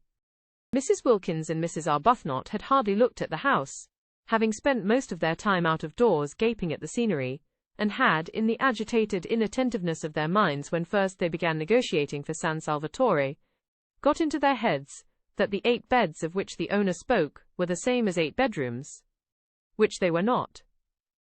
There were indeed 8 beds, but 4 of them were in Mrs. Wilkins's and Mrs. Arbuthnot's rooms. There are 6 bedrooms, repeated Mrs. Fisher. We have 4. Francesca has the 5th, and the 6th is empty. So that, said Scrap, however kind we feel we would be if we could, we can't. Isn't it fortunate? But then there's only room for 1, said Mrs. Wilkins, looking round at the 3 faces. Yes, and you've got him, said Scrap. Mrs. Wilkins was taken aback. This question of the beds was unexpected. In inviting Mellersh, she had intended to put him in one of the 4 spare rooms that she imagined were there. When there were plenty of rooms and enough servants, there was no reason why they should, as they did in their small 2-servanted house at home, share the same one. Love, even universal love, the kind of love with which she felt herself flooded, should not be tried. Much patience and self-effacement were needed for successful married sleep. Placidity, a steady faith. These 2 were needed. She was sure she would be much fonder of Mellersh, and he not mind her nearly so much, if they were not shut up together at night. If in the morning they could meet with the cheery affection of friends, between whom lies no shadow of differences about the window or the washing arrangements, or of absurd little choked-down resentments at something that had seemed to one of them unfair. Her happiness, she felt, and her ability to be friends with everybody, was the result of her sudden new freedom and its peace. Would there be that sense of freedom, that peace, after a night shut up with Mellersh? Would she be able in the morning to be full towards him, as she was at that moment full of nothing at all but loving kindness?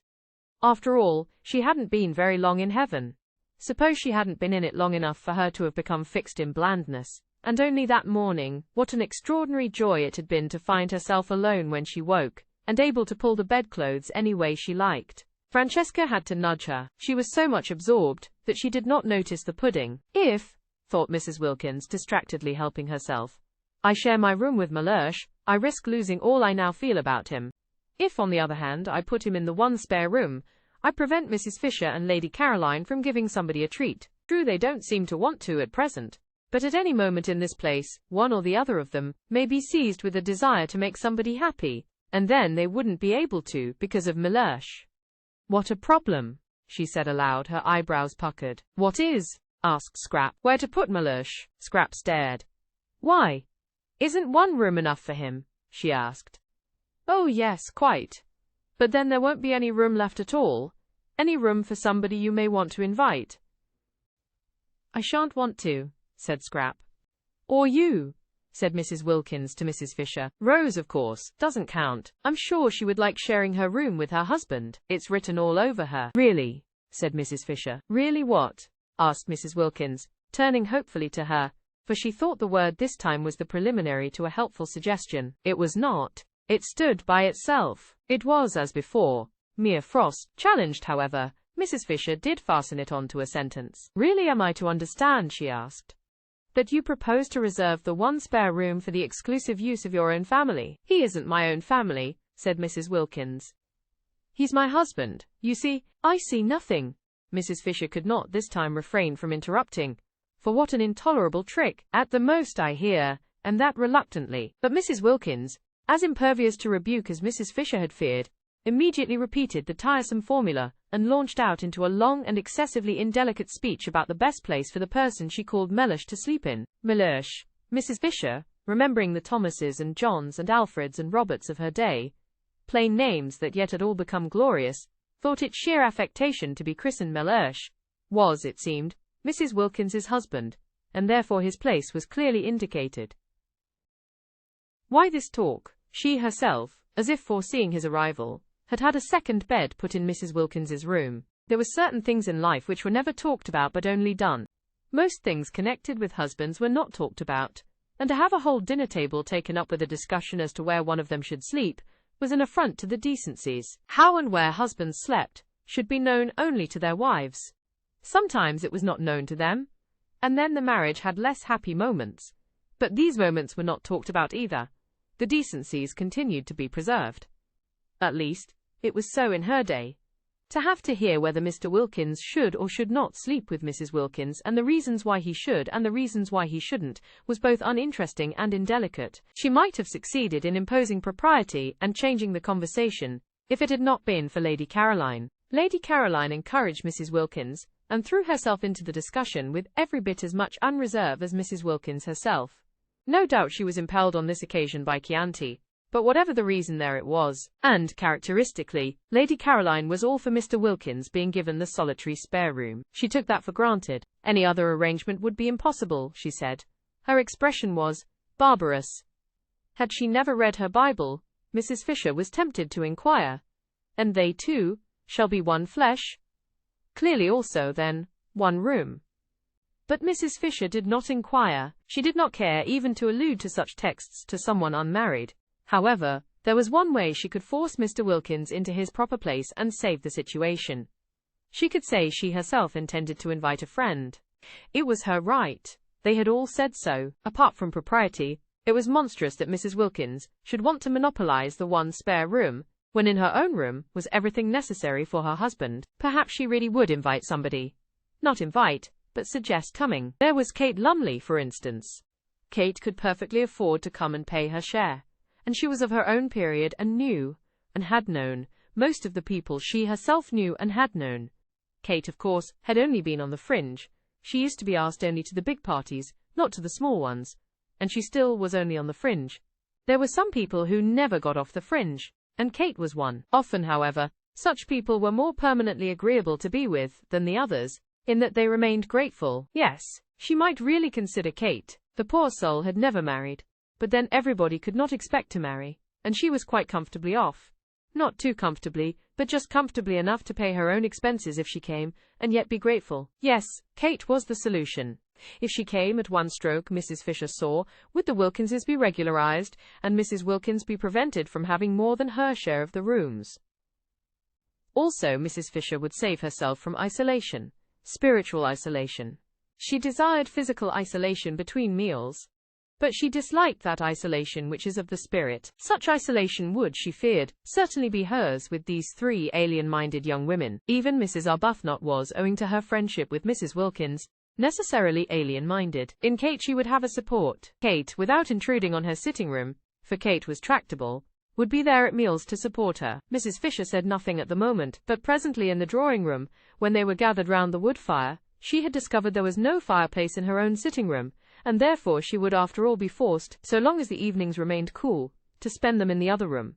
Presently, while Francesca was handing coffee round, and Lady Caroline was poisoning the air with smoke, Mrs. Wilkins, looking relieved and pleased, said, "Well, if nobody really wants that room, and wouldn't use it anyhow, I shall be very glad if Mellersh may have it."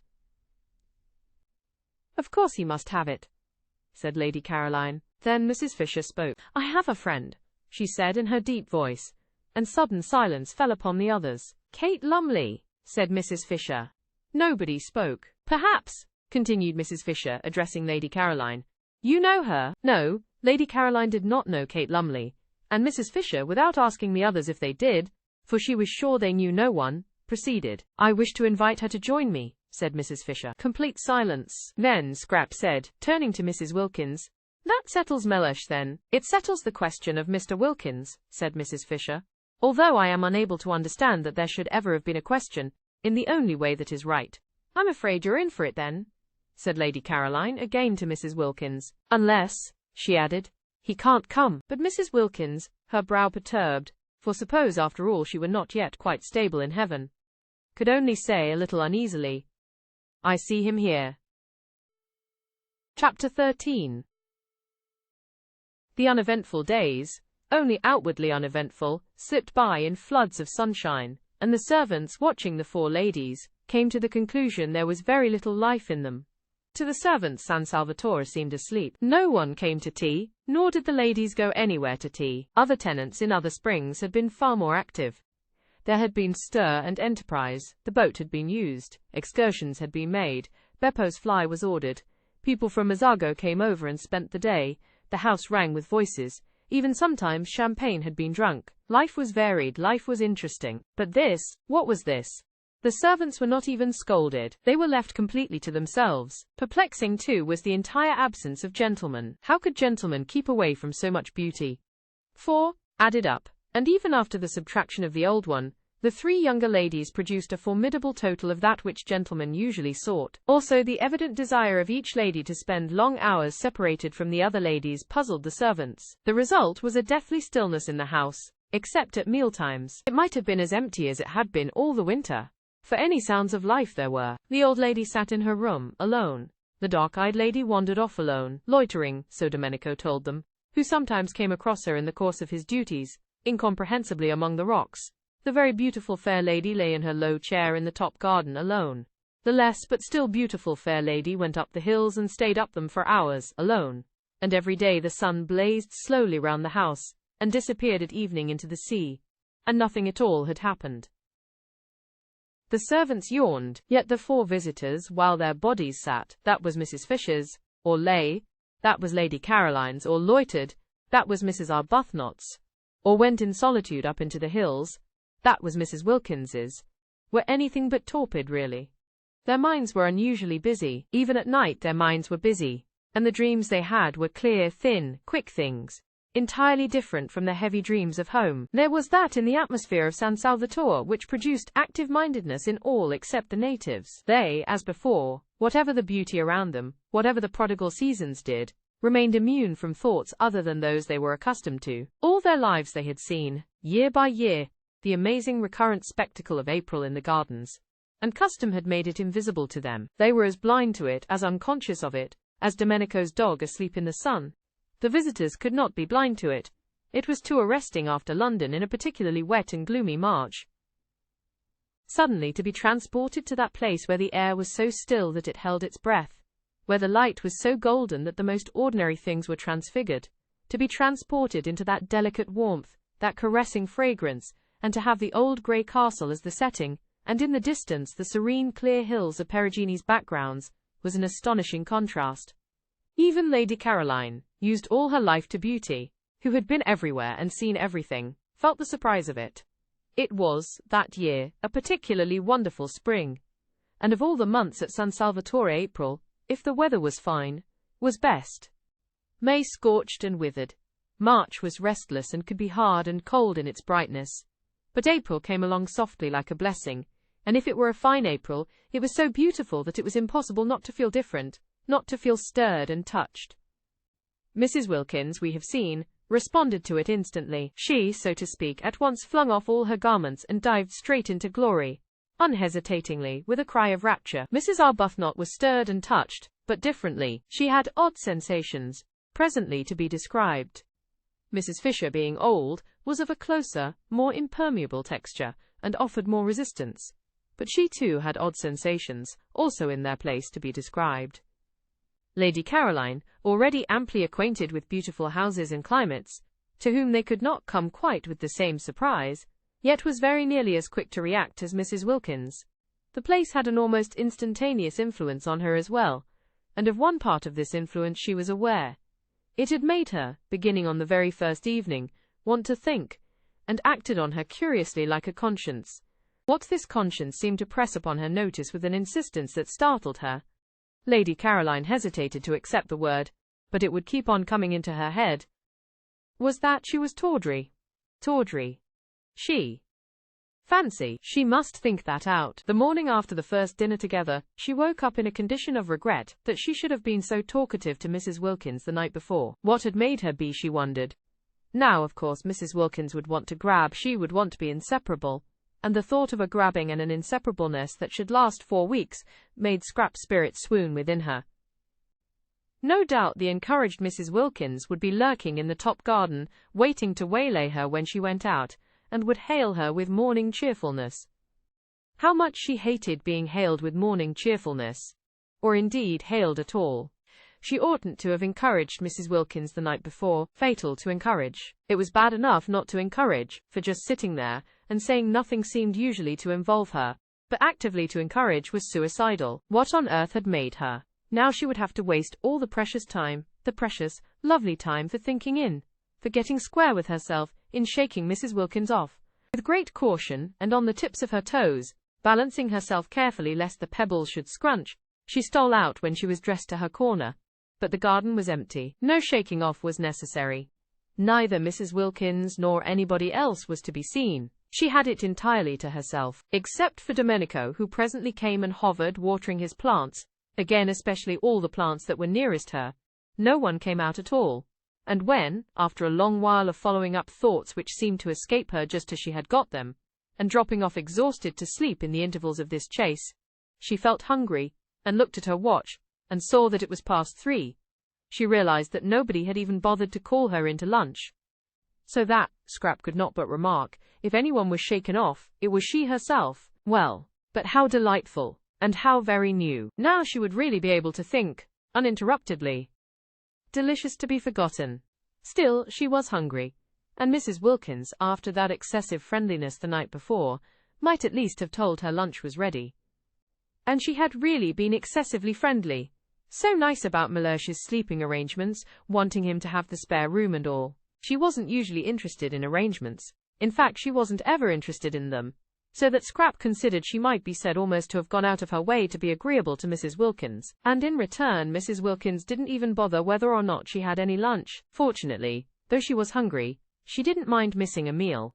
Life was full of meals. They took up an enormous proportion of one's time, and Mrs. Fisher was, she was afraid, one of those persons who at meals linger. Twice now had she dined with Mrs. Fisher, and each time she had been difficult at the end to dislodge, lingering on, slowly cracking innumerable nuts and slowly drinking a glass of wine that seemed as if it would never be finished. Probably it would be a good thing to make a habit of missing lunch, and as it was quite easy to have tea brought out to her, and as she breakfasted in her room, only once a day would she have to sit at the dining room table and endure the nuts. Scrap burrowed her head comfortably in the cushions, and with her feet crossed on the low parapet gave herself up to more thought.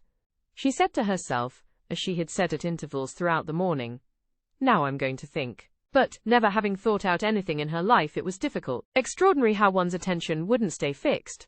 Extraordinary how one's mind slipped sideways. Settling herself down to a review of her past as a preliminary to the consideration of her future, and hunting in it to begin with for any justification of that distressing word tawdry, the next thing she knew was that she wasn't thinking about this at all, but had somehow switched on to Mr. Wilkins. Well, Mr. Wilkins was quite easy to think about, though not pleasant. She viewed his approach with misgivings, for not only was it a profound and unexpected bore to have a man added to the party, and a man, too, of the kind she was sure Mr. Wilkins must be, but she was afraid, and her fear was the result of a drearily unvarying experience, that he might wish to hang about her. This possibility had evidently not yet occurred to Mrs. Wilkins, and it was not one to which she could very well draw her attention, not, that is, without being too fatuous to live. She tried to hope that Mr. Wilkins would be a wonderful exception to the dreadful rule. If only he were, she would be so much obliged to him that she believed she might really quite like him. But she had misgivings. Suppose he hung about her so that she was driven from her lovely top garden? Suppose the light in Mrs. Wilkins's funny, flickering face was blown out? Scrap felt she would particularly dislike this to happen to Mrs. Wilkins's face.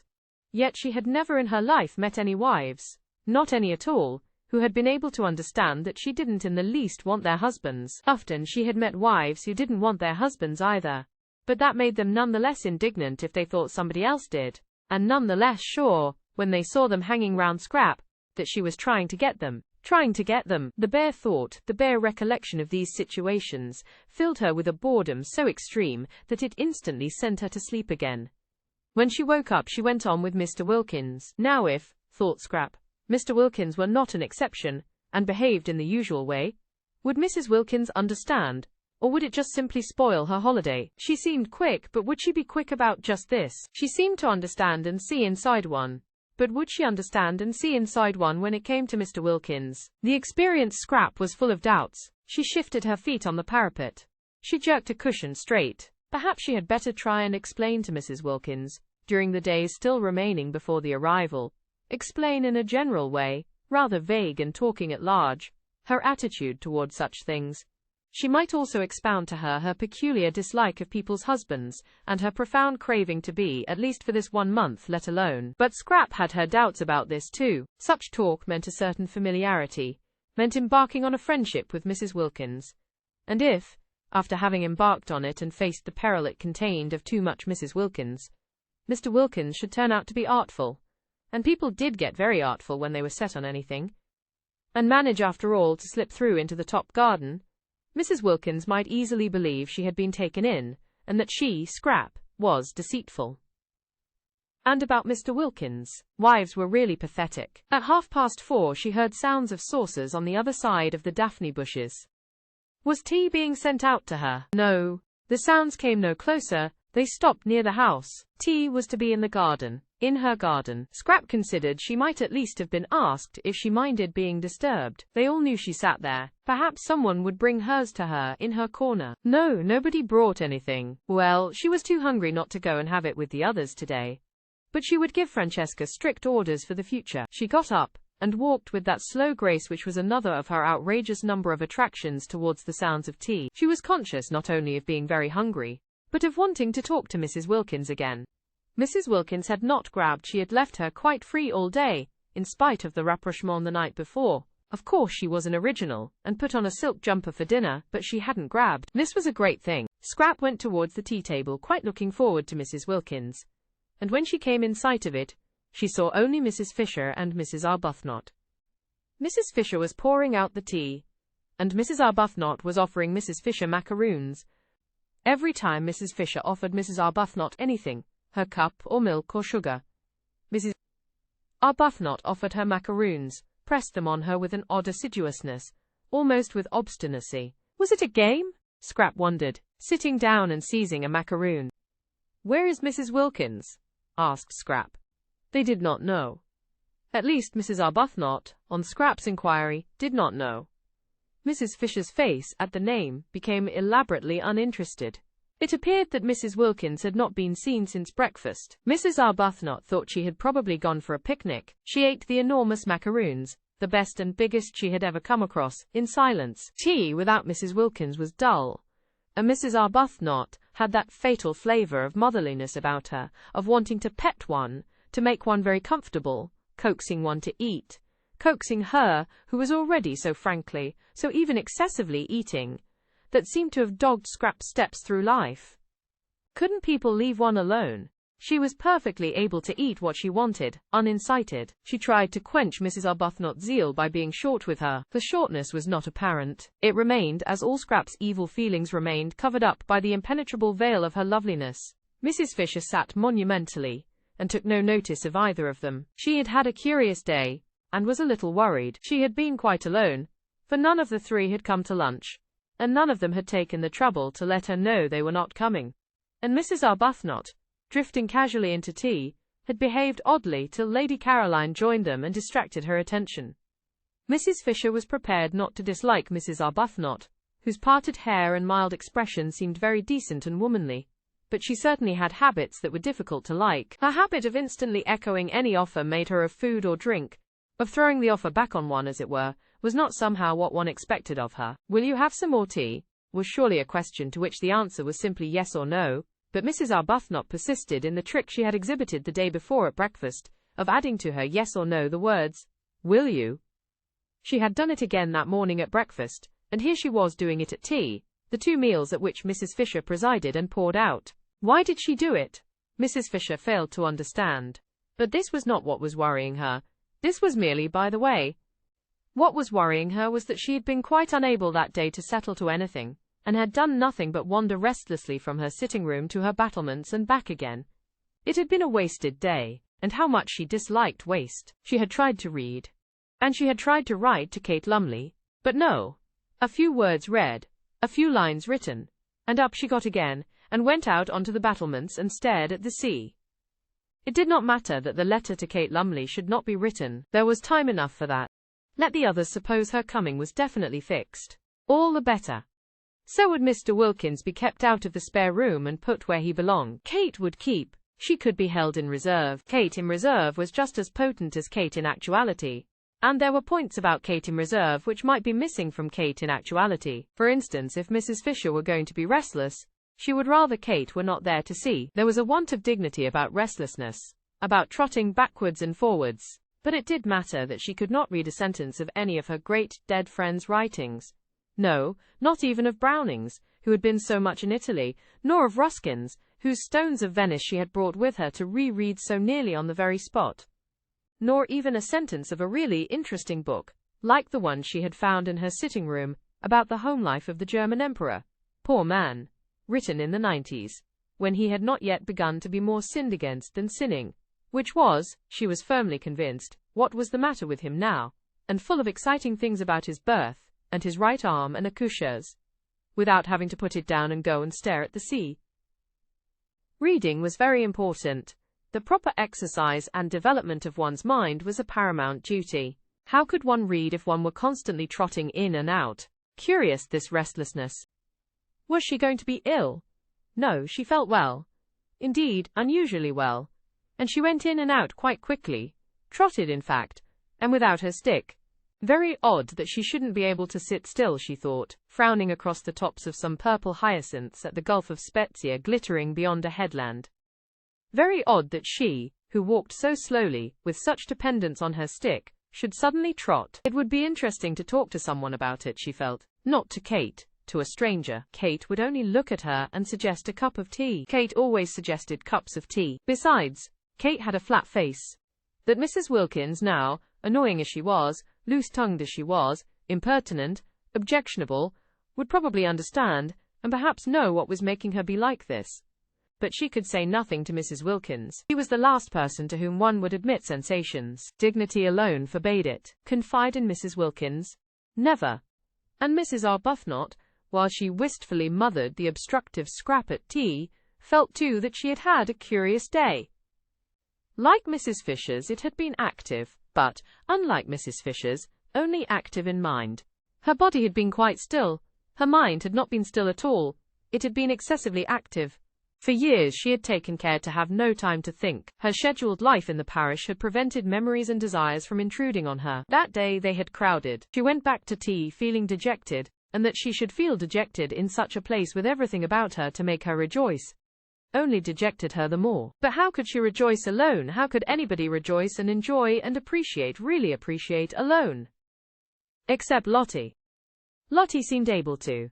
She had gone off down the hill directly after breakfast, alone yet obviously rejoicing, for she had not suggested that Rose should go too, and she was singing as she went. Rose had spent the day by herself, sitting with her hands clasping her knees, staring straight in front of her. What she was staring at were the grey swords of the agaves and, on their tall stalks, the pale irises that grew in the remote place she had found, while beyond them, between the grey leaves and the blue flowers, she saw the sea. The place she had found was a hidden corner, where the sun-baked stones were padded with time, and nobody was likely to come. It was out of sight and sound of the house.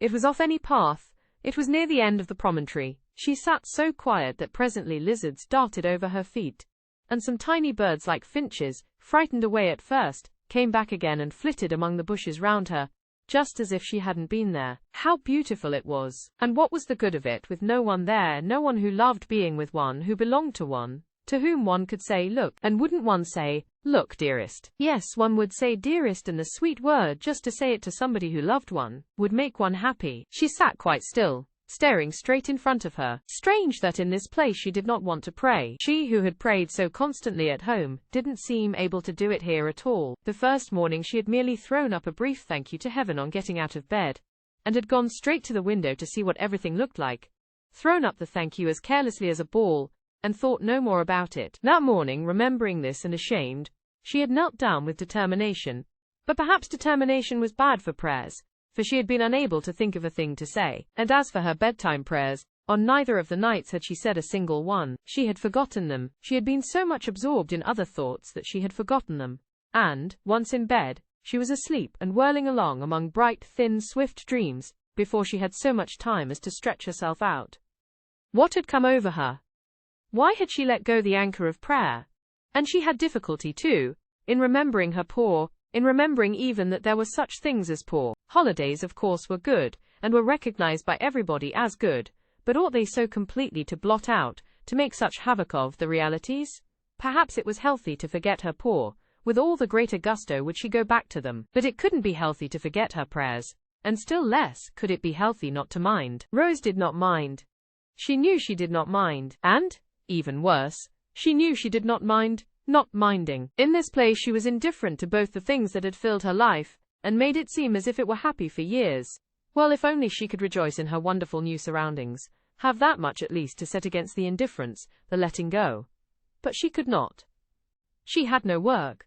She did not pray. She was left empty. Lottie had spoilt her day that day, as she had spoilt her day the day before. Lottie, with her invitation to her husband, with her suggestion that she too should invite hers. Having flung Frederick into her mind again the day before, Lottie had left her. For the whole afternoon she had left her alone with her thoughts. Since then they had been all of Frederick. Where at Hampstead he came to her only in her dreams, here he left her dreams free, and was with her during the day instead. And again that morning, as she was struggling not to think of him, Lottie had asked her just before disappearing singing down the path, if she had written yet and invited him, and again he was flung into her mind and she wasn't able to get him out. How could she invite him? It had gone on so long, their estrangement, such years. She would hardly know what words to use. And besides, he would not come. Why should he come? He didn't care about being with her. What could they talk about? Between them was the barrier of his work and her religion. She could not. How could she, believing as she did in purity, in responsibility for the effect of one's actions on others, bear his work, bear living by it. And he, she knew, had at first resented and then been merely bored by her religion. He had let her slip away, he had given her up, he no longer minded. He accepted her religion indifferently, as a settled fact. Both it and she, Rose's mind becoming more luminous in the clear light of April at San Salvatore, suddenly saw the truth, bored him. Naturally, when she saw this, when that morning it flashed upon her for the first time, she did not like it. She liked it so little, that for a space the whole beauty of Italy was blotted out. What was to be done about it? She could not give up believing in good and not liking evil, and it must be evil to live entirely on the proceeds of adulteries, however dead and distinguished they were. Besides, if she did, if she sacrificed her whole past, her bringing up, her work for the last 10 years, would she bore him less? Rose felt right down at her very roots that if you have once thoroughly bored somebody, it is next to impossible to unbore him. Once a bore, always a bore. Certainly, she thought, to the person originally bored. Then, thought she, looking out to sea through eyes grown misty, better cling to her religion. It was better, she hardly noticed the reprehensibleness of her thought, than nothing. But oh, she wanted to cling to something tangible, to love something living, something that one could hold against one's heart, that one could see and touch and do things for. If her poor baby hadn't died, babies didn't get bored with one. It took them a long while to grow up and find one out, and perhaps one's baby never did find one out. Perhaps one would always be to it, however old and bearded it grew, somebody special, somebody different from everyone else, and if for no other reason, precious in that one could never be repeated. Sitting with dim eyes looking out to sea, she felt an extraordinary yearning to hold something of her very own tight to her bosom. Rose was slender, and as reserved in figure as in character. Yet she felt a queer sensation of, how could she describe it? Bosom. There was something about San Salvatore that made her feel all bosom. She wanted to gather to her bosom, to comfort and protect, soothing the dear head that should lie on it with softest strokings and murmurs of love. Frederick's child, come to her, pillowed on her, because they were unhappy, because they had been hurt. They would need her then, if they had been hurt. They would let themselves be loved then, if they were unhappy. Well, the child was gone, would never come now. But perhaps Frederick, some day, when he was old and tired. Such were Mrs. Arbuthnot's reflections and emotions that first day at San Salvatore by herself. She went back to tea dejected as she had not been for years. San Salvatore had taken her carefully built-up semblance of happiness away from her, and given her nothing in exchange. Yes, it had given her yearnings in exchange, this ache and longing, this queer feeling of bosom, but that was worse than nothing. And she who had learned balance, who never at home was irritated but always able to be kind, could not, even in her dejection, that afternoon endure Mrs. Fisher's assumption of the position as hostess at tea. One would have supposed that such a little thing would not have touched her, but it did. Was her nature changing? Was she to be not only thrown back on long-stifled yearnings after Frederick, but also turned into somebody who wanted to fight over little things? After tea, when both Mrs. Fisher and Lady Caroline had disappeared again, it was quite evident that nobody wanted her. She was more dejected than ever, overwhelmed by the discrepancy between the splendor outside her, the warm, teeming beauty and self-sufficiency of nature, and the blank emptiness of her heart. Then came Lottie, back to dinner, incredibly more freckled, exuding the sunshine she had been collecting all day, talking, laughing, being tactless, being unwise, being without reticence. And Lady Caroline, so quiet at tea, woke up to animation, and Mrs. Fisher was not so noticeable, and Rose was beginning to revive a little, for Lottie's spirits were contagious as she described the delights of her day, a day which might easily to anyone else have had nothing in it but a very long and very hot walk and sandwiches, when she suddenly said, catching Rose's eye, "Letter gone?" Rose flushed. This tactlessness. What letter? Asked Scrap, interested. Both her elbows were on the table, and her chin was supported in her hands. For the nut stage had been reached, and there was nothing for it but to wait in as comfortable a position as possible till Mrs. Fisher had finished cracking. Asking her husband here, said Lottie. Mrs. Fisher looked up. Another husband? Was there to be no end to them? Nor was this one, then, a widow either. But her husband was no doubt a decent, respectable man, following a decent, respectable calling.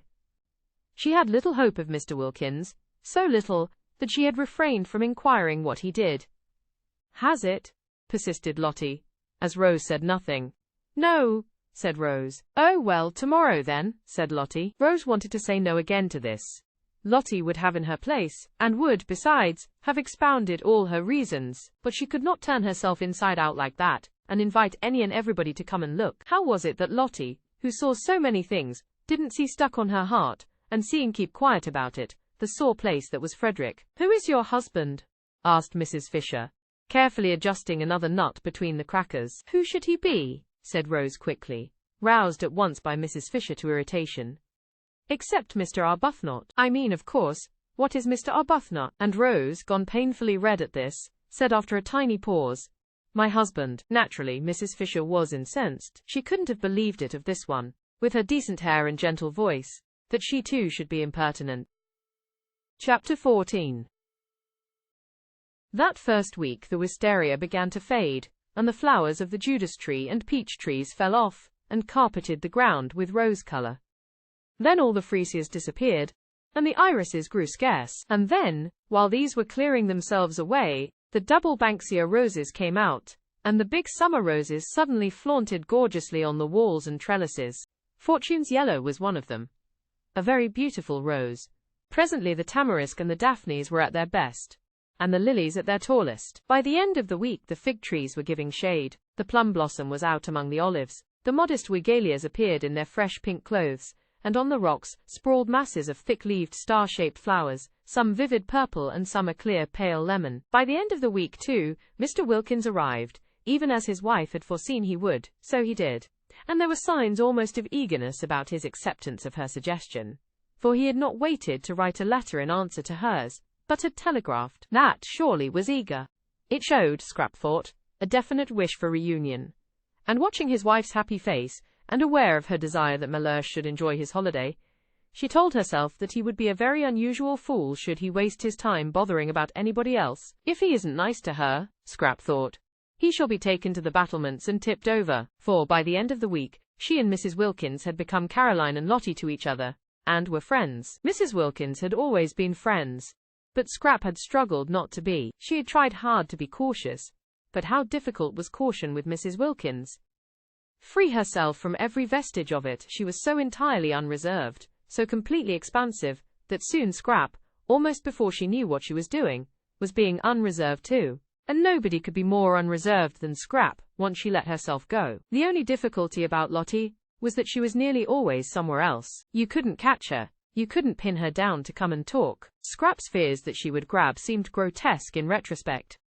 Why, there was no grab in her. At dinner and after dinner were the only times one really saw her. All day long she was invisible, and would come back in the late afternoon looking a perfect sight, her hair full of bits of moss and her freckles worse than ever. Perhaps she was making the most of her time before Mellersh arrived to do all the things she wanted to do, and meant to devote herself afterwards to going about with him, tidy, and in her best clothes.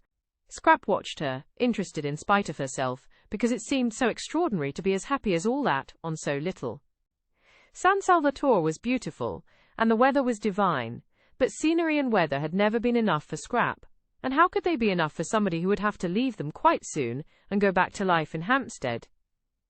Also there was the imminence of Mellersh, of that Mellersh from whom Lottie had so lately run.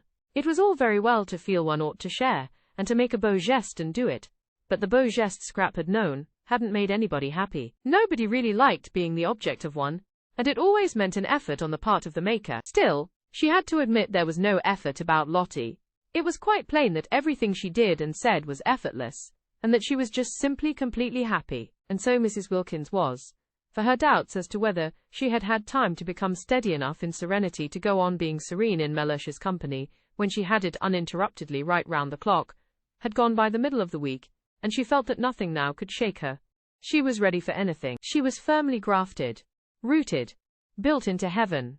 Whatever Mellersh said or did, she would not budge an inch out of heaven, would not rouse herself a single instant to come outside it and be cross.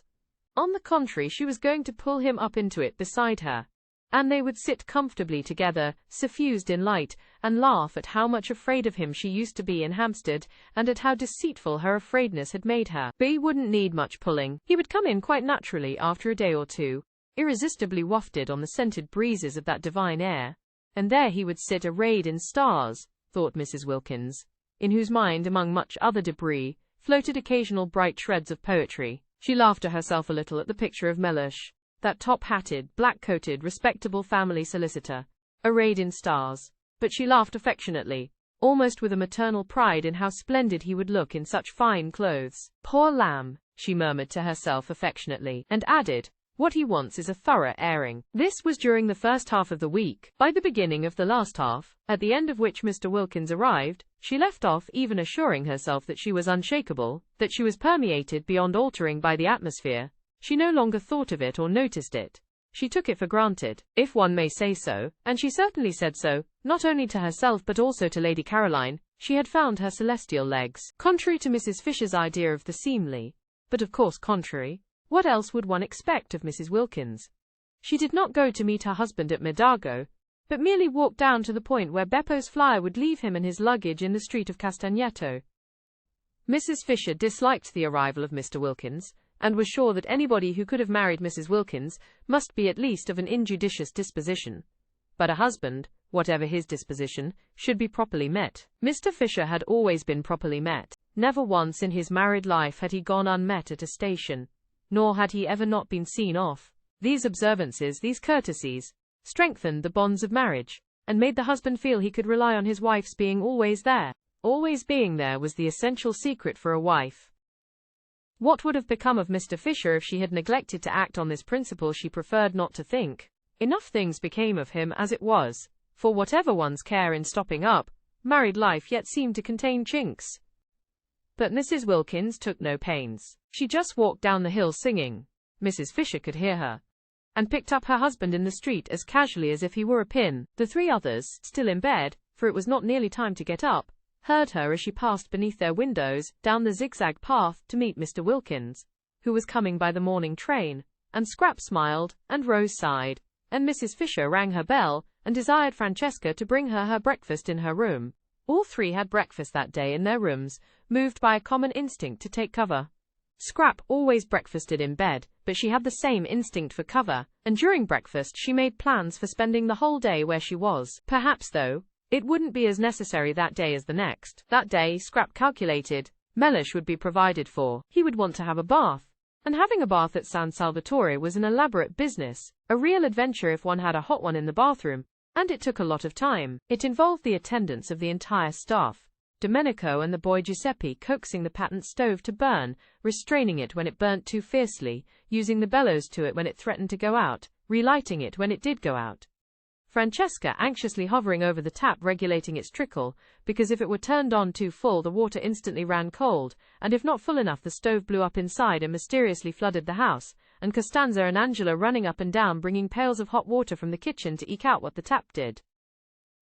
This bath had been put in lately, and was at once the pride and the terror of the servants. It was very patent. Nobody quite understood it. There were long printed instructions as to its right treatment hanging on the wall, in which the word pericoloso recurred. When Mrs. Fisher, proceeding on her arrival to the bathroom, saw this word, she went back to her room again, and ordered a sponge bath instead.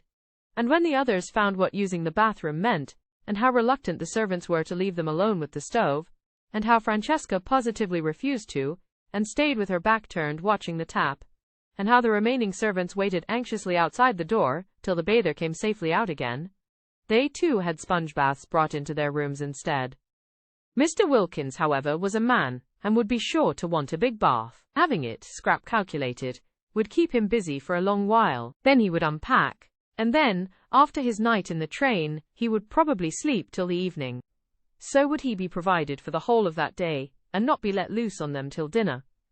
Therefore Scrap came to the conclusion she would be quite safe in the garden that day, and got up as usual after breakfast, and dawdled as usual through her dressing, listening with a slightly cocked ear to the sounds of Mr. Wilkins's arrival, of his luggage being carried into Lottie's room on the other side of the landing, of his educated voice as he inquired of Lottie first, "Do I give this fellow anything?" and immediately afterwards, "Can I have a hot bath?" of Lottie's voice cheerfully assuring him that he needn't give the fellow anything because he was the gardener, and that yes, he could have a hot bath.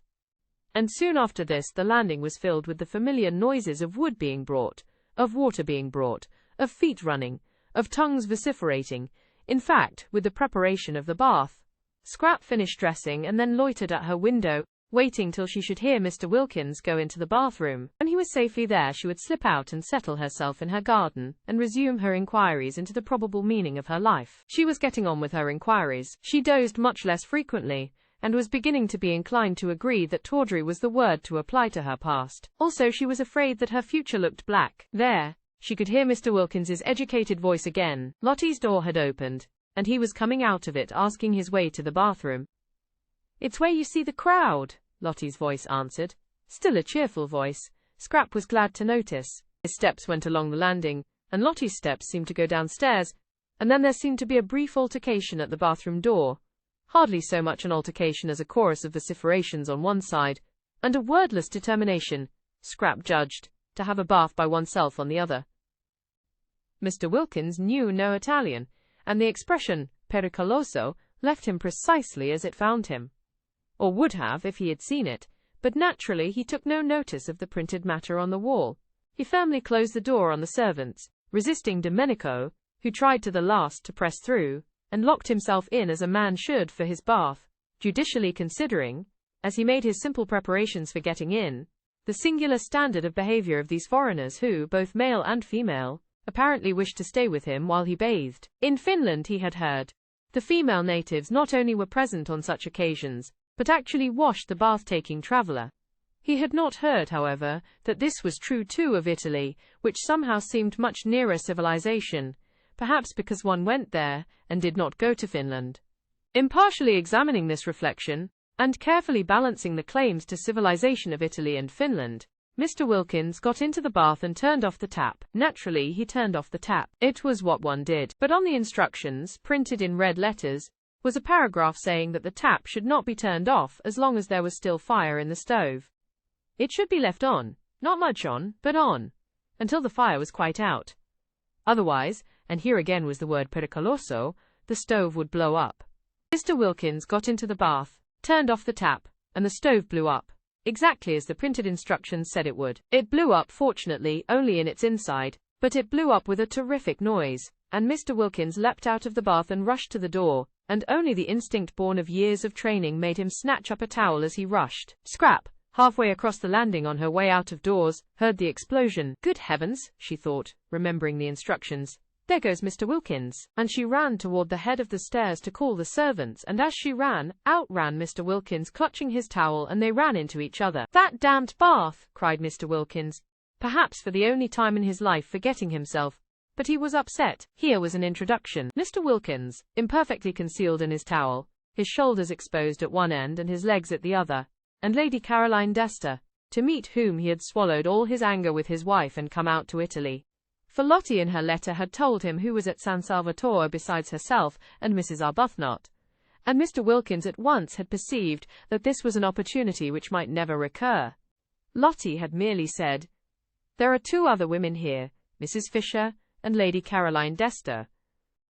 But that was enough. He knew all about the Droitwiches, their wealth, their connections, their place in history, and the power they had, should they choose to exert it, of making yet another solicitor happy, by adding him to those they already employed. Some people employed one solicitor for one branch of their affairs, and another for another. The affairs of the Droitwiches must have many branches. He had also heard, for it was, he considered, part of his business to hear, and having heard to remember, of the beauty of their only daughter. Even if the Droitwiches themselves did not need his services, their daughter might. Beauty led one into strange situations. Advice could never come amiss, and should none of them, neither parents nor daughter, nor any of their brilliant sons, need him in his professional capacity, it yet was obviously a most valuable acquaintance to make. It opened up vistas. It swelled with possibilities. He might go on living in Hampstead for years, and not again come across such another chance. Directly his wife's letter reached him, he telegraphed and packed. This was business. He was not a man to lose time when it came to business, nor was he a man to jeopardize a chance by neglecting to be amiable. He met his wife perfectly amiably, aware that amiability under such circumstances was wisdom. Besides, he actually felt amiable. Very. For once, Lottie was really helping him. He kissed her affectionately on getting out of Beppo's fly, and was afraid she must have got up extremely early. He made no complaints of the steepness of the walk-up. He told her pleasantly of his journey, and when called upon, obediently admired the views.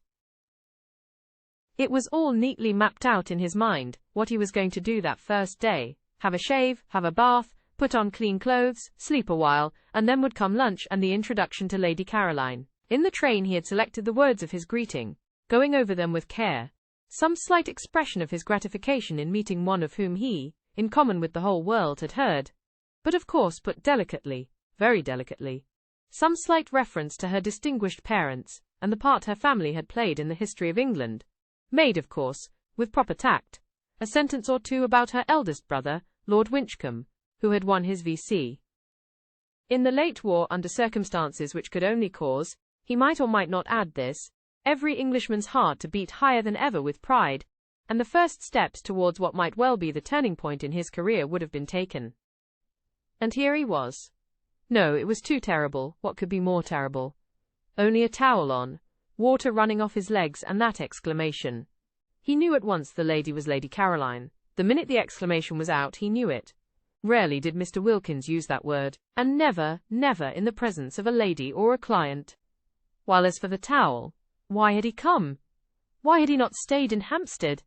It would be impossible to live this down. But Mr. Wilkins was reckoning without Scrap. She indeed screwed up her face at the first flash of him on her astonished sight, in an enormous effort not to laugh, and having choked the laughter down and got her face serious again, she said as composedly as if he had had all his clothes on, "How do you do?" What perfect tact! Mr. Wilkins could have worshipped her, this exquisite ignoring, blue blood of course coming out. Overwhelmed with gratitude, he took her offered hand and said, "How do you do?" in his turn, and merely to repeat the ordinary word seemed magically to restore the situation to the normal. Indeed, he was so much relieved, and it was so natural to be shaking hands, to be conventionally greeting, that he forgot he had only a towel on, and his professional manner came back to him. He forgot what he was looking like. But he did not forget that this was Lady Caroline Dester, the lady he had come all the way to Italy to see.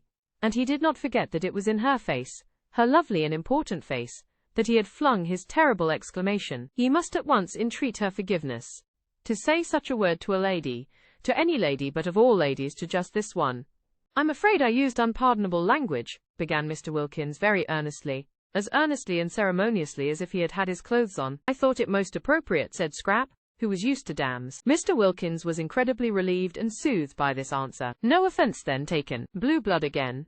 Only blue blood could afford such a liberal, such an understanding attitude. "It is Lady Caroline Dester, is it not, to whom I am speaking?" he asked, his voice sounding even more carefully cultivated than usual, for he had to restrain too much pleasure, too much relief, too much of the joy of the pardoned and the shriven from getting into it. "Yes," said Scrap, and for the life of her, she couldn't help smiling. She couldn't help it. She hadn't meant to smile at Mr. Wilkins, not ever, but really he looked, and then his voice on the top of the rest of him, oblivious of the towel and his legs, and talking just like a church. "Allow me to introduce myself," said Mr. Wilkins, with the ceremony of the drawing-room. "My name is Mellish Wilkins," and he instinctively held out his hand a second time at the words. "I thought perhaps it was," said Scrap, a second time having hers shaken, and a second time unable not to smile. He was about to proceed to the first of the graceful tributes he had prepared in the train, oblivious, as he could not see himself, that he was without his clothes, when the servants came running up the stairs, and simultaneously, Mrs. Fisher appeared in the doorway of her sitting-room. For all this had happened very quickly, and the servants away in the kitchen, and Mrs. Fisher pacing her battlements, had not had time on hearing the noise to appear before the second handshake. The servants, when they heard the dreaded noise, knew at once what had happened, and rushed straight into the bathroom to try and staunch the flood, taking no notice of the figure on the landing in the towel. But Mrs. Fisher did not know what the noise could be, and coming out of her room to inquire, stood rooted on the doorsill. It was enough to root anybody. Lady Caroline shaking hands with what, evidently, if he had had clothes on, would have been Mrs. Wilkins's husband, and both of them conversing just as if. Then Scrap became aware of Mrs. Fisher. She turned to her at once. "Do let me," she said gracefully, "introduce Mr. Mellish Wilkins. He has just come. This," she added, turning to Mr. Wilkins, "is Mrs. Fisher." And Mr. Wilkins, nothing if not courteous, reacted at once to the conventional formula. First he bowed to the elderly lady in the doorway, then he crossed over to her, his wet feet leaving footprints as he went, and having got to her, he politely held out his hand. "It is a pleasure," said Mr. Wilkins in his carefully modulated voice, "to meet a friend of my wife's." Scrap melted away down into the garden. Chapter 15.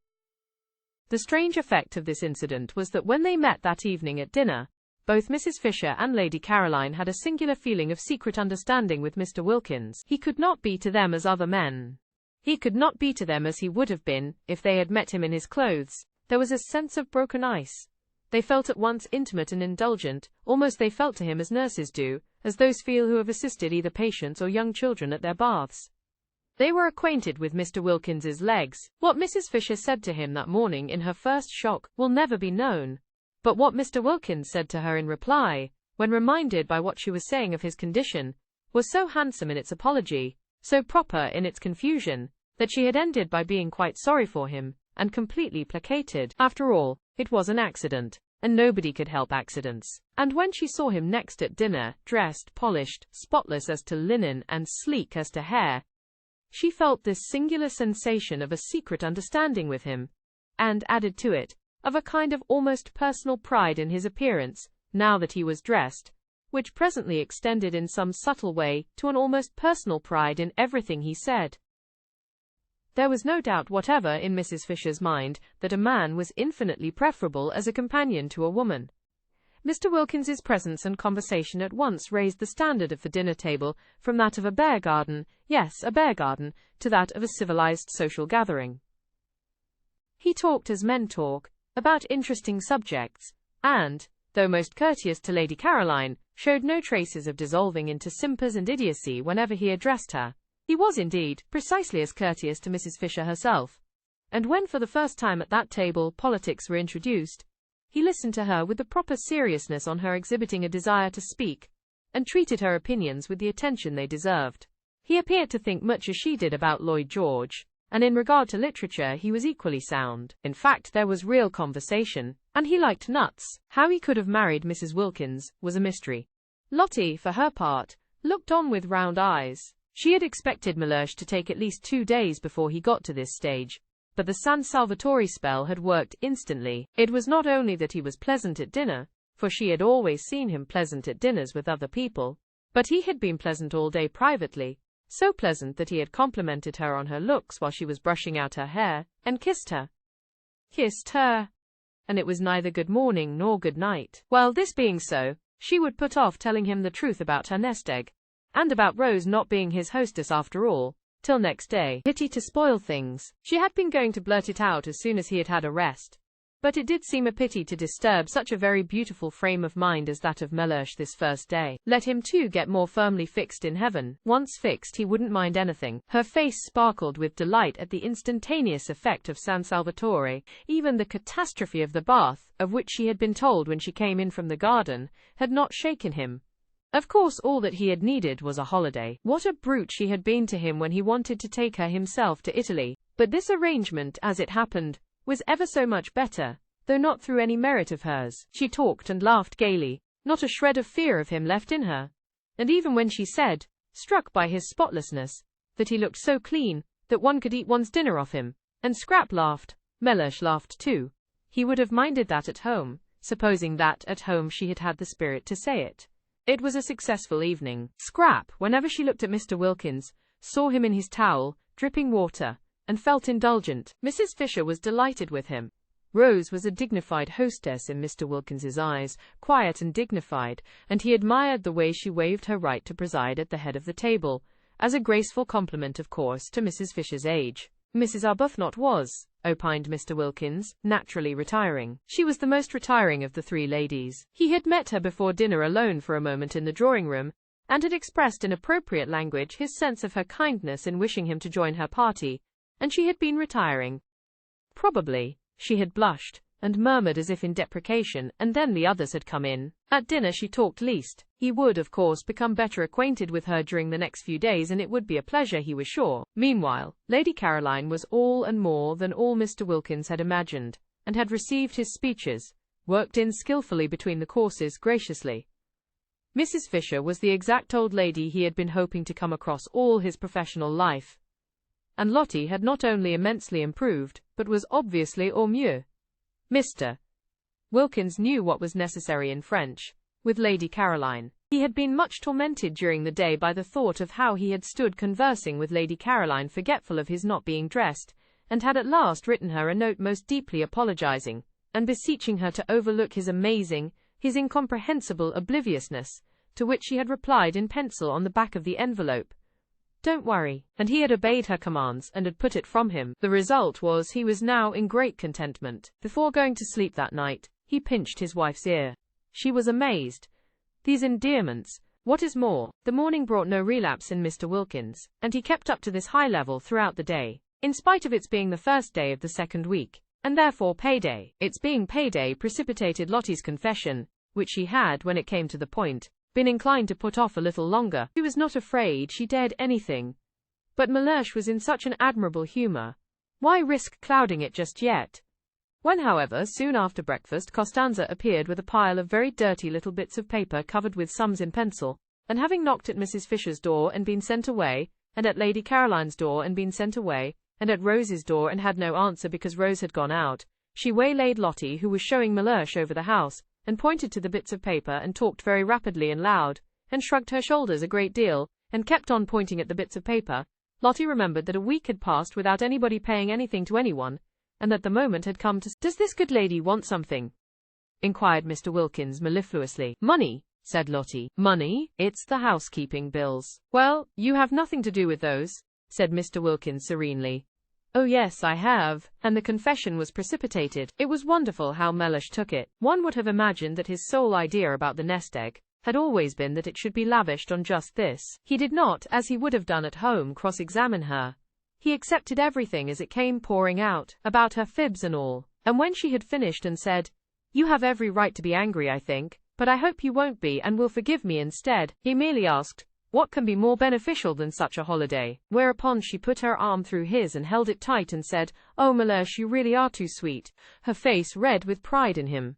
That he should so quickly assimilate the atmosphere, that he should at once become nothing but kindness, showed surely what a real affinity he had with good and beautiful things. He belonged quite naturally in this place of heavenly calm. He was, extraordinary how she had misjudged him, by nature a child of light. Fancy not minding the dreadful fibs she had gone in for before leaving home. Fancy passing even those over without comment. Wonderful. Yet not wonderful, for wasn't he in heaven? In heaven nobody minded any of those done with things. One didn't even trouble to forgive and forget. One was much too happy. She pressed his arm tight in her gratitude and appreciation, and though he did not withdraw his, neither did he respond to her pressure. Mr. Wilkins was of a cool habit, and rarely had any real wish to press. Meanwhile Costanza, perceiving that she had lost the Wilkinses' ear, had gone back to Mrs. Fisher, who at least understood Italian, besides being clearly in the servant's eyes the one of the party marked down by age and appearance to pay the bills, and to her, while Mrs. Fisher put the final touches to her toilette, for she was preparing, by means of putting on a hat and veil and feather boa and gloves, to go for her first stroll in the lower garden, positively her first since her arrival. She explained that unless she was given money to pay the last week's bills, the shops of Castagneto would refuse credit for the current week's food. Not even credit would they give, affirmed Costanza, who had been spending a great deal and was anxious to pay all her relations what was owed them, and also to find out how her mistresses took it for that day's meals. Soon it would be the hour of colazione. And how could there be colazione without meat, without fish, without eggs, without— Mrs. Fisher took the bills out of her hand and looked at the total, and she was so much astonished by its size, so much horrified by the extravagance to which it testified, that she sat down at her writing table to go into the thing thoroughly. Costanza had a very bad half-hour. She had not supposed it was in the English to be so mercenary. And then La Vecchia, as she was called in the kitchen, knew so much Italian, and with a doggedness that filled Costanza with shame on her behalf, for such conduct was the last one expected from the noble English, she went through item after item, requiring and persisting till she got them, explanations. There were no explanations, except that Costanza had had one glorious week of doing exactly as she chose, of splendid unbridled license, and that this was the result. Costanza, having no explanations, wept. It was miserable to think she would have to cook from now on under watchfulness, under suspicion. And what would her relations say when they found the orders they received were whittled down? They would say she had no influence. They would despise her. Costanza wept, but Mrs. Fisher was unmoved. In slow and splendid Italian, with the roll of the cantos of the Inferno, she informed her that she would pay no bills till the following week. and that meanwhile the food was to be precisely as good as ever, and at a quarter the cost. Costanza threw up her hands.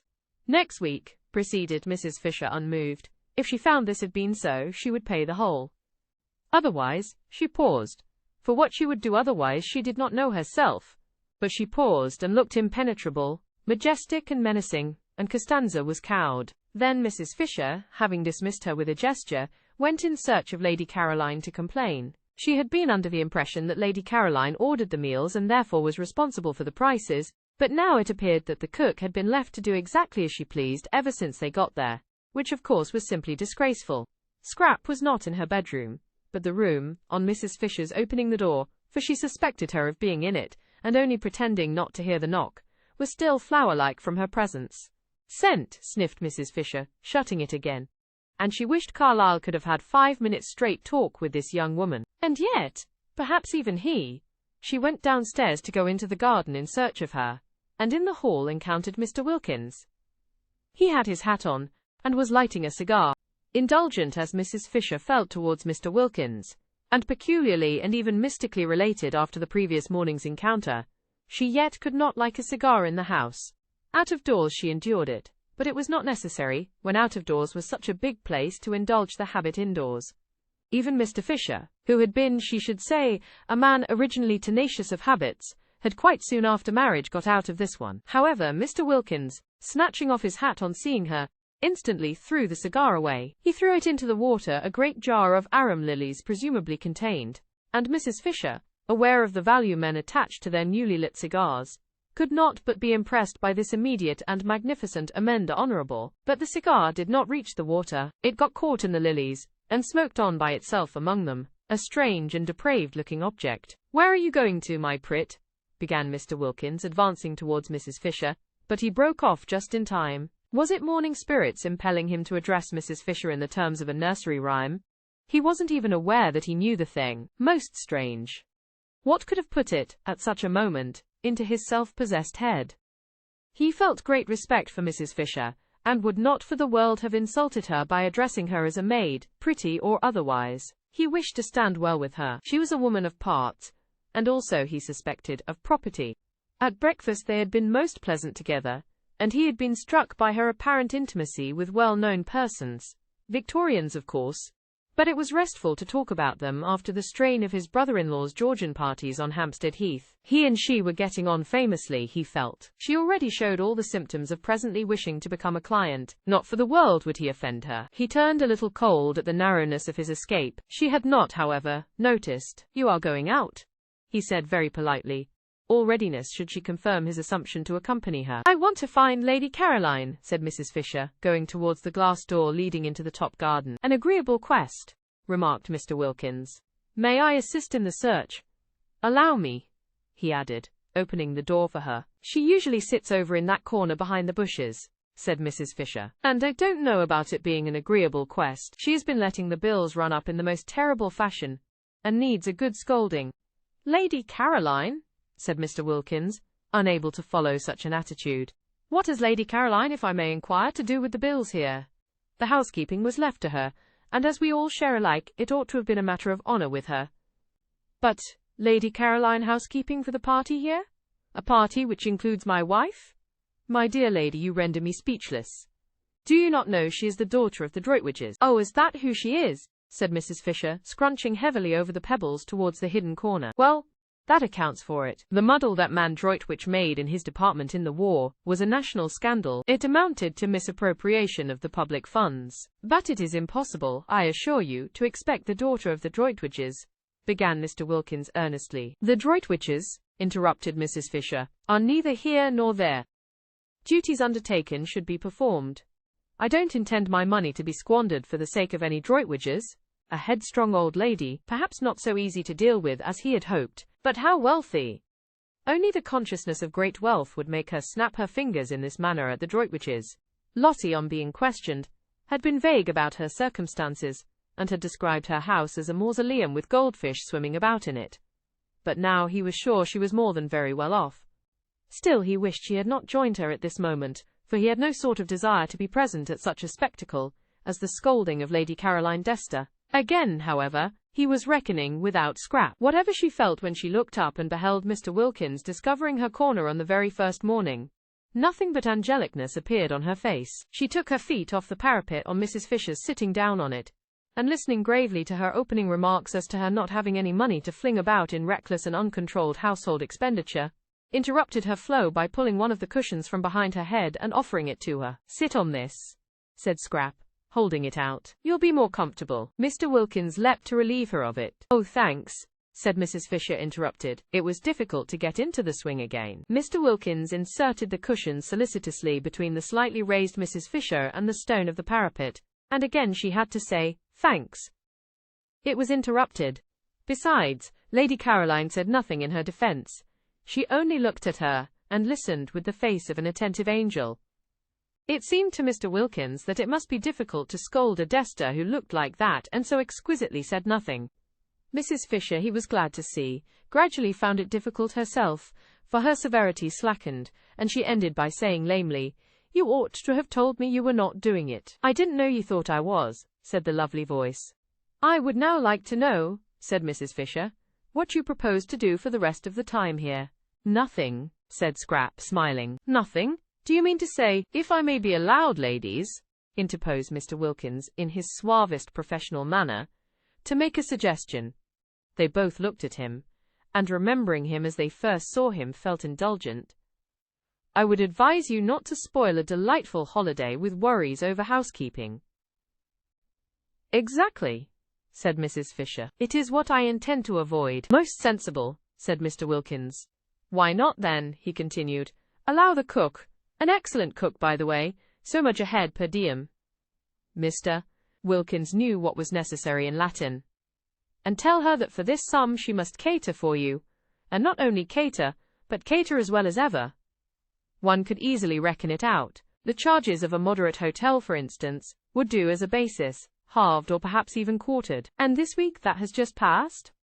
asked Mrs. Fisher. "The terrible bills of this first week? What about them?" "They shall be my present to San Salvatore," said Scrap, who didn't like the idea of Lottie's nest egg being reduced so much beyond what she was prepared for. There was a silence. The ground was cut from under Mrs. Fisher's feet. "Of course, if you choose to throw your money about," she said at last, disapproving but immensely relieved, while Mr. Wilkins was wrapped in the contemplation of the precious qualities of blue blood.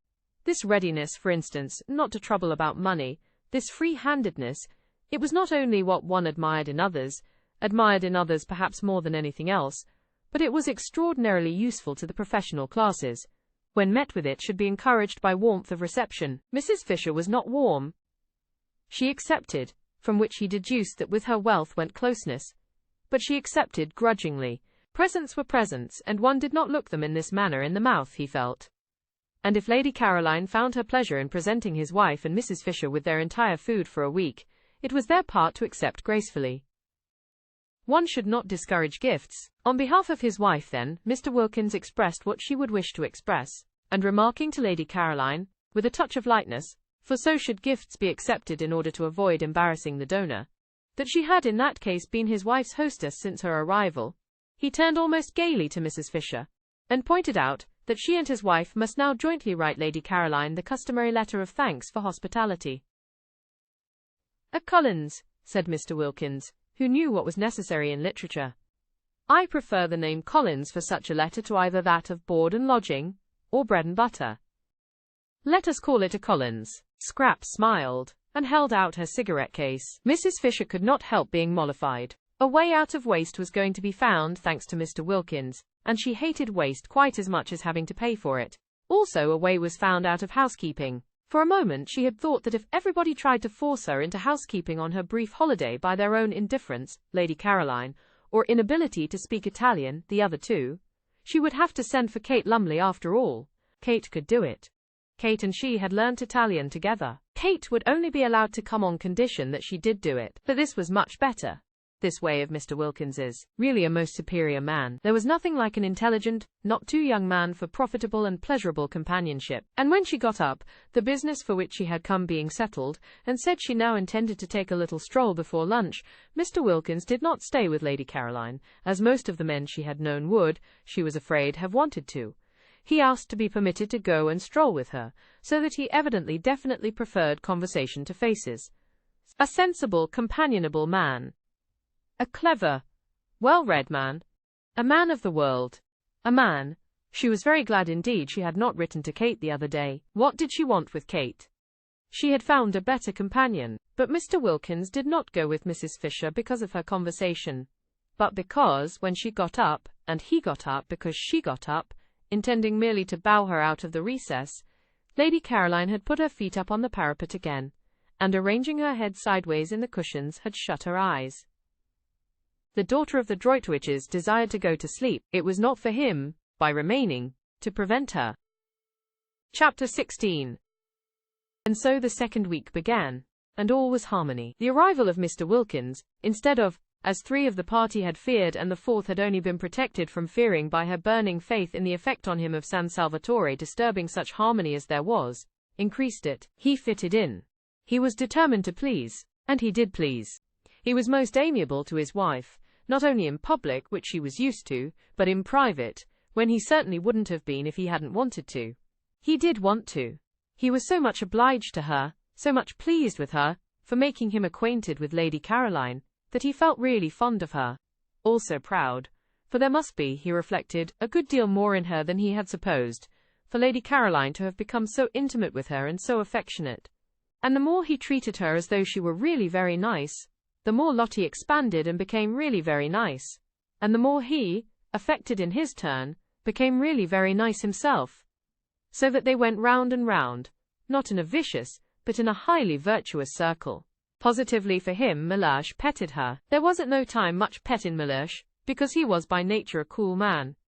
Yet such was the influence on him of, as Lottie supposed, San Salvatore, that in this second week he sometimes pinched both her ears, one after the other, instead of only one. And Lottie, marveling at such rapidly developing affectionateness, wondered what he would do, should he continue at this rate, in the third week, when her supply of ears would have come to an end. He was particularly nice about the washstand, and genuinely desirous of not taking up too much of the space in the small bedroom. Quick to respond, Lottie was even more desirous not to be in his way, and the room became the scene of many an affectionate combat de générosité, each of which left them more pleased with each other than ever. He did not again have a bath in the bathroom, though it was mended and ready for him, but got up and went down every morning to the sea, and in spite of the cool nights making the water cold early, had his dip as a man should, and came up to breakfast rubbing his hands and feeling, as he told Mrs. Fisher, prepared for anything. Lottie's belief in the irresistible influence of the heavenly atmosphere of San Salvatore being thus obviously justified, and Mr. Wilkins, whom Rose knew as alarming and Scrap had pictured as icily unkind, being so evidently a changed man, both Rose and Scrap began to think there might after all be something in what Lottie insisted on, and that San Salvatore did work purgingly on the character. They were the more inclined to think so, in that they too felt a working going on inside themselves. They felt more cleared, both of them, that second week. Scrap in her thoughts, many of which were now quite nice thoughts, real amiable ones about her parents and relations, with a glimmer in them of recognition of the extraordinary benefit she had received at the hands of what? Fate? Providence? Anyhow of something, and of how, having received them, she had misused them by failing to be happy. And Rose in her bosom, which though it still yearned to some purpose, for she was reaching the conclusion that merely inactively to yearn was no use at all, and that she must either by some means stop her yearning, or give it at least a chance, remote, but still a chance, of being quieted by writing to Frederick and asking him to come out.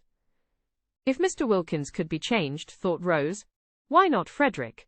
How wonderful it would be, how too wonderful, if the place worked on him too, and were able to make them even a little understand each other, even a little be friends. Rose, so far had loosening and disintegration gone on in her character, now was beginning to think her obstinate straight-lacedness about his books, and her austere absorption in good works, had been foolish and perhaps even wrong. He was her husband, and she had frightened him away. She had frightened love away. Precious love. And that couldn't be good. Was not Lottie right when she said the other day that nothing at all except love mattered? Nothing certainly seemed much use unless it was built up on love, but once frightened away, could it ever come back? Yes, it might in that beauty, It might in the atmosphere of happiness Lottie and San Salvatore seemed between them to spread round like some divine infection. She had, however, to get him there first, and he certainly couldn't be got there if she didn't write and tell him where she was. She would write. She must write. For if she did, there was at least a chance of his coming, and if she didn't, there was manifestly none. And then, once here in this loveliness, with everything so soft and kind and sweet all round, it would be easier to tell him, to try and explain, to ask for something different, for at least an attempt at something different in their lives in the future, instead of the blankness of separation, the cold, oh, the cold, of nothing at all but the great windiness of faith, the great bleakness of works.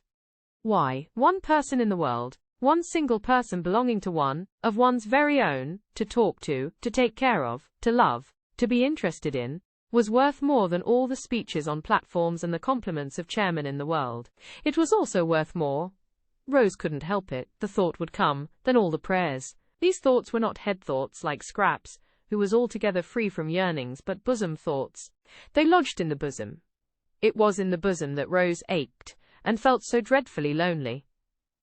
And when her courage failed her, as it did on most days, and it seemed impossible to write to Frederick, she would look at Mr. Wilkins, and revive. There he was, a changed man. There he was, going into that small, uncomfortable room every night, that room whose proximities had been Lottie's only misgiving, and coming out of it in the morning, and Lottie coming out of it too, both of them as unclouded and as nice to each other as when they went in. And hadn't he, so critical at home, Lottie had told her, of the least thing going wrong, emerged from the bath catastrophe, as untouched in spirit as Shadrach, Meshach and Abednego were untouched in body when they emerged from the fire. Miracles were happening in this place. If they could happen to Mr. Wilkins, why not to Frederick? She got up quickly. Yes, she would write. She would go and write to him at once. But suppose... She paused. Suppose he didn't answer. Suppose he didn't even answer, and she sat down again to think a little longer. In these hesitations did Rose spend most of the second week. Then there was Mrs. Fisher. Her restlessness increased that second week. It increased to such an extent that she might just as well not have had her private sitting room at all, for she could no longer sit. Not for 10 minutes together could Mrs. Fisher sit. And added to the restlessness, as the days of the second week proceeded on their way, she had a curious sensation, which worried her, of rising sap. She knew the feeling, because she had sometimes had it in childhood in specially swift springs, when the lilacs and the syringas seemed to rush out into blossom in a single night.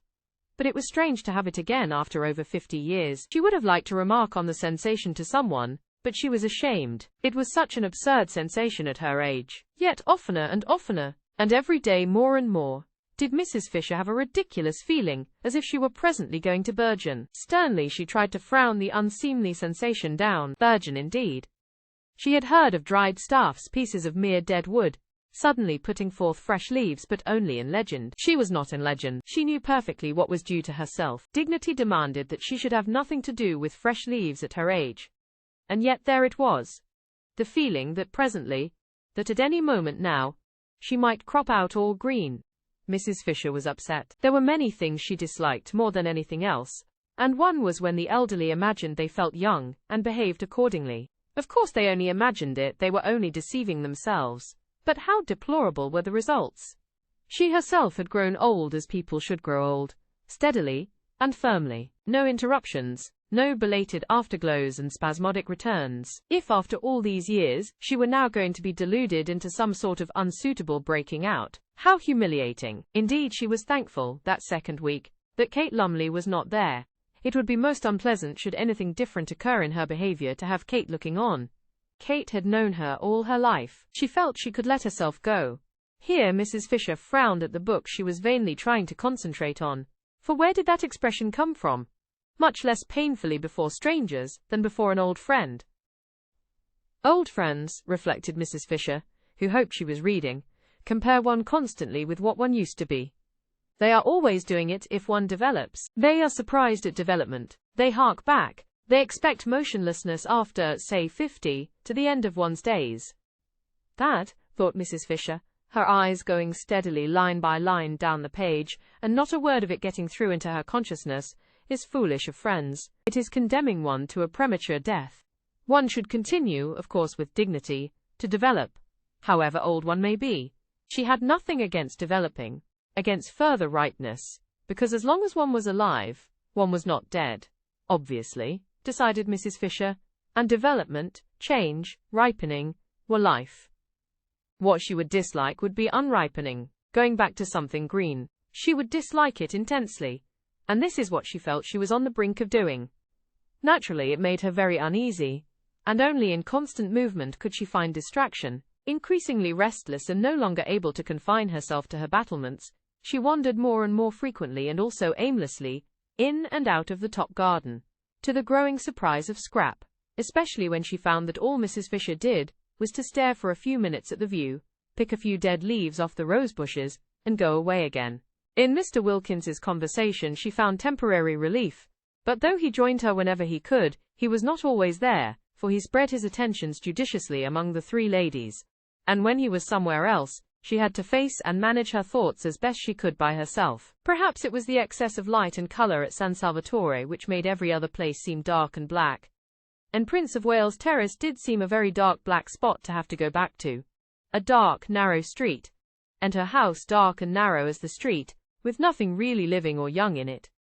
The goldfish could hardly be called living, or at most not more than half living, and were certainly not young, and except for them there were only the maids, and they were dusty old things. Dusty old things. Mrs. Fisher paused in her thoughts, arrested by the strange expression. Where had it come from? How was it possible for it to come at all?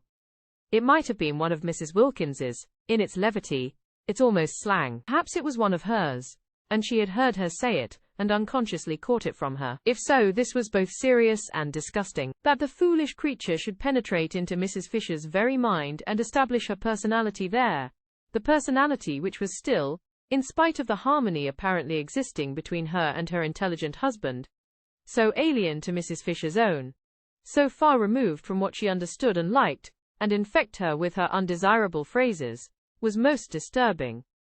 Never in her life before had such a sentence come into Mrs. Fisher's head.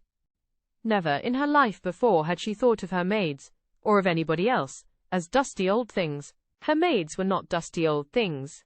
They were most respectable, neat women, who were allowed the use of the bathroom every Saturday night. Elderly, certainly, but then so was she, so was her house, so was her furniture, so were her goldfish. They were all elderly as they should be together, but there was a great difference between being elderly and being a dusty old thing. How true it was what Ruskin said, that evil communications corrupt good manners. But did Ruskin say it? On second thoughts she was not sure, but it was just the sort of thing he would have said if he had said it, and in any case it was true. Merely hearing Mrs. Wilkins's evil communications at meals, she did not listen. She avoided listening, yet it was evident she had heard. Those communications which, in that they so often were at once vulgar, indelicate and profane, and always, she was sorry to say, laughed at by Lady Caroline, must be classed as evil, was spoiling her own mental manners. Soon she might not only think, but say, how terrible that would be, if that were the form her breaking out was going to take, the form of unseemly speech. Mrs. Fisher was afraid she would hardly with any degree of composure be able to bear it. At this stage, Mrs. Fisher wished more than ever that she were able to talk over her strange feelings with someone who would understand. There was, however, no one who would understand except Mrs. Wilkins herself. She would know at once, Mrs. Fisher was sure, what she felt like, but this was impossible. It would be as abject as begging the very microbe that was infecting one for protection against its disease. She continued, accordingly, to bear her sensations in silence, and was driven by them into that frequent aimless appearing in the top garden, which presently roused even Scrap's attention. Scrap had noticed it, and vaguely wondered at it, for some time before Mr. Wilkins inquired of her one morning, as he arranged her cushions for her. He had established the daily assisting of Lady Caroline into her chair as his special privilege, whether there was anything the matter with Mrs. Fisher. At that moment Mrs. Fisher was standing by the eastern parapet, shading her eyes and carefully scrutinizing the distant white houses of Mizago. They could see her through the branches of the daphnes.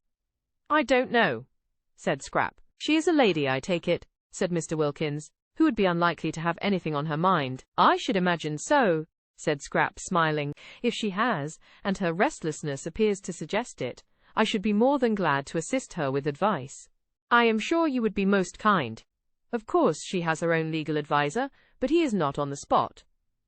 I am, and a lawyer on the spot," said Mr. Wilkins, who endeavoured to make his conversation when he talked to Lady Caroline light, aware that one must be light with young ladies. "Is worth 2 in. We won't be ordinary and complete the proverb, but say London. You should ask her if she needs assistance. Would you advise it? Would it not be a little delicate to touch on such a question, the question whether or no a lady has something on her mind? Perhaps she will tell you, if you go and talk to her. I think it must be lonely to be Mrs. Fisher." "You are all thoughtfulness and consideration," declared Mr. Wilkins, wishing for the first time in his life that he were a foreigner, so that he might respectfully kiss her hand on withdrawing to go obediently and relieve Mrs. Fisher's loneliness. It was wonderful what a variety of exits from her corner scrap contrived for Mr. Wilkins. Each morning she found a different one, which sent him off pleased after he had arranged her cushions for her. She allowed him to arrange the cushions because she instantly had discovered, the very first 5 minutes of the very first evening, that her fears lest he should cling to her and stare in dreadful admiration were baseless. Mr. Wilkins did not admire like that. It was not only, she instinctively felt, not in him, but if it had been, he would not have dared to in her case. He was all respectfulness. She could direct his movements in regard to herself with the raising of an eyelash. His one concern was to obey. She had been prepared to like him if he would only be so obliging as not to admire her, and she did like him. She did not forget his moving defenselessness the first morning in his towel, and he amused her, and he was kind to Lottie. It is true she liked him most when he wasn't there, but then she usually liked everybody most when they weren't there. Certainly he did seem to be one of those men, rare in her experience, who never looked at a woman from the predatory angle. The comfort of this, the simplification it brought into the relations of the party, was immense. From this point of view Mr. Wilkins was simply ideal.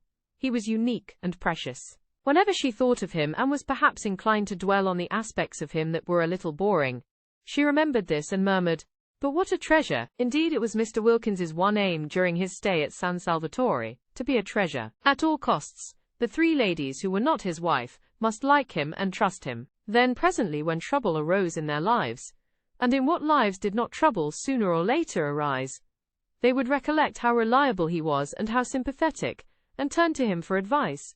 Ladies with something on their minds were exactly what he wanted. Lady Caroline, he judged, had nothing on hers at the moment, but so much beauty, for he could not but see what was evident, must have had its difficulties in the past, and would have more of them before it had done. In the past he had not been at hand, in the future he hoped to be. And meanwhile the behaviour of Mrs. Fisher, the next in importance of the ladies from the professional point of view, showed definite promise. It was almost certain that Mrs. Fisher had something on her mind. He had been observing her attentively, and it was almost certain, with the third, with Mrs. Arbuthnot, he had up to this made least headway, for she was so very retiring and quiet. But might not this very retiringness, this tendency to avoid the others and spend her time alone, indicate that she too was troubled? If so, he was her man. He would cultivate her. He would follow her, and sit with her, and encourage her to tell him about herself. Arbuthnot, he understood from Lottie, was a British Museum official. Nothing specially important at present, but Mr. Wilkins regarded it as his business to know all sorts and kinds. Besides, there was promotion. Arbuthnot, promoted, might become very much worthwhile. As for Lottie, she was charming. She really had all the qualities he had credited her with during his courtship, and they had been, it appeared, merely in abeyance since. His early impressions of her were now being endorsed by the affection and even admiration Lady Caroline showed for her. Lady Caroline Dester was the last person, he was sure, to be mistaken on such a subject. Her knowledge of the world, her constant association with only the best, must make her quite unerring. Lottie was evidently, then, that which before marriage he had believed her to be. She was valuable. She certainly had been most valuable in introducing him to Lady Caroline and Mrs. Fisher. A man in his profession could be immensely helped by a clever and attractive wife. Why had she not been attractive sooner? Why this sudden flowering? Mr. Wilkins began too to believe there was something peculiar, as Lottie had almost at once informed him, in the atmosphere of San Salvatore.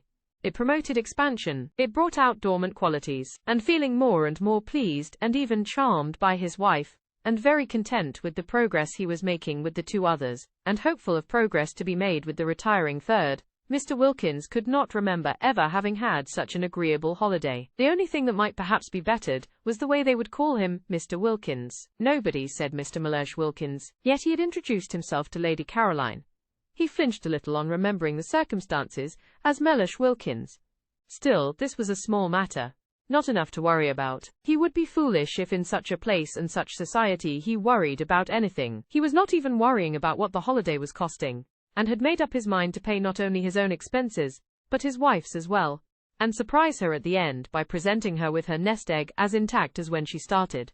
And just the knowledge that he was preparing a happy surprise for her made him feel warmer than ever towards her. In fact, Mr. Wilkins, who had begun by being consciously and according to plan on his best behavior, remained on it unconsciously and with no effort at all. And meanwhile, the beautiful golden days were dropping gently from the second week one by one, equal in beauty with those of the first. And the scent of beanfields in flower on the hillside behind the village came across to San Salvatore whenever the air moved. In the garden that second week, the poet's-eyed narcissus disappeared out the long grass at the edge of the zigzag path, and wild gladiolus, slender and rose-colored, came in their stead. White pinks bloomed in the borders, filling the whole place with their smoky sweet smell, and a bush nobody had noticed burst into glory and fragrance, and it was a purple lilac bush. Such a jumble of spring and summer was not to be believed in, except by those who dwelt in those gardens. Everything seemed to be out together, all the things crowded into 1 month, which in England are spread penuriously over 6. Even primroses were found one day by Mrs. Wilkins in a cold corner up in the hills, and when she brought them down to the geraniums and heliotrope of San Salvatore, they looked quite shy. Chapter 17. On the first day of the third week, Rose wrote to Frederick. In case she should again hesitate and not post the letter, she gave it to Domenico to post, for if she did not write now, there would be no time left at all. Half the month at San Salvatore was over. Even if Frederick started directly he got the letter, which of course he wouldn't be able to do, what with packing and passport, besides not being in a hurry to come, he couldn't arrive for 5 days. Having done it, Rose wished she hadn't. He wouldn't come, he wouldn't bother to answer, and if he did answer, it would just be giving some reason which was not true, and about being too busy to get away, and all that had been got by writing to him would be that she would be more unhappy than before. What things one did when one was idle. This resurrection of Frederick, or rather this attempt to resurrect him, what was it but the result of having nothing whatever to do? She wished she had never come away on a holiday. What did she want with holidays? Work was her salvation.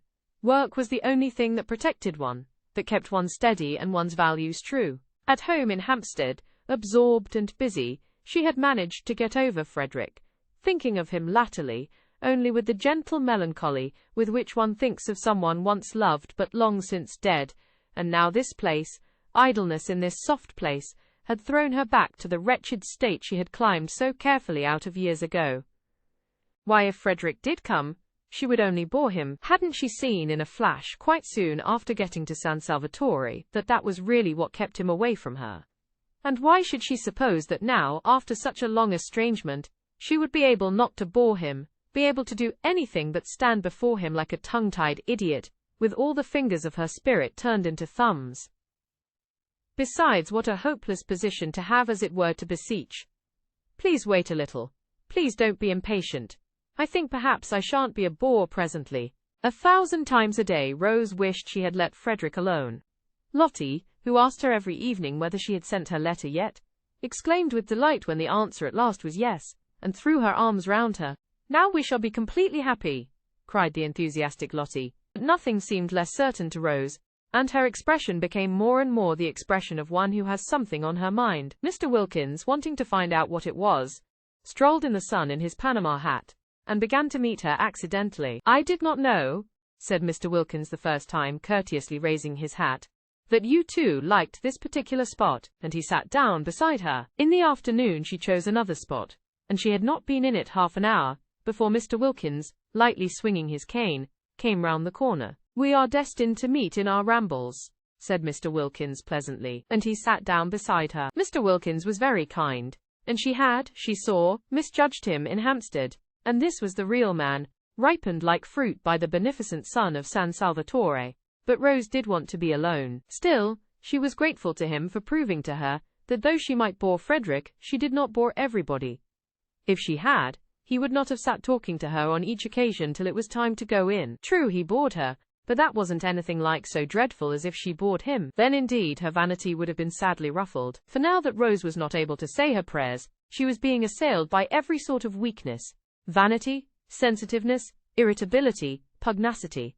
Strange, unfamiliar devils to have coming crowding on one, and taking possession of one's swept and empty heart. She had never been vain or irritable or pugnacious in her life before. Could it be that San Salvatore was capable of opposite effects, and the same sun that ripened Mr. Wilkins made her go acid? The next morning, so as to be sure of being alone, she went down, while Mr. Wilkins was still lingering pleasantly with Mrs. Fisher over breakfast, to the rocks by the water's edge where she and Lottie had sat the first day. Frederick by now had got her letter. Today, if he were like Mr. Wilkins, she might get a telegram from him. She tried to silence the absurd hope by jeering at it. Yet, if Mr. Wilkins had telegraphed, why not Frederick? The spell of San Salvatore wrote, even it seemed in notepaper. Lottie had not dreamed of getting a telegram, and when she came in at lunchtime, there it was. It would be too wonderful if when she went back at lunchtime, she found one there for her too. Rose clasped her hands tight round her knees. How passionately she longed to be important to somebody again. Not important on platforms, not important as an asset in an organization, but privately important, just to one other person, quite privately, nobody else to know or notice. It didn't seem much to ask in a world so crowded with people, just to have one of them, only one out of all the millions, to oneself. Somebody who needed one, who thought of one, who was eager to come to one.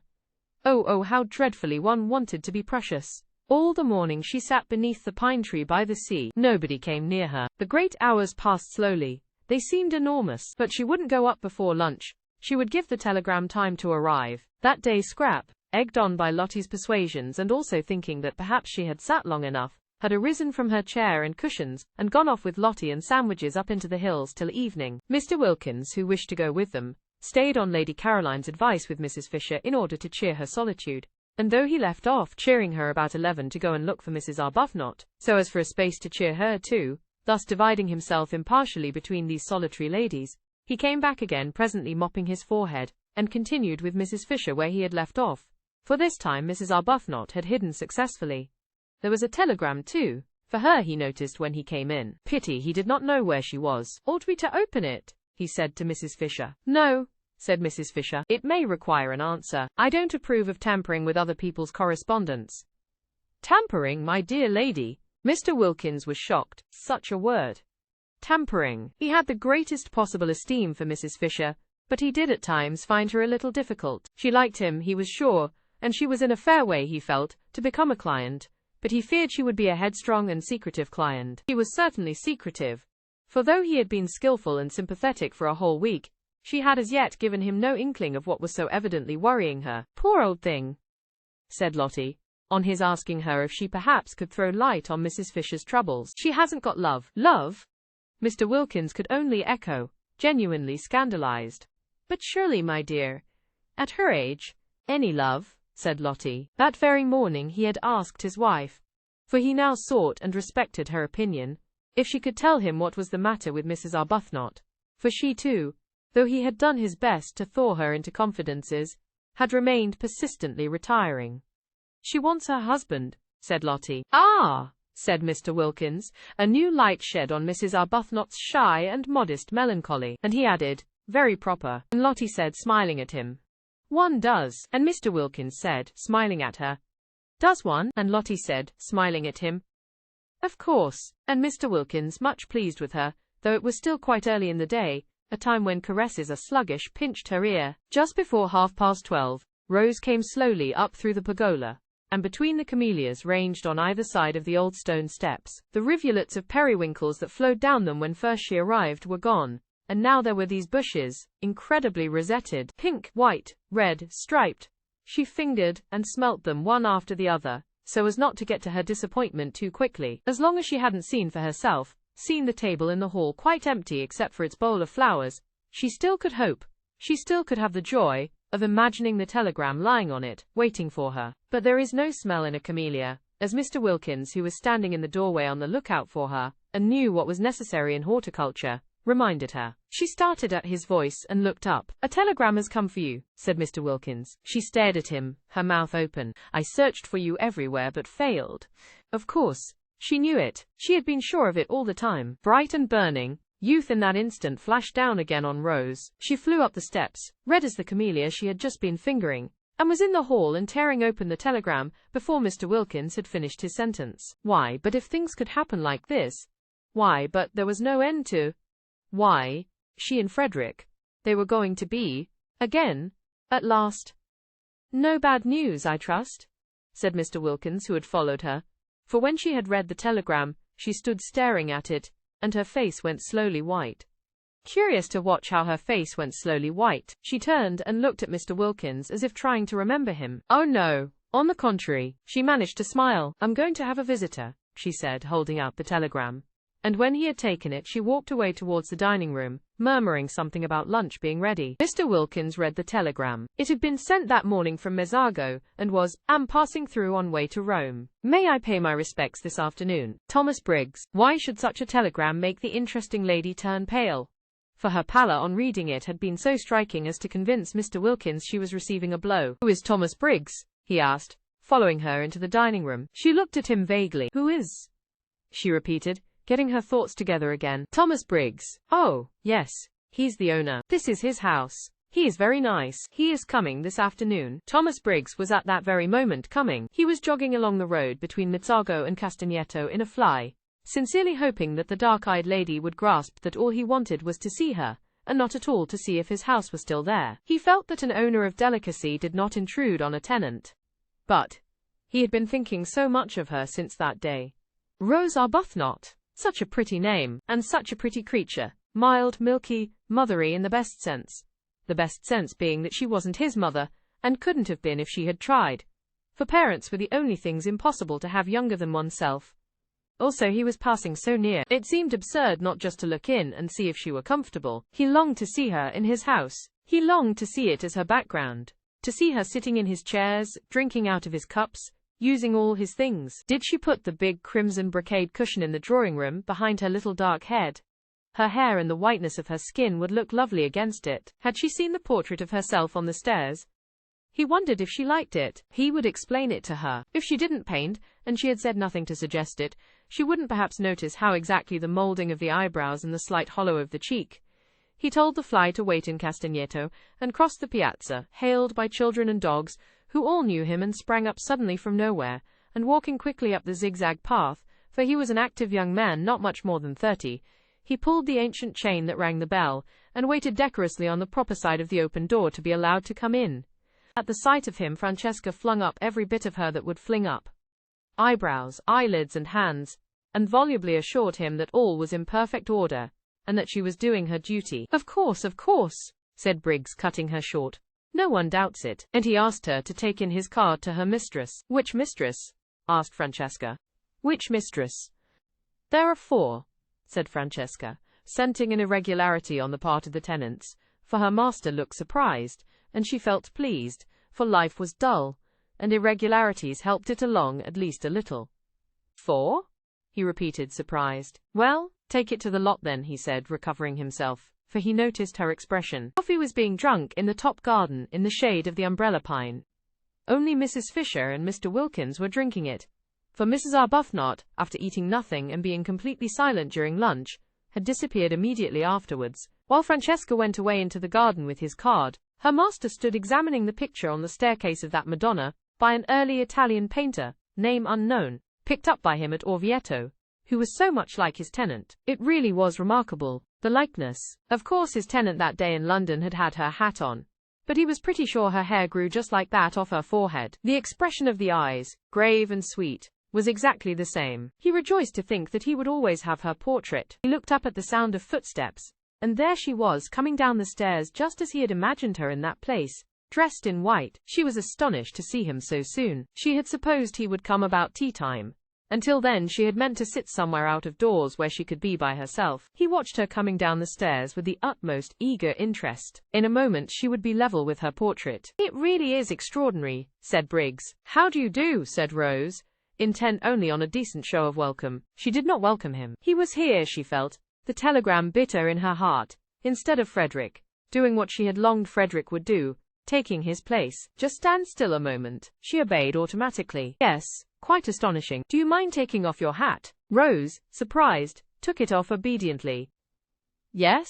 I thought so. I just wanted to make sure. And look, have you noticed? He began to make odd, swift passes with his hand over the face in the picture, measuring it, looking from it to her. Rose's surprise became amusement, and she could not help smiling. Have you come to compare me with my original? She asked. You do see how extraordinarily alike. I didn't know I looked so solemn. You don't, not now. You did a minute ago, quite as solemn. Oh yes, how do you do? He finished suddenly, noticing her outstretched hand. And he laughed and shook it, flushing, a trick of his, to the roots of his fair hair. Francesca came back. The Signora Fisher, she said, will be pleased to see him. Who is the Signora Fisher? He asked Rose. One of the 4 who are sharing your house. Then there are 4 of you. Yes, my friend and I found we couldn't afford it by ourselves. Oh, I say, began Briggs in confusion, for he would best have liked Rose Arbuthnot, pretty name, not to have to afford anything, but to stay at San Salvatore as long as she liked as his guest. Mrs. Fisher is having coffee in the top garden, said Rose. I'll take you to her, and introduce you. I don't want to go. You've got your hat on, so you were going for a walk. Mayn't I come too? I'd immensely like being shown round by you. But Mrs. Fisher is waiting for you. Won't she keep? Yes, said Rose, with the smile that had so much attracted him the first day. I think she will keep quite well till tea. Do you speak Italian? No, said Rose. Why? On that he turned to Francesca, and told her at a great rate, for in Italian he was glib, to go back to the Signora in the top garden, and tell her he had encountered his old friend, the Signora Arbuthnot, and was going for a walk with her, and would present himself to her later. Do you invite me to tea? He asked Rose, when Francesca had gone. Of course. It's your house. It isn't. It's yours. Till Monday week, she smiled. Come and show me all the views, he said eagerly. And it was plain, even to the self-depreciatory Rose, that she did not bore Mr. Briggs. Chapter 18. They had a very pleasant walk, with a great deal of sitting down in warm, time-fragrant corners, and if anything could have helped Rose to recover from the bitter disappointment of the morning, it would have been the company and conversation of Mr. Briggs. He did help her to recover, and the same process took place as that which Lottie had undergone with her husband, and the more Mr. Briggs thought Rose charming, the more charming she became. Briggs was a man incapable of concealments, who never lost time if he could help it. They had not got to the end of the headland where the lighthouse is.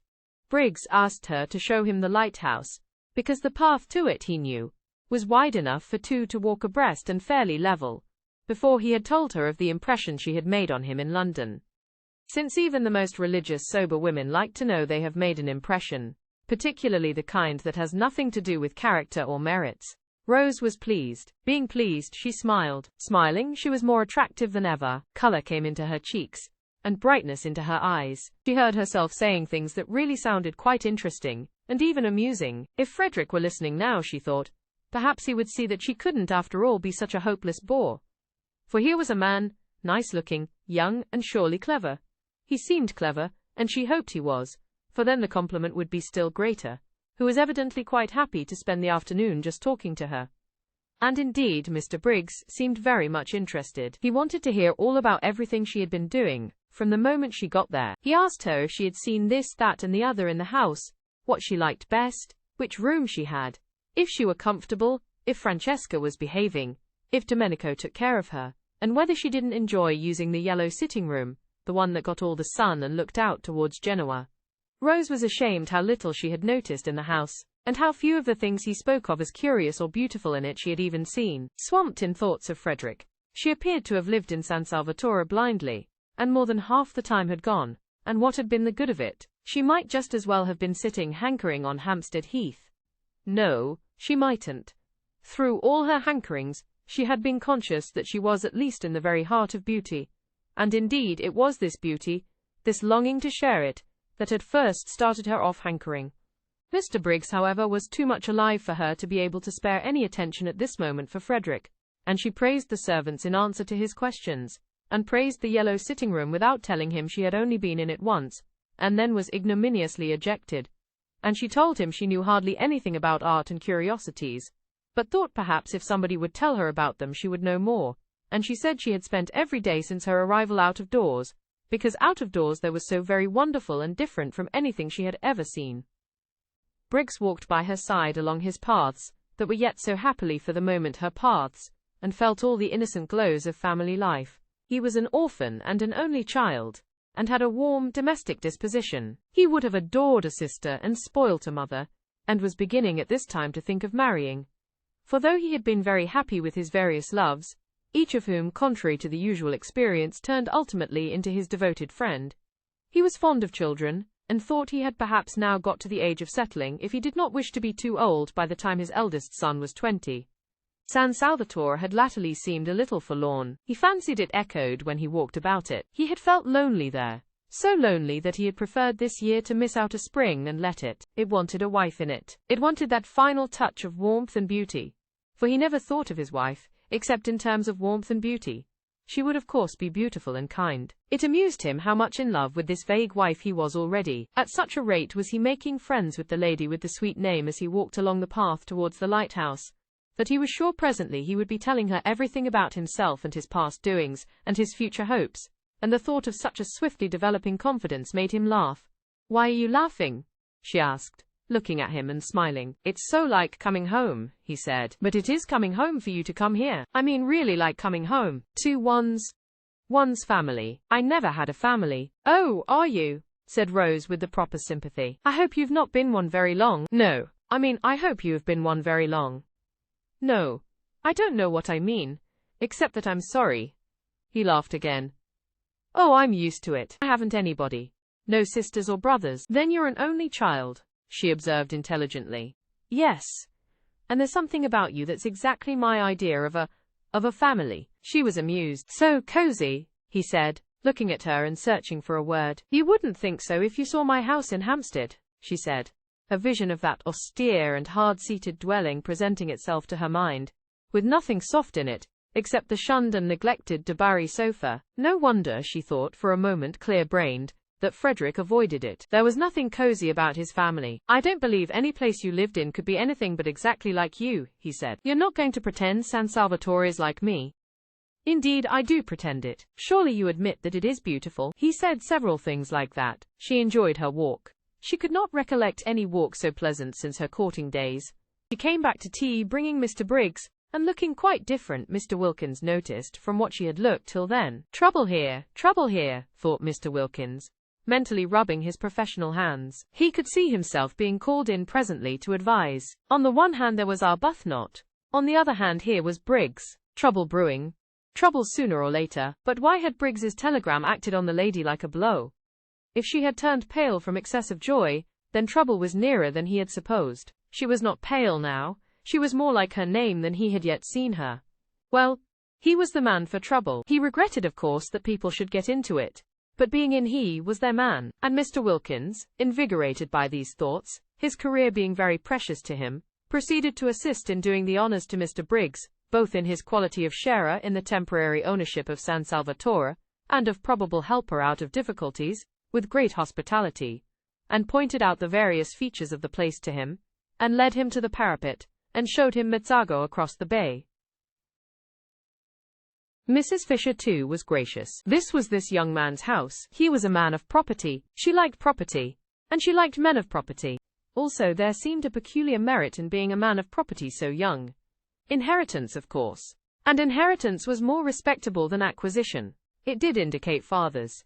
And in an age where most people appeared neither to have them nor to want them, she liked this too. Accordingly, it was a pleasant meal, with everybody amiable and pleased. Briggs thought Mrs. Fisher a dear old lady, and showed he thought so. And again the magic worked, and she became a dear old lady. She developed benignity with him, and a kind of benignity which was almost playful. Actually, before tea was over, including in some observations she made him the words, "My dear boy."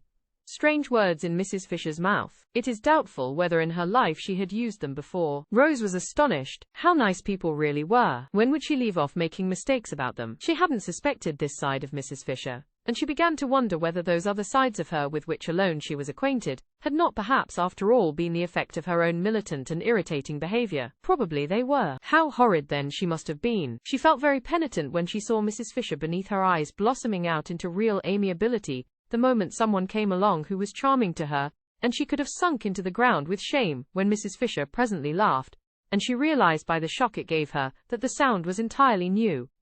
Not once before had she, or anyone else there, heard Mrs. Fisher laugh. What an indictment of the lot of them! For they had all laughed, the others, some more and some less, at one time or another since their arrival, and only Mrs. Fisher had not. Clearly, since she could enjoy herself as she was now enjoying herself, she had not enjoyed herself before. Nobody had cared whether she did or not, except perhaps Lottie. Yes, Lottie had cared, and had wanted her to be happy. But Lottie seemed to produce a bad effect on Mrs. Fisher, while as for Rose herself, she had never been with her for 5 minutes without wanting, really wanting, to provoke and oppose her. How very horrid she had been. She had behaved unpardonably. Her penitence showed itself in a shy and deferential solicitude towards Mrs. Fisher, which made the observant Briggs think her still more angelic, and wish for a moment that he were an old lady himself, in order to be behaved to by Rose Arbuthnot, just like that. There was evidently no end, he thought, to the things she could do sweetly. He would even not mind taking medicine, really nasty medicine, if it were Rose Arbuthnot bending over him with the dose. She felt his bright blue eyes, the brighter because he was so sunburnt, fixed on her with a twinkle in them, and smiling asked him what he was thinking about. But he couldn't very well tell her that, he said, and added, "Someday." Trouble, thought Mr. Wilkins at this, again mentally rubbing his hands. "Well, I'm their man, I'm sure," said Mrs. Fisher benignly. "You have no thoughts we may not hear." "I'm sure," said Briggs, "I would be telling you every one of my secrets in a week." "You would be telling somebody very safe then," said Mrs. Fisher benevolently. Just such a son would she have liked to have had. "And in return," she went on, "I dare say I would tell you mine." "Ah no," said Mr. Wilkins, adapting himself to this tone of easy badinage. "I must protest. I really must. I have a prior claim. I am the older friend. I have known Mrs. Fisher 10 days, and you, Briggs, have not yet known her 1. I assert my right to be told her secrets first. That is," he added, bowing gallantly, "if she has any, which I beg leave to doubt." "Oh, haven't I?" exclaimed Mrs. Fisher, thinking of those green leaves. That she should exclaim at all was surprising, but that she should do it with gaiety was miraculous. Rose could only watch her in wonder. "Then I shall worm them out," said Briggs with equal gaiety. "They won't need much worming out," said Mrs. Fisher. "My difficulty is to keep them from bursting out." It might have been Lottie talking. Mr. Wilkins adjusted the single eyeglass he carried with him for occasions like this, and examined Mrs. Fisher carefully. Rose looked on, unable not to smile too, since Mrs. Fisher seemed so much amused, though Rose did not quite know why, and her smile was a little uncertain, for Mrs. Fisher amused was a new sight, not without its awe-inspiring aspects, and had to be got accustomed to. What Mrs. Fisher was thinking was how much surprised they would be if she told them of her very odd and exciting sensation of going to come out all over buds. They would think she was an extremely silly old woman, and so would she have thought as lately as 2 days ago. But the bud idea was becoming familiar to her. She was more apprivoisée now, as dear Matthew Arnold used to say. And though it would undoubtedly be best if one's appearance and sensations matched, yet supposing they did not, and one couldn't have everything, was it not better to feel young somewhere rather than old everywhere? Time enough to be old everywhere again, inside as well as out, when she got back to her sarcophagus in Prince of Wales Terrace. Yet it is probable that without the arrival of Briggs, Mrs. Fisher would have gone on secretly fermenting in her shell. The others only knew her as severe. It would have been more than her dignity could bear suddenly to relax, especially towards the 3 young women. But now came the stranger Briggs, a stranger who at once took to her as no young man had taken to her in her life, and it was the coming of Briggs and his real and manifest appreciation for just such a grandmother, thought Briggs, hungry for home life and its concomitants, would he have liked to have, that released Mrs. Fisher from her shell. And here she was at last, as Lottie had predicted, pleased, good-humoured, and benevolent. Lottie, coming back half an hour later from her picnic, and following the sound of voices into the top garden in the hope of still finding tea, saw at once what had happened, for Mrs. Fisher at that very moment was laughing. "She's burst her cocoon," thought Lottie. And swift as she was in all her movements and impulsive, and also without any sense of propriety to worry and delay her, she bent over the back of Mrs. Fisher's chair and kissed her. "Good gracious!" cried Mrs. Fisher, starting violently, for such a thing had not happened to her since Mr. Fisher's earlier days, and then only gingerly. This kiss was a real kiss, and rested on Mrs. Fisher's cheek a moment with a strange, soft sweetness. When she saw whose it was, a deep flush spread over her face, Mrs. Wilkins kissing her, and the kiss feeling so affectionate. Even if she had wanted to, she could not, in the presence of the appreciative Mr. Briggs, resume her cast-off severity and begin rebuking again. But she did not want to. Was it possible Mrs. Wilkins liked her? Had liked her all this time, while she had been so much disliking her herself?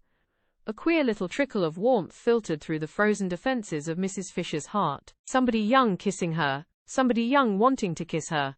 Very much flushed, she watched the strange creature, apparently quite unconscious she had done anything extraordinary, shaking hands with Mr. Briggs, on her husband's introducing him, and immediately embarking on the friendliest conversation with him, exactly as if she had known him all her life. What a strange creature! What a very strange creature! It was natural, she being so strange, that one should have perhaps misjudged her. "I'm sure you want some tea," said Briggs with eager hospitality to Lottie. He thought her delightful. Freckles, picnic, untidiness, and all. Just such a sister, would he? "This is cold," he said, feeling the teapot. "I'll tell Francesca to make you some fresh." He broke off and blushed. "Aren't I forgetting myself?" he said, laughing and looking round at them. Very natural, Mr. Wilkins reassured him. "I'll go and tell Francesca," said Rose, getting up. "No, no," said Briggs. "Don't go away." And he put his hands to his mouth and shouted. "Francesca!" shouted Briggs. She came running. No summons in their experience had been answered by her with such celerity. "Her master's voice," remarked Mr. Wilkins, aptly he considered. "Make fresh tea," ordered Briggs in Italian. "Quick, quick." And then remembering himself, he blushed again, and begged everybody's pardon. Very natural, Mr. Wilkins reassured him. Briggs then explained to Lottie what he had explained twice already, once to Rose and once to the other two, that he was on his way to Rome and thought he would get out at Mezzago and just look in to see if they were comfortable, and continue his journey the next day, staying the night in an hotel at Mezzago. "But how ridiculous," said Lottie. "Of course you must stay here. It's your house. There's Kate Lumley's room," she added, turning to Mrs. Fisher. "You wouldn't mind Mr. Briggs having it for one night. Kate Lumley isn't in it, you know," she said, turning to Briggs again and laughing. And Mrs. Fisher, to her immense surprise, laughed too. She knew that at any other time this remark would have struck her as excessively unseemly. And yet now she only thought it funny. "No, indeed," she assured Briggs. "Kate Lumley was not in that room. Very fortunately, for she was an excessively wide person, and the room was excessively narrow. Kate Lumley might get into it, but that was about all. Once in, she would fit it so tightly that probably she would never be able to get out again. It was entirely at Mr. Briggs's disposal, and she hoped he would do nothing so absurd as go to an hotel. He, the owner of the whole place." Rose listened to this speech wide-eyed with amazement. Mrs. Fisher laughed very much as she made it. Lottie laughed very much too, and at the end of it bent down and kissed her again. Kissed her several times. "So you see, my dear boy," said Mrs. Fisher, "you must stay here, and give us all a great deal of pleasure." "A great deal indeed," corroborated Mr. Wilkins heartily. "A very great deal," repeated Mrs. Fisher, looking exactly like a pleased mother. "Do," said Rose, on Briggs's turning inquiringly to her. "How kind of you all," he said, his face broad with smiles. "I'd love to be a guest here. What a new sensation. And with three such—" He broke off and looked round. "I say," he asked, "oughtn't I to have a fourth hostess? Francesca said she had 4 mistresses." "Yes, there's Lady Caroline," said Lottie. "Then hadn't we better find out first if she invites me too?" "Oh, but she's sure," began Lottie. "The daughter of the Droitwiches, Briggs," said Mr. Wilkins, "is not likely to be wanting in the proper hospitable impulses." "The daughter of the," repeated Briggs, but he stopped dead, for there in the doorway was the daughter of the Droitwiches herself, or rather, coming towards him out of the dark doorway into the brightness of the sunset, was that which he had not in his life yet seen but only dreamed of, his ideal of absolute loveliness. Chapter 19. And then when she spoke, what chance was there for poor Briggs? He was undone. All Scrap said was, "How do you do?" on Mr. Wilkins presenting him, but it was enough. It undid Briggs. From a cheerful, chatty, happy young man, overflowing with life and friendliness, he became silent, solemn, and with little beads on his temples. Also he became clumsy, dropping the teaspoon as he handed her her cup, mismanaging the macaroons, so that one rolled on the ground. His eyes could not keep off the enchanting face for a moment, and when Mr. Wilkins, elucidating him, for he failed to elucidate himself, informed Lady Caroline that in Mr. Briggs she beheld the owner of San Salvatore, who was on his way to Rome, but had got out at Mezzago, etc., etc., and that the other three ladies had invited him to spend the night in what was to all intents and purposes his own house rather than an hotel, and Mr. Briggs was only waiting for the seal of her approval to this invitation, she being the fourth hostess. When Mr. Wilkins, balancing his sentences and being admirably clear and enjoying the sound of his own cultured voice, explained the position in this manner to Lady Caroline, Briggs sat and said never a word. A deep melancholy invaded Scrap. The symptoms of the incipient grabber were all there and only too familiar, and she knew that if Briggs stayed her rest cure might be regarded as over. Then Kate Lumley occurred to her. She caught at Kate as at a straw. It would have been delightful, she said, faintly smiling at Briggs. She could not in decency not smile, at least a little, but even a little betrayed the dimple, and Briggs's eyes became more fixed than ever. I'm only wondering if there is room.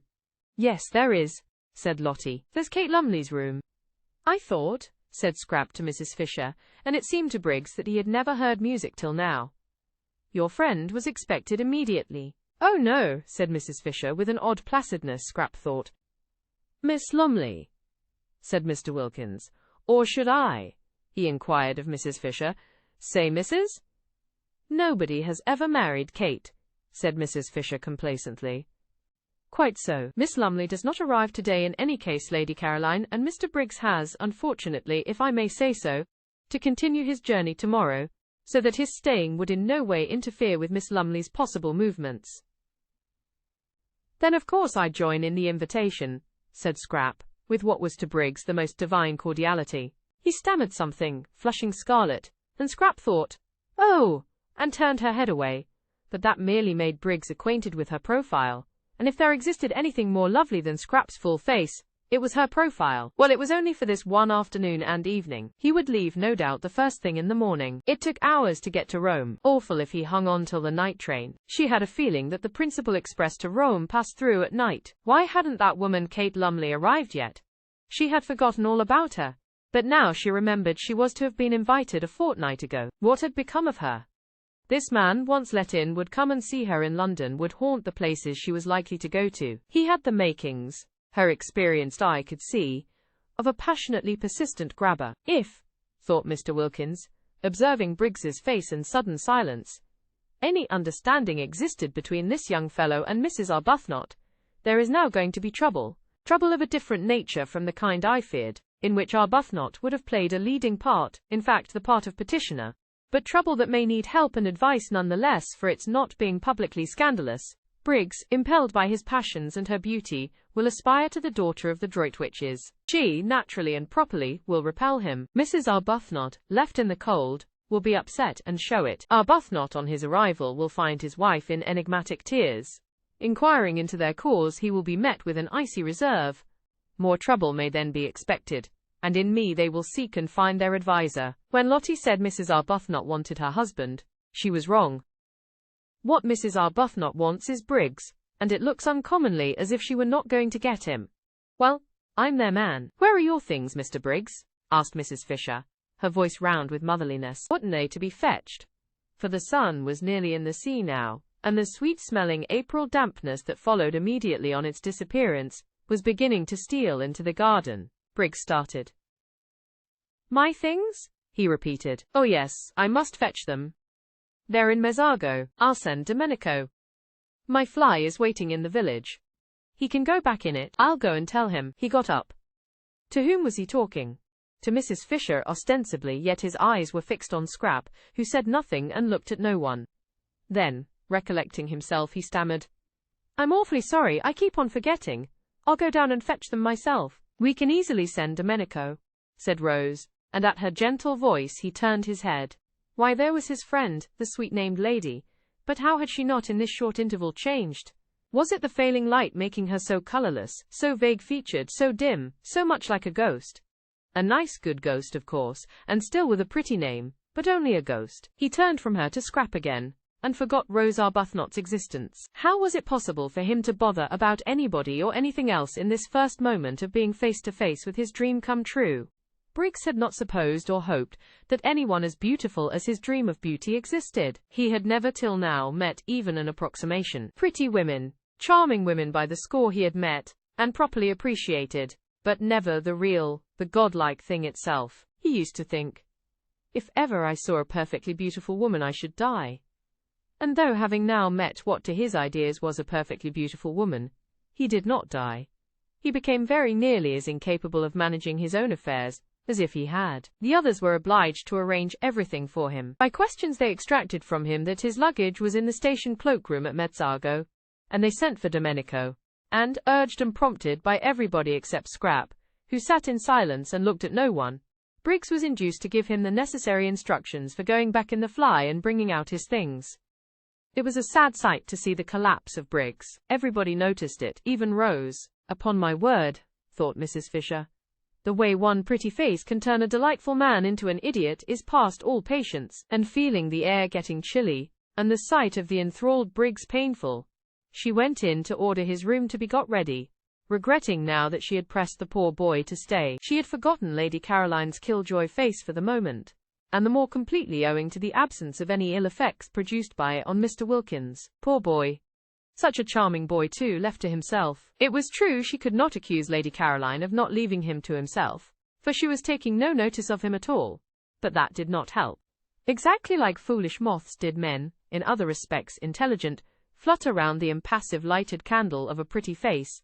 She had seen them doing it. She had looked on only too often. Almost she laid a motherly hand on Briggs's fair head as she passed him. Then Scrap, having finished her cigarette, got up and went indoors too. She saw no reason why she should sit there in order to gratify Mr. Briggs's desire to stare. She would have liked to stay out longer, to go to her corner behind the daphne bushes and look at the sunset sky, and watch the lights coming out one by one in the village below, and smell the sweet moistness of the evening. But if she did, Mr. Briggs would certainly follow her. The old familiar tyranny had begun again. Her holiday of peace and liberation was interrupted, perhaps over, for who knew if he would go away after all tomorrow? He might leave the house, driven out of it by Kate Lumley, but there was nothing to prevent his taking rooms in the village and coming up every day. This tyranny of one person over another, and she was so miserably constructed that she wouldn't even be able to frown him down without being misunderstood. Scrap, who loved this time of the evening in her corner, felt indignant with Mr. Briggs, who was doing her out of it, and she turned her back on the garden and him, and went towards the house without a look or a word. But Briggs, when he realized her intention, leapt to his feet, snatched chairs which were not in her way out of it, kicked a footstool which was not in her path on one side, hurried to the door, which stood wide open in order to hold it open, and followed her through it, walking by her side along the hall. What was to be done with Mr. Briggs? Well, it was his hall. She couldn't prevent his walking along it. I hope, he said, not able while walking to take his eyes off her, so that he knocked against several things he would otherwise have avoided. The corner of a bookcase, an ancient carved cupboard, the table with the flowers on it, shaking the water over. That you are quite comfortable here. If you're not, I'll flay them alive. His voice vibrated. What was to be done with Mr. Briggs? She could of course stay in her room the whole time, say she was ill, not appear at dinner, but again, the tyranny of this. I'm very comfortable indeed, said Scrap. If I had dreamed you were coming, he began. It's a wonderful old place, said Scrap, doing her utmost to sound detached and forbidding, but with little hope of success. The kitchen was on this floor, and passing its door, which was open a crack, they were observed by the servants, whose thoughts, communicated to each other by looks, may be roughly reproduced by such rude symbols as aha and oho, symbols which represented and included their appreciation of the inevitable, their foreknowledge of the inevitable, and their complete understanding and approval. Are you going upstairs? Asked Briggs, as she paused at the foot of them. Yes. Which room do you sit in? The drawing room or the small yellow room? In my own room. So then he couldn't go up with her, so then all he could do was to wait till she came out again. He longed to ask her which was her own room. It thrilled him to hear her call any room in his house her own room, that he might picture her in it. He longed to know if by any happy chance it was his room, for ever after to be filled with her wonder. But he didn't dare. He would find that out later from someone else, Francesca, anybody. Then I shan't see you again till dinner. Dinner is at 8. was Scrap's evasive answer as she went upstairs. He watched her go. She passed the Madonna, the portrait of Rose Arbuthnot, and the dark-eyed figure he had thought so sweet seemed to turn pale, to shrivel into insignificance as she passed. She turned the bend of the stairs, and the setting sun shining through the west window a moment on her face turned her to glory. She disappeared, and the sun went out too, and the stairs were dark and empty. He listened till her footsteps were silent, trying to tell from the sound of the shutting door which room she had gone into, then wandered aimlessly away through the hall again, and found himself back in the top garden. Scrap from her window saw him there. She saw Lottie and Rose sitting on the end parapet, where she would have liked to have been, and she saw Mr. Wilkins buttonholing Briggs, and evidently telling him the story of the oleander tree in the middle of the garden. Briggs was listening with a patience she thought rather nice, seeing that it was his oleander and his own father's story. She knew Mr. Wilkins was telling him the story by his gestures. Domenico had told it her soon after her arrival, and he had also told Mrs. Fisher, who had told Mr. Wilkins. Mrs. Fisher thought highly of this story, and often spoke of it. It was about a cherrywood walking stick. Briggs's father had thrust this stick into the ground at that spot, and said to Domenico's father, who was then the gardener, "Here we will have an oleander," and Briggs's father left the stick in the ground as a reminder to Domenico's father. And presently, how long afterwards nobody remembered, the stick began to sprout, and it was an oleander. There stood poor Mr. Briggs being told all about it, and listening to the story he must have known from infancy with patience. Probably he was thinking of something else. She was afraid he was. How unfortunate! How extremely unfortunate! The determination that seized people to get hold of and engulf other people. If only they could be induced to stand more on their own feet. Why couldn't Mr. Briggs be more like Lottie, who never wanted anything of anybody, but was complete in herself and respected other people's completeness?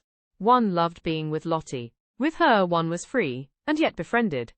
Mr. Briggs looked so really nice too. She thought she might like him if only he wouldn't so excessively like her. Scrap felt melancholy. Here she was shut up in her bedroom, which was stuffy from the afternoon sun that had been pouring into it, instead of out in the cool garden, and all because of Mr. Briggs' intolerable tyranny, she thought, flaring up. She wouldn't endure it. She would go out all the same. She would run downstairs while Mr. Wilkins, really that man was a treasure, held Mr. Briggs down, telling him about the oleander, and get out of the house by the front door, and take cover in the shadows of the zigzag path. Nobody could see her there. Nobody would think of looking for her there. She snatched up a wrap, for she did not mean to come back for a long while, perhaps not even to dinner. It would be all Mr. Briggs's fault if she went dinnerless and hungry. And with another glance out of the window to see if she was still safe, she stole out, and got away to the sheltering trees of the zigzag path, and there sat down on one of the seats placed at each bend, to assist the upward journey of those who were breathless. Ah, this was lovely, thought Scrap with a sigh of relief. How cool! How good it smelt! She could see the quiet water of the little harbour through the pine trunks, and the lights coming out in the houses on the other side, and all round her the green dusk was splashed by the rose-pink of the gladioluses in the grass, and the white of the crowding daisies. Ah, this was lovely! So still. Nothing moving. Not a leaf. Not a stalk. The only sound was a dog barking, far away somewhere up on the hills, or when the door of the little restaurant in the piazza below was opened, and there was a burst of voices, silenced again immediately by the swinging to of the door. She drew in a deep breath of pleasure. Ah, this was... Her deep breath was arrested in the middle. She leaned forward listening, her body tense. Footsteps. On the zigzag path. Briggs. Finding her out. Should she run? No. The footsteps were coming up, not down. Someone from the village. Perhaps Angelo, with provisions. She relaxed again. But the steps were not the steps of Angelo, that swift and springy youth. They were slow and considered, and they kept on pausing. Someone who isn't used to hills, thought Scrap. The idea of going back to the house did not occur to her. She was afraid of nothing in life except love. Brigands or murderers as such held no terrors for the daughter of the Droitwiches. She only would have been afraid of them if they left off being brigands and murderers, and began instead to try and make love. The next moment, the footsteps turned the corner of her bit of path, and stood still. Getting his wind, thought Scrap, not looking round. Then, as he, from the sounds of the steps she took them to belong to a man, did not move, she turned her head, and beheld with astonishment a person she had seen a good deal of lately in London, the well-known writer of amusing memoirs, Mr. Ferdinand Arundel. She stared. Nothing in the way of being followed surprised her any more, but that he should have discovered where she was surprised her. Her mother had promised faithfully to tell no one. "You?" she said, feeling betrayed. Here, he came up to her and took off his hat. His forehead beneath the hat was wet with the beads of unaccustomed climbing. He looked ashamed and entreating, like a guilty but devoted dog. "You must forgive me," he said. "Lady Droitwich told me where you were, and as I happened to be passing through on my way to Rome, I thought I would get out at Mezzago and just look in and see how you were." "But didn't my mother tell you I was doing a rest cure?" "Yes, she did. And that's why I haven't intruded on you earlier in the day. I thought you would probably sleep all day, and wake up about now so as to be fed. But, I know, I've got nothing to say in excuse. I couldn't help myself. This, thought Scrap, comes of mother insisting on having authors to lunch, and me being so much more amiable in appearance than I really am." She had been amiable to Ferdinand Arundel. She liked him, or rather she did not dislike him. He seemed a jovial, simple man, and had the eyes of a nice dog. Also, though it was evident that he admired her, he had not in London grabbed. There he had merely been a good-natured, harmless person of entertaining conversation, who helped to make luncheons agreeable. Now it appeared that he too was a grabber. Fancy following her out there. Daring to. Nobody else had. Perhaps her mother had given him the address because she considered him so absolutely harmless, and thought he might be useful and see her home. Well, whatever he was, he couldn't possibly give her the trouble an active young man like Mr. Briggs might give her. Mr. Briggs, infatuated, would be reckless, she felt, would stick at nothing, would lose his head publicly. She could imagine Mr. Briggs doing things with rope ladders, and singing all night under her window, being really difficult and uncomfortable. Mr. Arundel hadn't the figure for any kind of recklessness. He had lived too long and too well. She was sure he couldn't sing, and wouldn't want to. He must be at least 40. How many good dinners could not a man have eaten by the time he was 40? And if during that time, instead of taking exercise, he had sat writing books, he would quite naturally acquire the figure Mr. Arundel had in fact acquired. The figure rather for conversation than adventure. Scrap, who had become melancholy at the sight of Briggs, became philosophical at the sight of Arundel. Here he was. She couldn't send him away till after dinner. He must be nourished. This being so, she had better make the best of it, and do that with a good grace which anyhow wasn't to be avoided. Besides, he would be a temporary shelter from Mr. Briggs. She was at least acquainted with Ferdinand Arundel, and could hear news from him of her mother and her friends. And such talk would put up a defensive barrier at dinner between herself and the approaches of the other one. And it was only for one dinner, and he couldn't eat her. She therefore prepared herself for friendliness. "I'm to be fed," she said, ignoring his last remark, "at 8. And you must come up and be fed too. Sit down and get cool and tell me how everybody is." "May I really dine with you, in these travelling things?" he said, wiping his forehead before sitting down beside her. She was too lovely to be true, he thought. Just to look at her for an hour, just to hear her voice, was enough reward for his journey and his fears. "Of course, I suppose you've left your fly in the village, and will be going on from Mezzago by the night train. Or stay in Mezzago in an hotel, and go on tomorrow. But tell me," he said, gazing at the adorable profile, "about yourself. London has been extraordinarily dull and empty. Lady Droitwich said you were with people here she didn't know. I hope they've been kind to you. You look, well, as if your cure had done everything a cure should." "They've been very kind," said Scrap. "I got them out of an advertisement." "An advertisement? It's a good way, I find, to get friends. I'm fonder of one of these than I've been of anybody in years." "Really? Who is it?" "You shall guess which of them it is when you see them. Tell me about mother. When did you see her last?" "We arranged not to write to each other unless there was something special. I wanted to have a month that was perfectly blank, and now I've come and interrupted. I can't tell you how ashamed I am, both of having done it, and of not having been able to help it." "Oh, but," said Scrap quickly, for he could not have come on a better day, when up there waiting and watching for her was, she knew, the enamoured Briggs. "I'm really very glad indeed to see you. Tell me about mother." Chapter 20. Scrap wanted to know so much about her mother that Arundel had presently to invent. He would talk about anything she wished if only he might be with her for a while, and see her and hear her. But he knew very little of the Droitwiches and their friends really, beyond meeting them at those bigger functions where literature is also represented, and amusing them at luncheons and dinners. He knew very little of them really. To them he had always remained Mr. Arundel. No one called him Ferdinand, and he only knew the gossip also available to the evening papers and the frequenters of clubs. But he was, however, good at inventing. and as soon as he had come to an end of first-hand knowledge, in order to answer her inquiries and keep her there to himself, he proceeded to invent. It was quite easy to fasten some of the entertaining things he was constantly thinking on to other people and pretend they were theirs. Scrap, who had that affection for her parents which warms in absence, was athirst for news, and became more and more interested by the news he gradually imparted. At first it was ordinary news. He had met her mother here, and seen her there. She looked very well, she said so and so. But presently the things Lady Droitwich had said took on an unusual quality. They became amusing. Mother said that? Scrap interrupted, surprised. And presently Lady Droitwich began to do amusing things as well as say them. Mother did that? Scrap inquired, wide-eyed. Arundel warmed to his work. He fathered some of the most entertaining ideas he had lately had on to Lady Droitwich, and also any charming funny things that had been done, or might have been done, for he could imagine almost anything.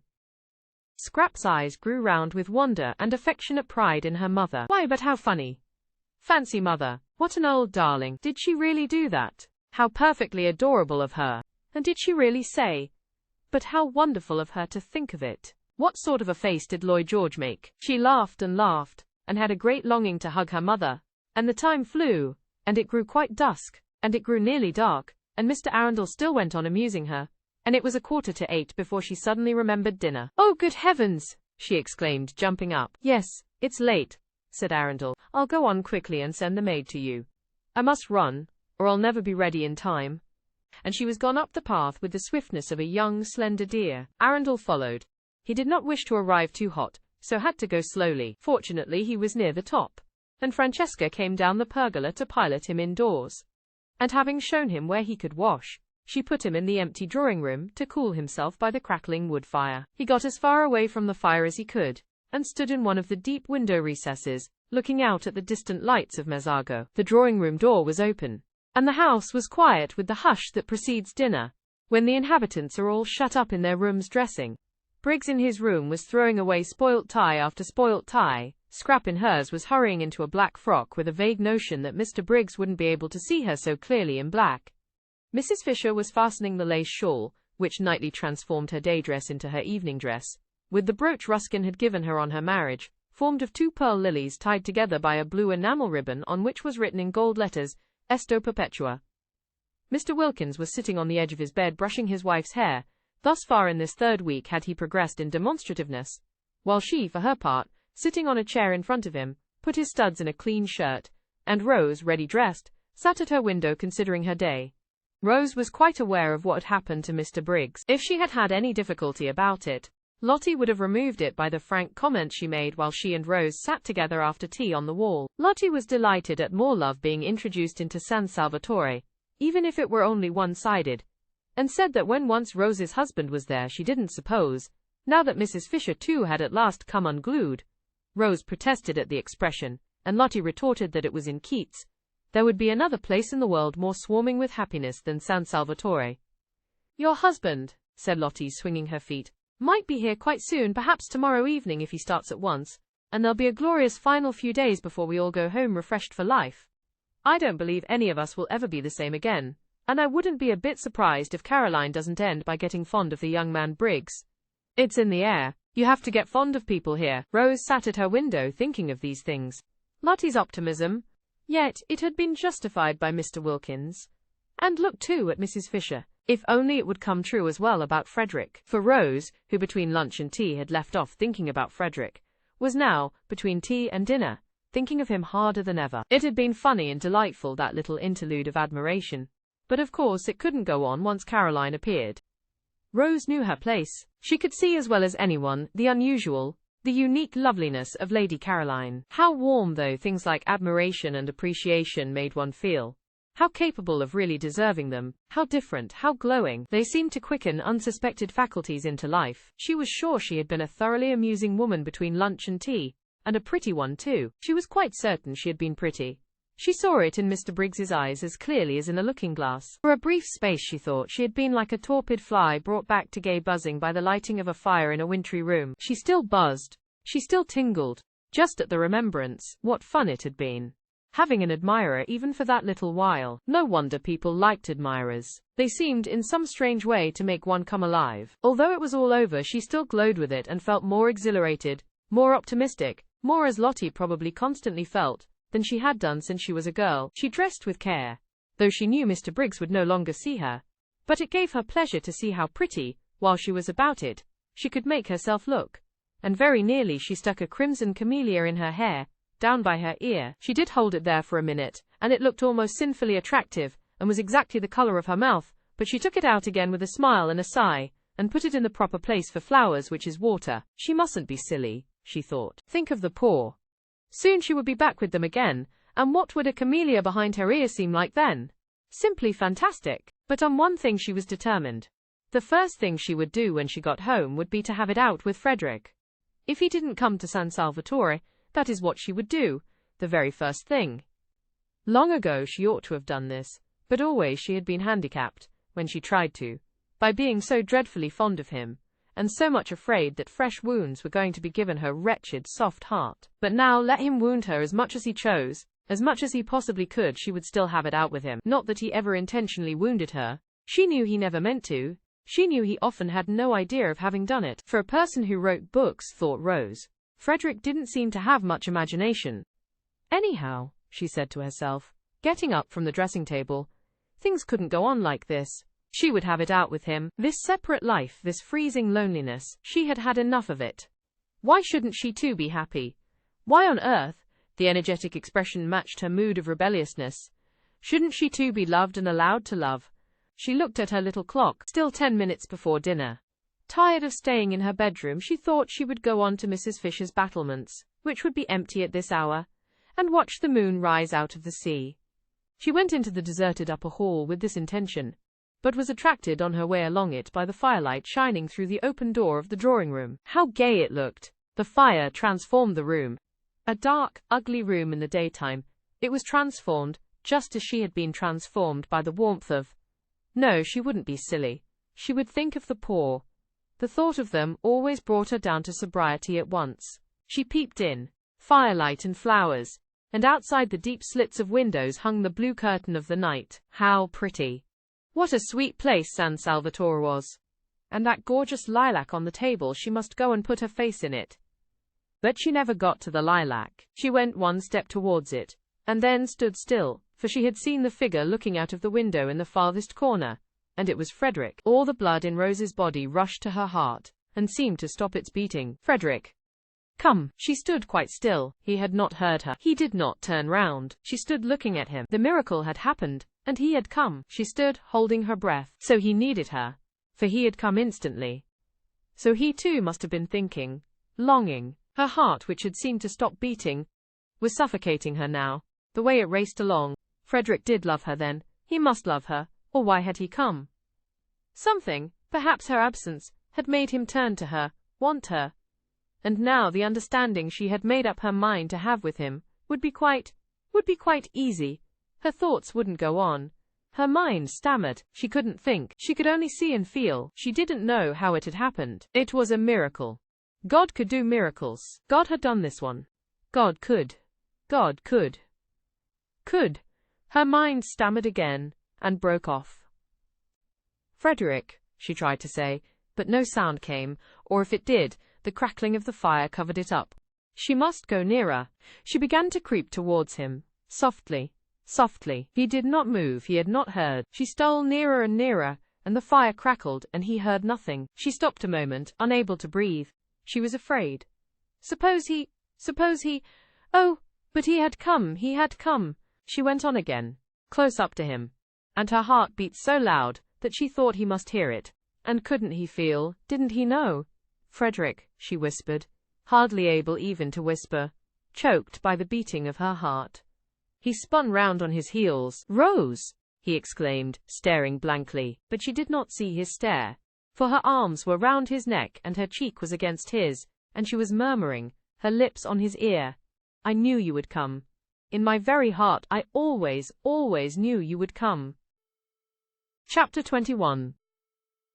Now Frederick was not the man to hurt anything if he could help it. Besides, he was completely bewildered. Not only was his wife here of all places in the world, But she was clinging to him as she had not clung for years, and murmuring love, and welcoming him. If she welcomed him, she must have been expecting him. Strange as this was, it was the only thing in the situation which was evident. That, and the softness of her cheek against his, and the long-forgotten sweet smell of her. Frederick was bewildered, but not being the man to hurt anything if he could help it, he too put his arms round her, and having put them round her, he also kissed her. And presently he was kissing her almost as tenderly as she was kissing him. And presently he was kissing her quite as tenderly. And again presently he was kissing her more tenderly, and just as if he had never left off. He was bewildered, but he still could kiss. It seemed curiously natural to be doing it. It made him feel as if he were 30 again, instead of 40, and Rose were his Rose of 20, the Rose he had so much adored before she began to weigh what he did with her idea of right, and the balance went against him, and she had turned strange, and stony, and more shocked, and oh, so lamentable. He couldn't get at her in those days at all. She couldn't understand. She kept on referring everything to what she called God's eyes. In God's eyes it couldn't be right, it wasn't right. Her miserable face, whatever her principles did for her, they didn't make her happy. Her little miserable face, twisted with effort to be patient, had been at last more than he could bear to see, and he had kept away as much as he could. She never ought to have been the daughter of a low church rector. Narrow devil. She was quite unfitted to stand up against such an upbringing. What had happened, why she was here, why she was his Rose again, passed his comprehension, and meanwhile, and until such time as he understood, he still could kiss. In fact, he could not stop kissing. And it was he now who began to murmur, to say love things in her ear under the hair that smelt so sweet and tickled him, just as he remembered it used to tickle him, and as he held her close to his heart, and her arms were soft round his neck, he felt stealing over him a delicious sense of— at first he didn't know what it was, this delicate, pervading warmth, and then he recognized it as security. Yes, security. No need now to be ashamed of his figure, and to make jokes about it so as to forestall other people's, and show he didn't mind it. No need now to be ashamed of getting hot going up hills, or to torment himself with pictures of how he probably appeared to beautiful young women. How middle-aged, how absurd in his inability to keep away from them. Rose cared nothing for such things. With her he was safe. To her he was her lover, as he used to be, and she would never notice or mind any of the ignoble changes that getting older had made in him, and would go on making more and more. Frederick continued, therefore, with greater and greater warmth and growing delight to kiss his wife, and the mere holding of her in his arms caused him to forget everything else. How could he, for instance, remember or think of Lady Caroline, to mention only one of the complications with which his situation bristled, when here was his sweet wife, miraculously restored to him, whispering with her cheek against his in the dearest, most romantic words, how much she loved him, how terribly she had missed him. He did for one brief instant, for even in moments of love, there are brief instants of lucid thought, recognize the immense power of the woman present, and being actually held compared to that of the woman, however beautiful, who is somewhere else. But that is as far as he got towards remembering Scrap. No farther. She was like a dream, fleeing before the morning light. When did you start? Murmured Rose, her mouth on his ear. She couldn't let him go. Not even to talk she couldn't let him go. Yesterday morning, murmured Frederick, holding her close. He couldn't let her go either. Oh, the very instant then, murmured Rose. This was cryptic, but Frederick said, yes, the very instant, and kissed her neck. How quickly my letter got to you, murmured Rose, whose eyes were shut in the excess of her happiness. Didn't it? Said Frederick, who felt like shutting his eyes himself. So there had been a letter. Soon, no doubt, light would be vouchsafed him, and meanwhile this was so strangely, touchingly sweet, this holding his Rose to his heart again after all the years, that he couldn't bother to try to guess anything. Oh, he had been happy during these years because it was not in him to be unhappy. Besides, how many interests life had had to offer him, how many friends, how much success, how many women only too willing to help him to blot out the thought of the altered, petrified, pitiful little wife at home, who wouldn't spend his money, who was appalled by his books, who drifted away and away from him, and always, if he tried to have it out with her, asked him with patient obstinacy what he thought the things he wrote and lived by, looked in the eyes of God. No one, she said once, should ever write a book God wouldn't like to read. That is the test, Frederick.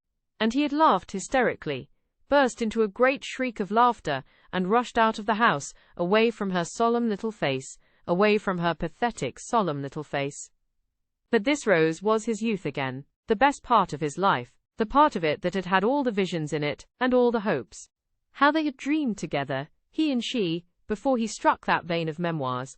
How they had planned, and laughed and loved. They had lived for a while in the very heart of poetry.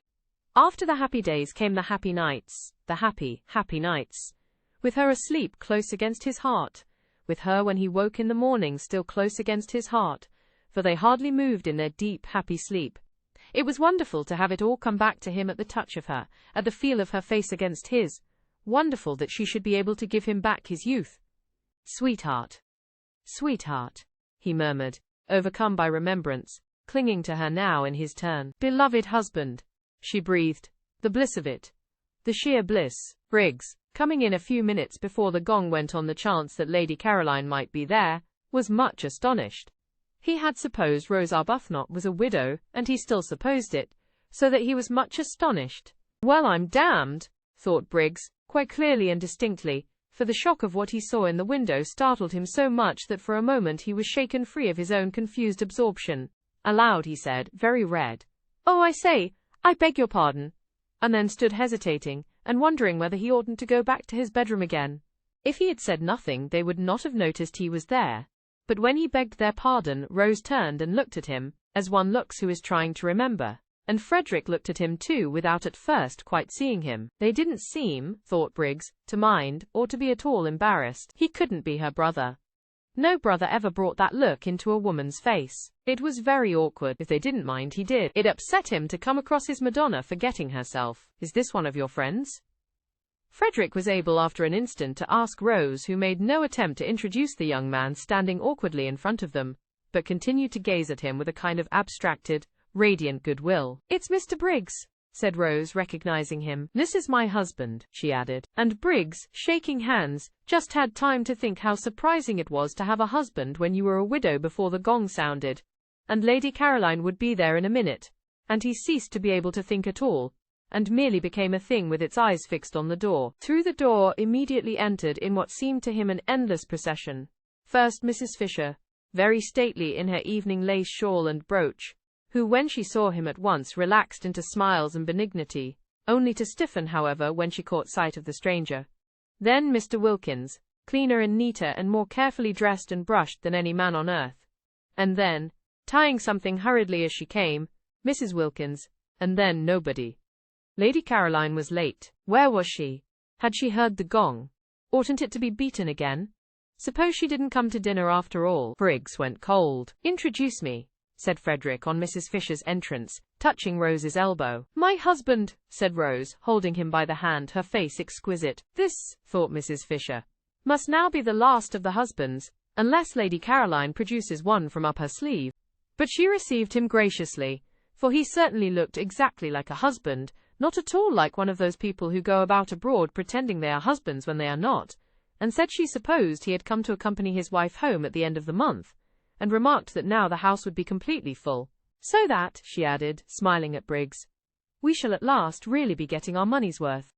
Briggs grinned automatically, because he was just able to realize that somebody was being playful with him, but he had not heard her and he did not look at her. Not only were his eyes fixed on the door, but his whole body was concentrated on it. Introduced in his turn, Mr. Wilkins was most hospitable, and called Frederick sir. Well, sir, said Mr. Wilkins heartily.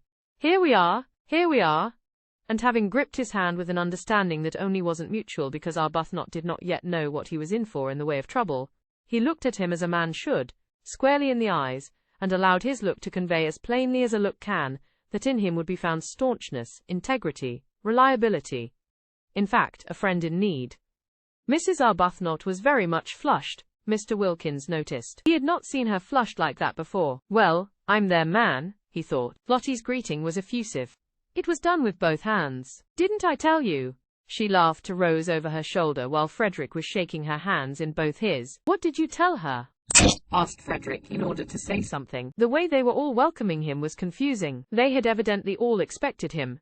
Not only Rose, the sandy but agreeable young woman, didn't answer his question, but looked extraordinarily pleased to see him. Why should she be extraordinarily pleased to see him? What a delightful place this is, said Frederick, confused, and making the first remark that occurred to him.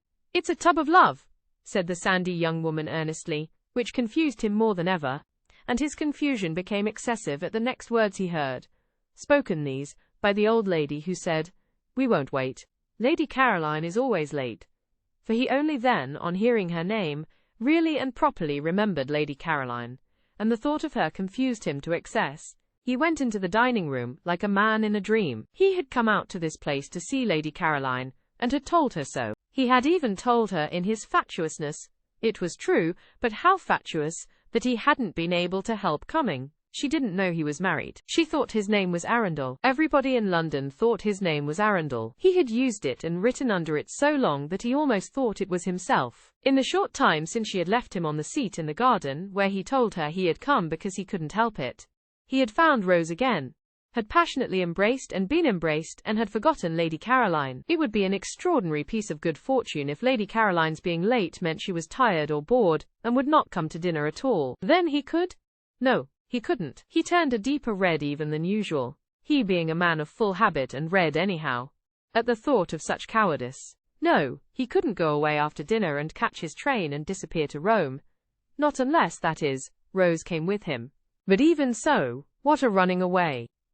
When they got to the dining room, Mrs. Fisher went to the head of the table. Was this Mrs. Fisher's house? He asked himself. He didn't know. He didn't know anything. And Rose, who in her earlier days of defying Mrs. Fisher, had taken the other end as her place, for after all no one could say by looking at a table which was its top, and which its bottom, led Frederick to the seat next to her. If only, he thought, he could have been alone with Rose, just 5 minutes more alone with Rose, so that he could have asked her, but probably he wouldn't have asked her anything, and only gone on kissing her. He looked round. The sandy young woman was telling the man they called Briggs to go and sit beside Mrs. Fisher. Was the house, then, the sandy young woman's and not Mrs. Fisher's? He didn't know. He didn't know anything. And she herself sat down on Rose's other side, so that she was opposite him, Frederick, and next to the genial man who had said, "Here we are," when it was only too evident that there they were indeed. Next to Frederick and between him and Briggs was an empty chair, Lady Caroline's. No more than Lady Caroline knew of the presence in Frederick's life of Rose was Rose aware of the presence in Frederick's life of Lady Caroline. What would each think? He didn't know. He didn't know anything. Yes, he did know something, and that was that his wife had made it up with him, suddenly, miraculously, unaccountably, and divinely. Beyond that he knew nothing. The situation was one with which he felt he could not cope. It must lead him whither it would. He could only drift. In silence Frederick ate his soup, and the eyes, the large, expressive eyes of the young woman opposite, were on him, he could feel, with a growing look in them of inquiry. They were, he could see, very intelligent and attractive eyes, and full, apart from the inquiry, of goodwill. Probably she thought he ought to talk. But if she knew everything, she wouldn't think so. Briggs didn't talk either. Briggs seemed uneasy. What was the matter with Briggs? And Rose too didn't talk, but then that was natural. She never had been a talker. She had the loveliest expression on her face. How long would it be on it after Lady Caroline's entrance? He didn't know. He didn't know anything. But the genial man on Mrs. Fisher's left was talking enough for everybody. That fellow ought to have been a parson. Pulpits were the place for a voice like his. It would get him a bishopric in 6 months. He was explaining to Briggs, who shuffled about in his seat. Why did Briggs shuffle about in his seat? That he must have come out by the same train as Arbuthnot. And when Briggs, who said nothing, wriggled in apparent dissent, he undertook to prove it to him, and did prove it to him, in long, clear sentences. "Who's the man with the voice?" Frederick asked Rose in a whisper, and the young woman opposite, whose ears appeared to have the quickness of hearing of wild creatures, answered, "He's my husband." "Then, by all the rules," said Frederick pleasantly, pulling himself together, "you oughtn't to be sitting next to him." "But I want to. I like sitting next to him. I didn't before I came here." Frederick could think of nothing to say to this, so he only smiled generally. "It's this place," she said, nodding at him. "It makes one understand. You've no idea what a lot you'll understand before you've done here."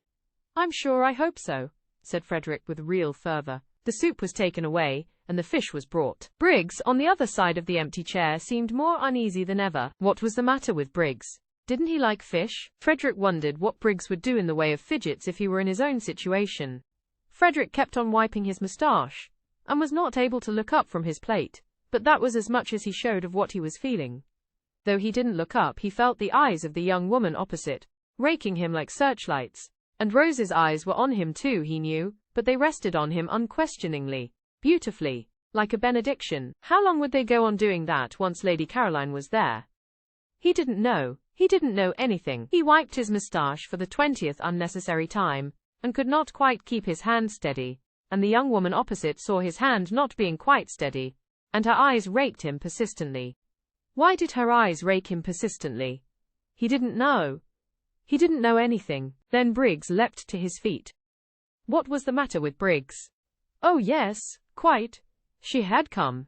Frederick wiped his moustache and got up too. He was in for it now. Absurd. Fantastic situation. Well, whatever happened, he could only drift, and look like an ass to Lady Caroline, the most absolute as well as deceitful ass. An ass who was also a reptile, for she might well think he had been mocking her out in the garden when he said, no doubt in a shaking voice, fool and ass, that he had come because he couldn't help it. While as for what he would look like to his Rose, when Lady Caroline introduced him to her, when Lady Caroline introduced him as her friend, whom she had invited in to dinner, well, God alone knew that. He therefore, as he got up, wiped his moustache for the last time before the catastrophe. But he was reckoning without Scrap. That accomplished and experienced young woman slipped into the chair Briggs was holding for her, and on Lottie's leaning across eagerly, and saying before anyone else could get a word in, just fancy, Caroline, how quickly Rose's husband has got here, turned to him without so much as the faintest shadow of surprise on her face, and held out her hand, and smiled like a young angel, and said, and me late your very first evening, the daughter of the Droitwiches. Chapter 22. That evening was the evening of the full moon. The garden was an enchanted place where all the flowers seemed white, the lilies, the daphnes, the orange blossom, the white stocks, the white pinks, the white roses. You could see these as plainly as in the daytime, but the colored flowers existed only as fragrance. The three younger women sat on the low wall at the end of the top garden after dinner, Rose a little apart from the others, and watched the enormous moon moving slowly over the place where Shelley had lived his last months, just on 100 years before. The sea quivered along the path of the moon. The stars winked and trembled. The mountains were misty blue outlines, with little clusters of lights shining through from little clusters of homes. In the garden the plants stood quite still, straight and unstirred by the smallest ruffle of air. Through the glass doors the dining room, with its candle-lit table and brilliant flowers, nasturtiums and marigolds that night, glowed like some magic cave of color, and the three men smoking round it looked strangely animated figures seen from the silence, the huge cool calm of outside. Mrs. Fisher had gone to the drawing-room and the fire. Scrap and Lottie, their faces upturned to the sky, said very little, and in whispers. Rose said nothing. Her face too was upturned. She was looking at the umbrella pine, which had been smitten into something glorious silhouetted against stars. Every now and then, Scrap's eyes lingered on Rose. So did Lottie's, for Rose was lovely. Anywhere at that moment, among all the well-known beauties, she would have been lovely. Nobody could have put her in the shade, blown out her light that evening. She was too evidently shining. Lottie bent close to Scrap's ear, and whispered, "Love," she whispered. Scrap nodded. "Yes," she said under her breath. She was obliged to admit it. You only had to look at Rose to know that here was love. "There's nothing like it," whispered Lottie. Scrap was silent. "It's a great thing," whispered Lottie after a pause, during which they both watched Rose's upturned face, "to get on with one's loving.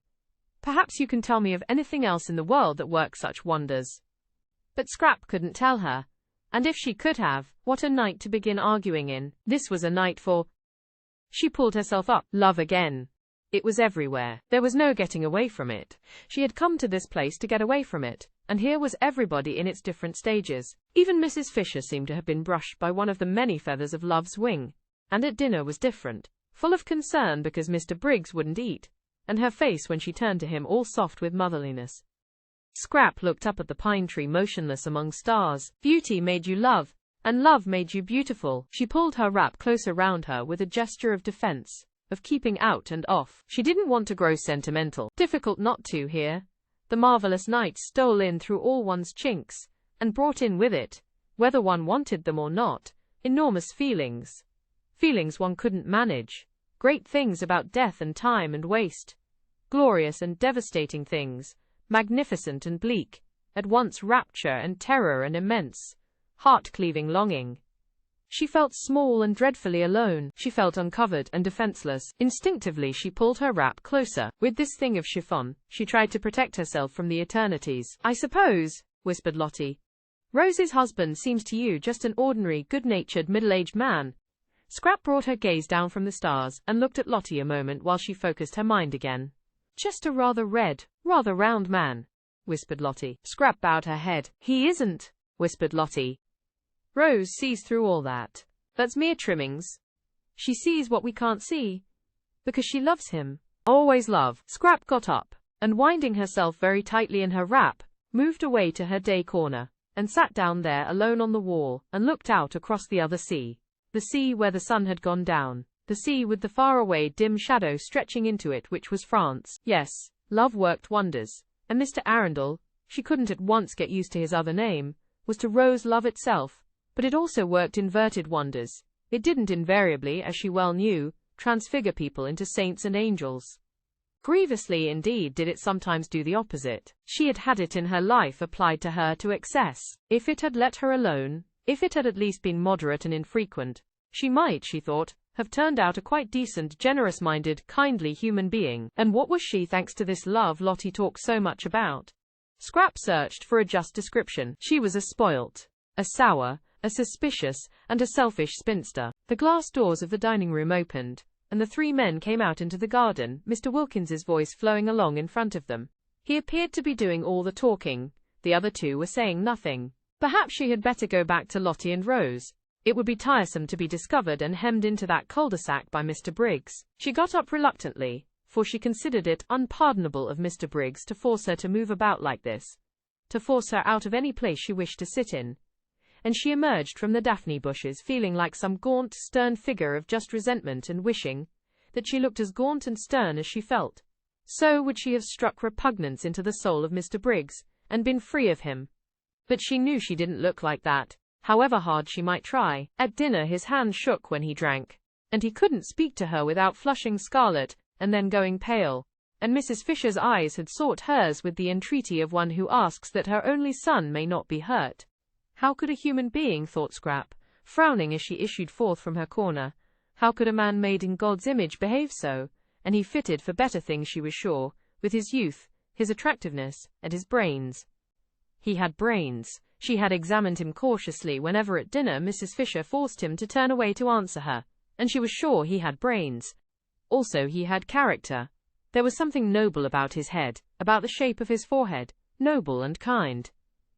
All the more deplorable that he should allow himself to be infatuated by a mere outside, and waste any of his strength, any of his peace of mind, hanging round just a woman thing. If only he could see right through her, see through all her skin and stuff, he would be cured, and she might go on sitting undisturbed on this wonderful night by herself. Just beyond the daphne bushes she met Frederick, hurrying. I was determined to find you first, he said, before I go to Rose, and he added quickly, I want to kiss your shoes. Do you? Said Scrap, smiling. Then I must go and put on my new ones. These aren't nearly good enough. She felt immensely well disposed towards Frederick. He, at least, would grab no more. His grabbing days, so sudden and so brief, were done. Nice man, agreeable man. She now definitely liked him. Clearly he had been getting into some sort of a tangle, and she was grateful to Lottie for stopping her in time at dinner from saying something hopelessly complicating. But whatever he had been getting into, he was out of it now. His face and Rose's face had the same light in them. I shall adore you forever now, said Frederick. Scrap smiled. Shall you? She said. I adored you before, because of your beauty. Now I adore you because you're not only as beautiful as a dream but as decent as a man. Scrap laughed.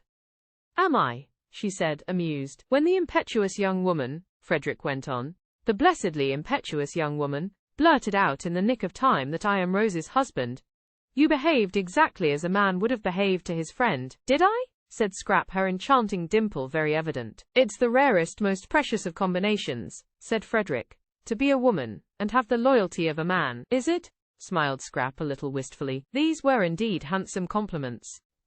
If only she were really like that. And I want to kiss your shoes. Won't this save trouble? She asked, holding out her hand. He took it and swiftly kissed it, and was hurrying away again. Bless you, he said as he went. Where is your luggage? Scrap called after him. Oh Lord, yes, said Frederick, pausing. It's at the station. I'll send for it. He disappeared through the bushes. She went indoors to give the order.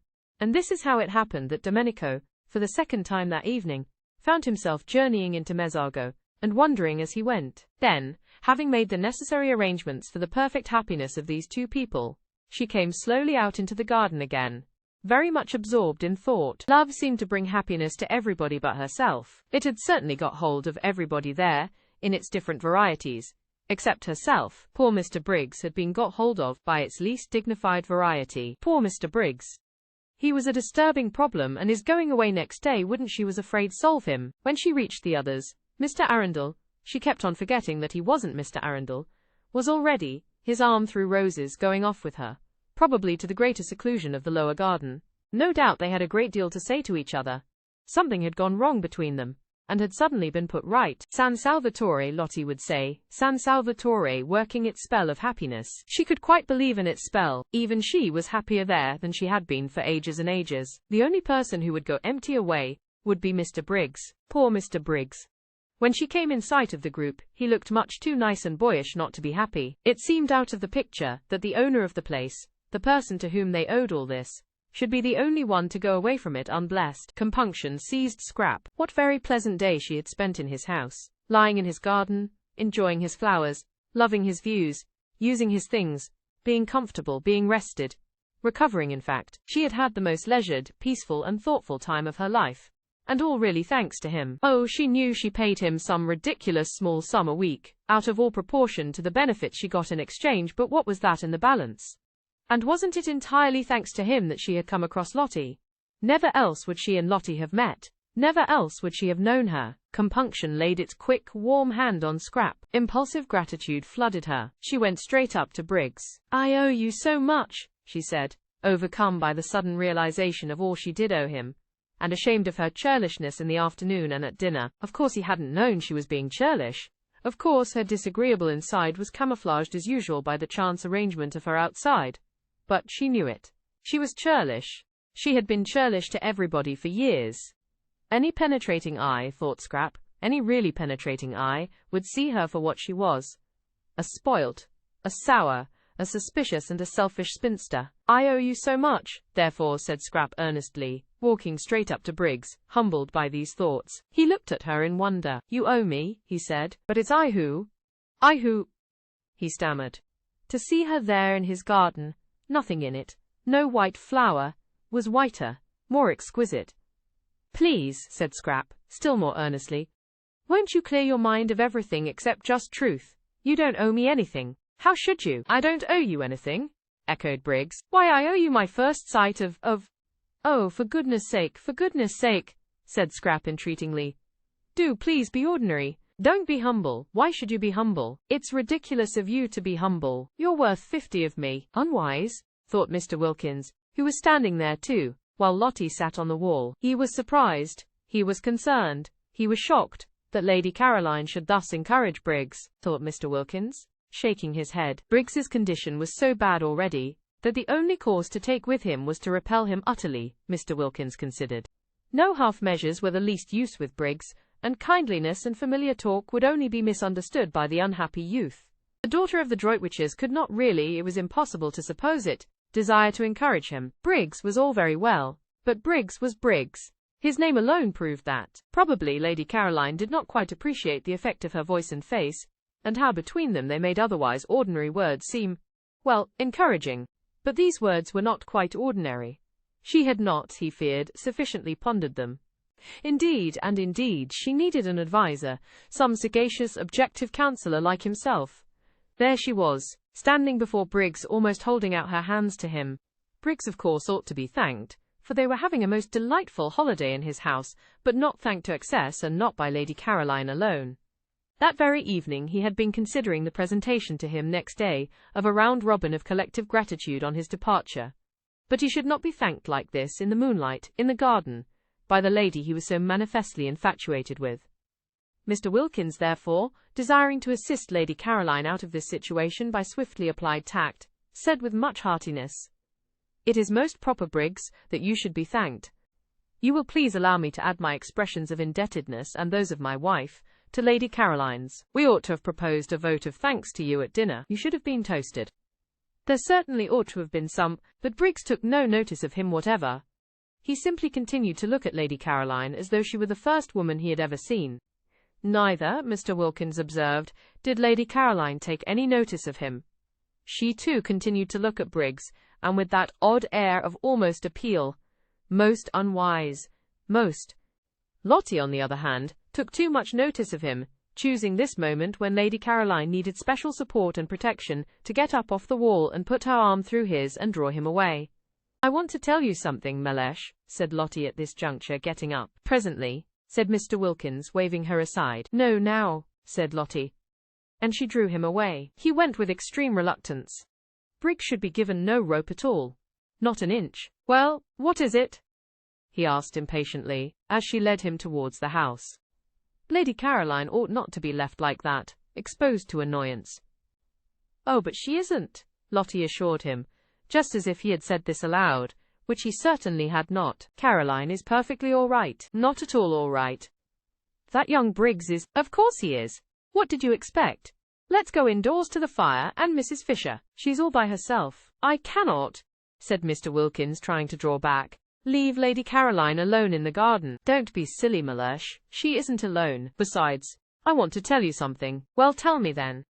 Indoors, with a reluctance that increased at every step, Mr. Wilkins was taken farther and farther away from Lady Caroline. He believed in his wife now and trusted her, but on this occasion he thought she was making a terrible mistake. In the drawing-room sat Mrs. Fisher by the fire, and it certainly was, to Mr. Wilkins, who preferred rooms and fires after dark to gardens and moonlight, more agreeable to be in there than out of doors, if he could have brought Lady Caroline safely in with him.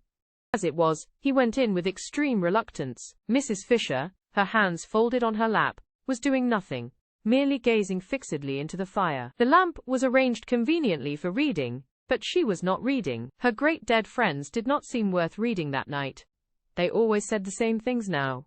Over and over again they said the same things, and nothing new was to be got out of them any more forever. No doubt they were greater than anyone was now, but they had this immense disadvantage, that they were dead. Nothing further was to be expected of them. While of the living, what might one not still expect? She craved for the living, the developing, the crystallized and finished wearied her. She was thinking that if only she had had a son like Mr. Briggs, a dear boy like that, going on, unfolding, alive, affectionate, taking care of her and loving her. The look on her face gave Mrs. Wilkins's heart a little twist when she saw it. "Poor old dear," she thought. All the loneliness of age flashing upon her, the loneliness of having outstayed one's welcome in the world, of being in it only on sufferance, the complete loneliness of the old childless woman who has failed to make friends. It did seem that people could only be really happy in pairs, any sorts of pairs, not in the least necessarily lovers, but pairs of friends, pairs of mothers and children, of brothers and sisters. And where was the other half of Mrs. Fisher's pair going to be found? Mrs. Wilkins thought she had perhaps better kiss her again. The kissing this afternoon had been a great success. She knew it. She had instantly felt Mrs. Fisher's reaction to it. So she crossed over and bent down and kissed her and said cheerfully, "We've come in," which indeed was evident. This time Mrs. Fisher actually put up her hand and held Mrs. Wilkins's cheek against her own, this living thing, full of affection, of warm racing blood. And as she did this she felt safe with the strange creature, sure that she, who herself did unusual things so naturally, would take the action quite as a matter of course, and not embarrass her by being surprised. Mrs. Wilkins was not at all surprised. She was delighted. "I believe I'm the other half of her pair," flashed into her mind. "I believe it's me, positively me, going to be fast friends with Mrs. Fisher." Her face when she lifted her head was full of laughter. Too extraordinary, the developments produced by San Salvatore. She and Mrs. Fisher. But she saw them being fast friends. "Where are the others?" asked Mrs. Fisher. "Thank you, dear," she added, as Mrs. Wilkins put a footstool under her feet. A footstool obviously needed, Mrs. Fisher's legs being short. "I see myself throughout the years," thought Mrs. Wilkins, her eyes dancing, "bringing footstools to Mrs. Fisher." "The roses," she said, straightening herself, "have gone into the lower garden. I think love-making." "The roses?" "The Fredericks then, if you like. They're completely merged and indistinguishable." "Why not say the Arbuthnot's, my dear?" said Mr. Wilkins. "Very well, Mellersh. The Arbuthnot's. And the Carolines." Both Mr. Wilkins and Mrs. Fisher started. Mr. Wilkins, usually in such complete control of himself, started even more than Mrs. Fisher, and for the first time since his arrival felt angry with his wife. Really? He began indignantly. Very well, Mellersh. The Briggses then. The Briggses, cried Mr. Wilkins, now very angry indeed, for the implication was to him a most outrageous insult to the entire race of Desters, dead Desters, living Desters, and Desters still harmless because they were yet unborn. Really? I'm sorry, Mellersh, said Mrs. Wilkins, pretending meekness, if you don't like it. Like it? You've taken leave of your senses. Why, they've never set eyes on each other before today. That's true, but that's why they're able now to go ahead. Go ahead! Mr. Wilkins could only echo the outrageous words. I'm sorry, Mellersh, said Mrs. Wilkins again, if you don't like it, but her grey eyes shone, and her face rippled with the light and conviction that had so much surprised Rose the first time they met. It's useless minding, she said. I shouldn't struggle if I were you. Because, she stopped, and looked first at one alarmed solemn face and then at the other, and laughter as well as light flickered and danced over her. I see them being the Briggses, finished Mrs. Wilkins. That last week the syringa came out at San Salvatore, and all the acacias flowered. No one had noticed how many acacias there were till one day the garden was full of a new scent, and there were the delicate trees, the lovely successors to the wistaria, hung all over among their trembling leaves with blossom. To lie under an acacia tree that last week, and look up through the branches at its frail leaves and white flowers quivering against the blue of the sky, while the least movement of the air shook down their scent, was a great happiness. Indeed, the whole garden dressed itself gradually towards the end in white, and grew more and more scented. There were the lilies, as vigorous as ever, and the white stocks and white pinks and white banksia roses, and the syringa and the jessamine, and at last the crowning fragrance of the acacias. When, on the 1st of May, everybody went away, even after they had got to the bottom of the hill and passed through the iron gates out into the village, they still could smell the acacias. Thank you for tuning in to Vibe Books. We hope you enjoyed this journey. Please consider liking, commenting, and subscribing to our channel. Check out our playlist or explore Vibe Books for more classic stories. Until next time, happy listening.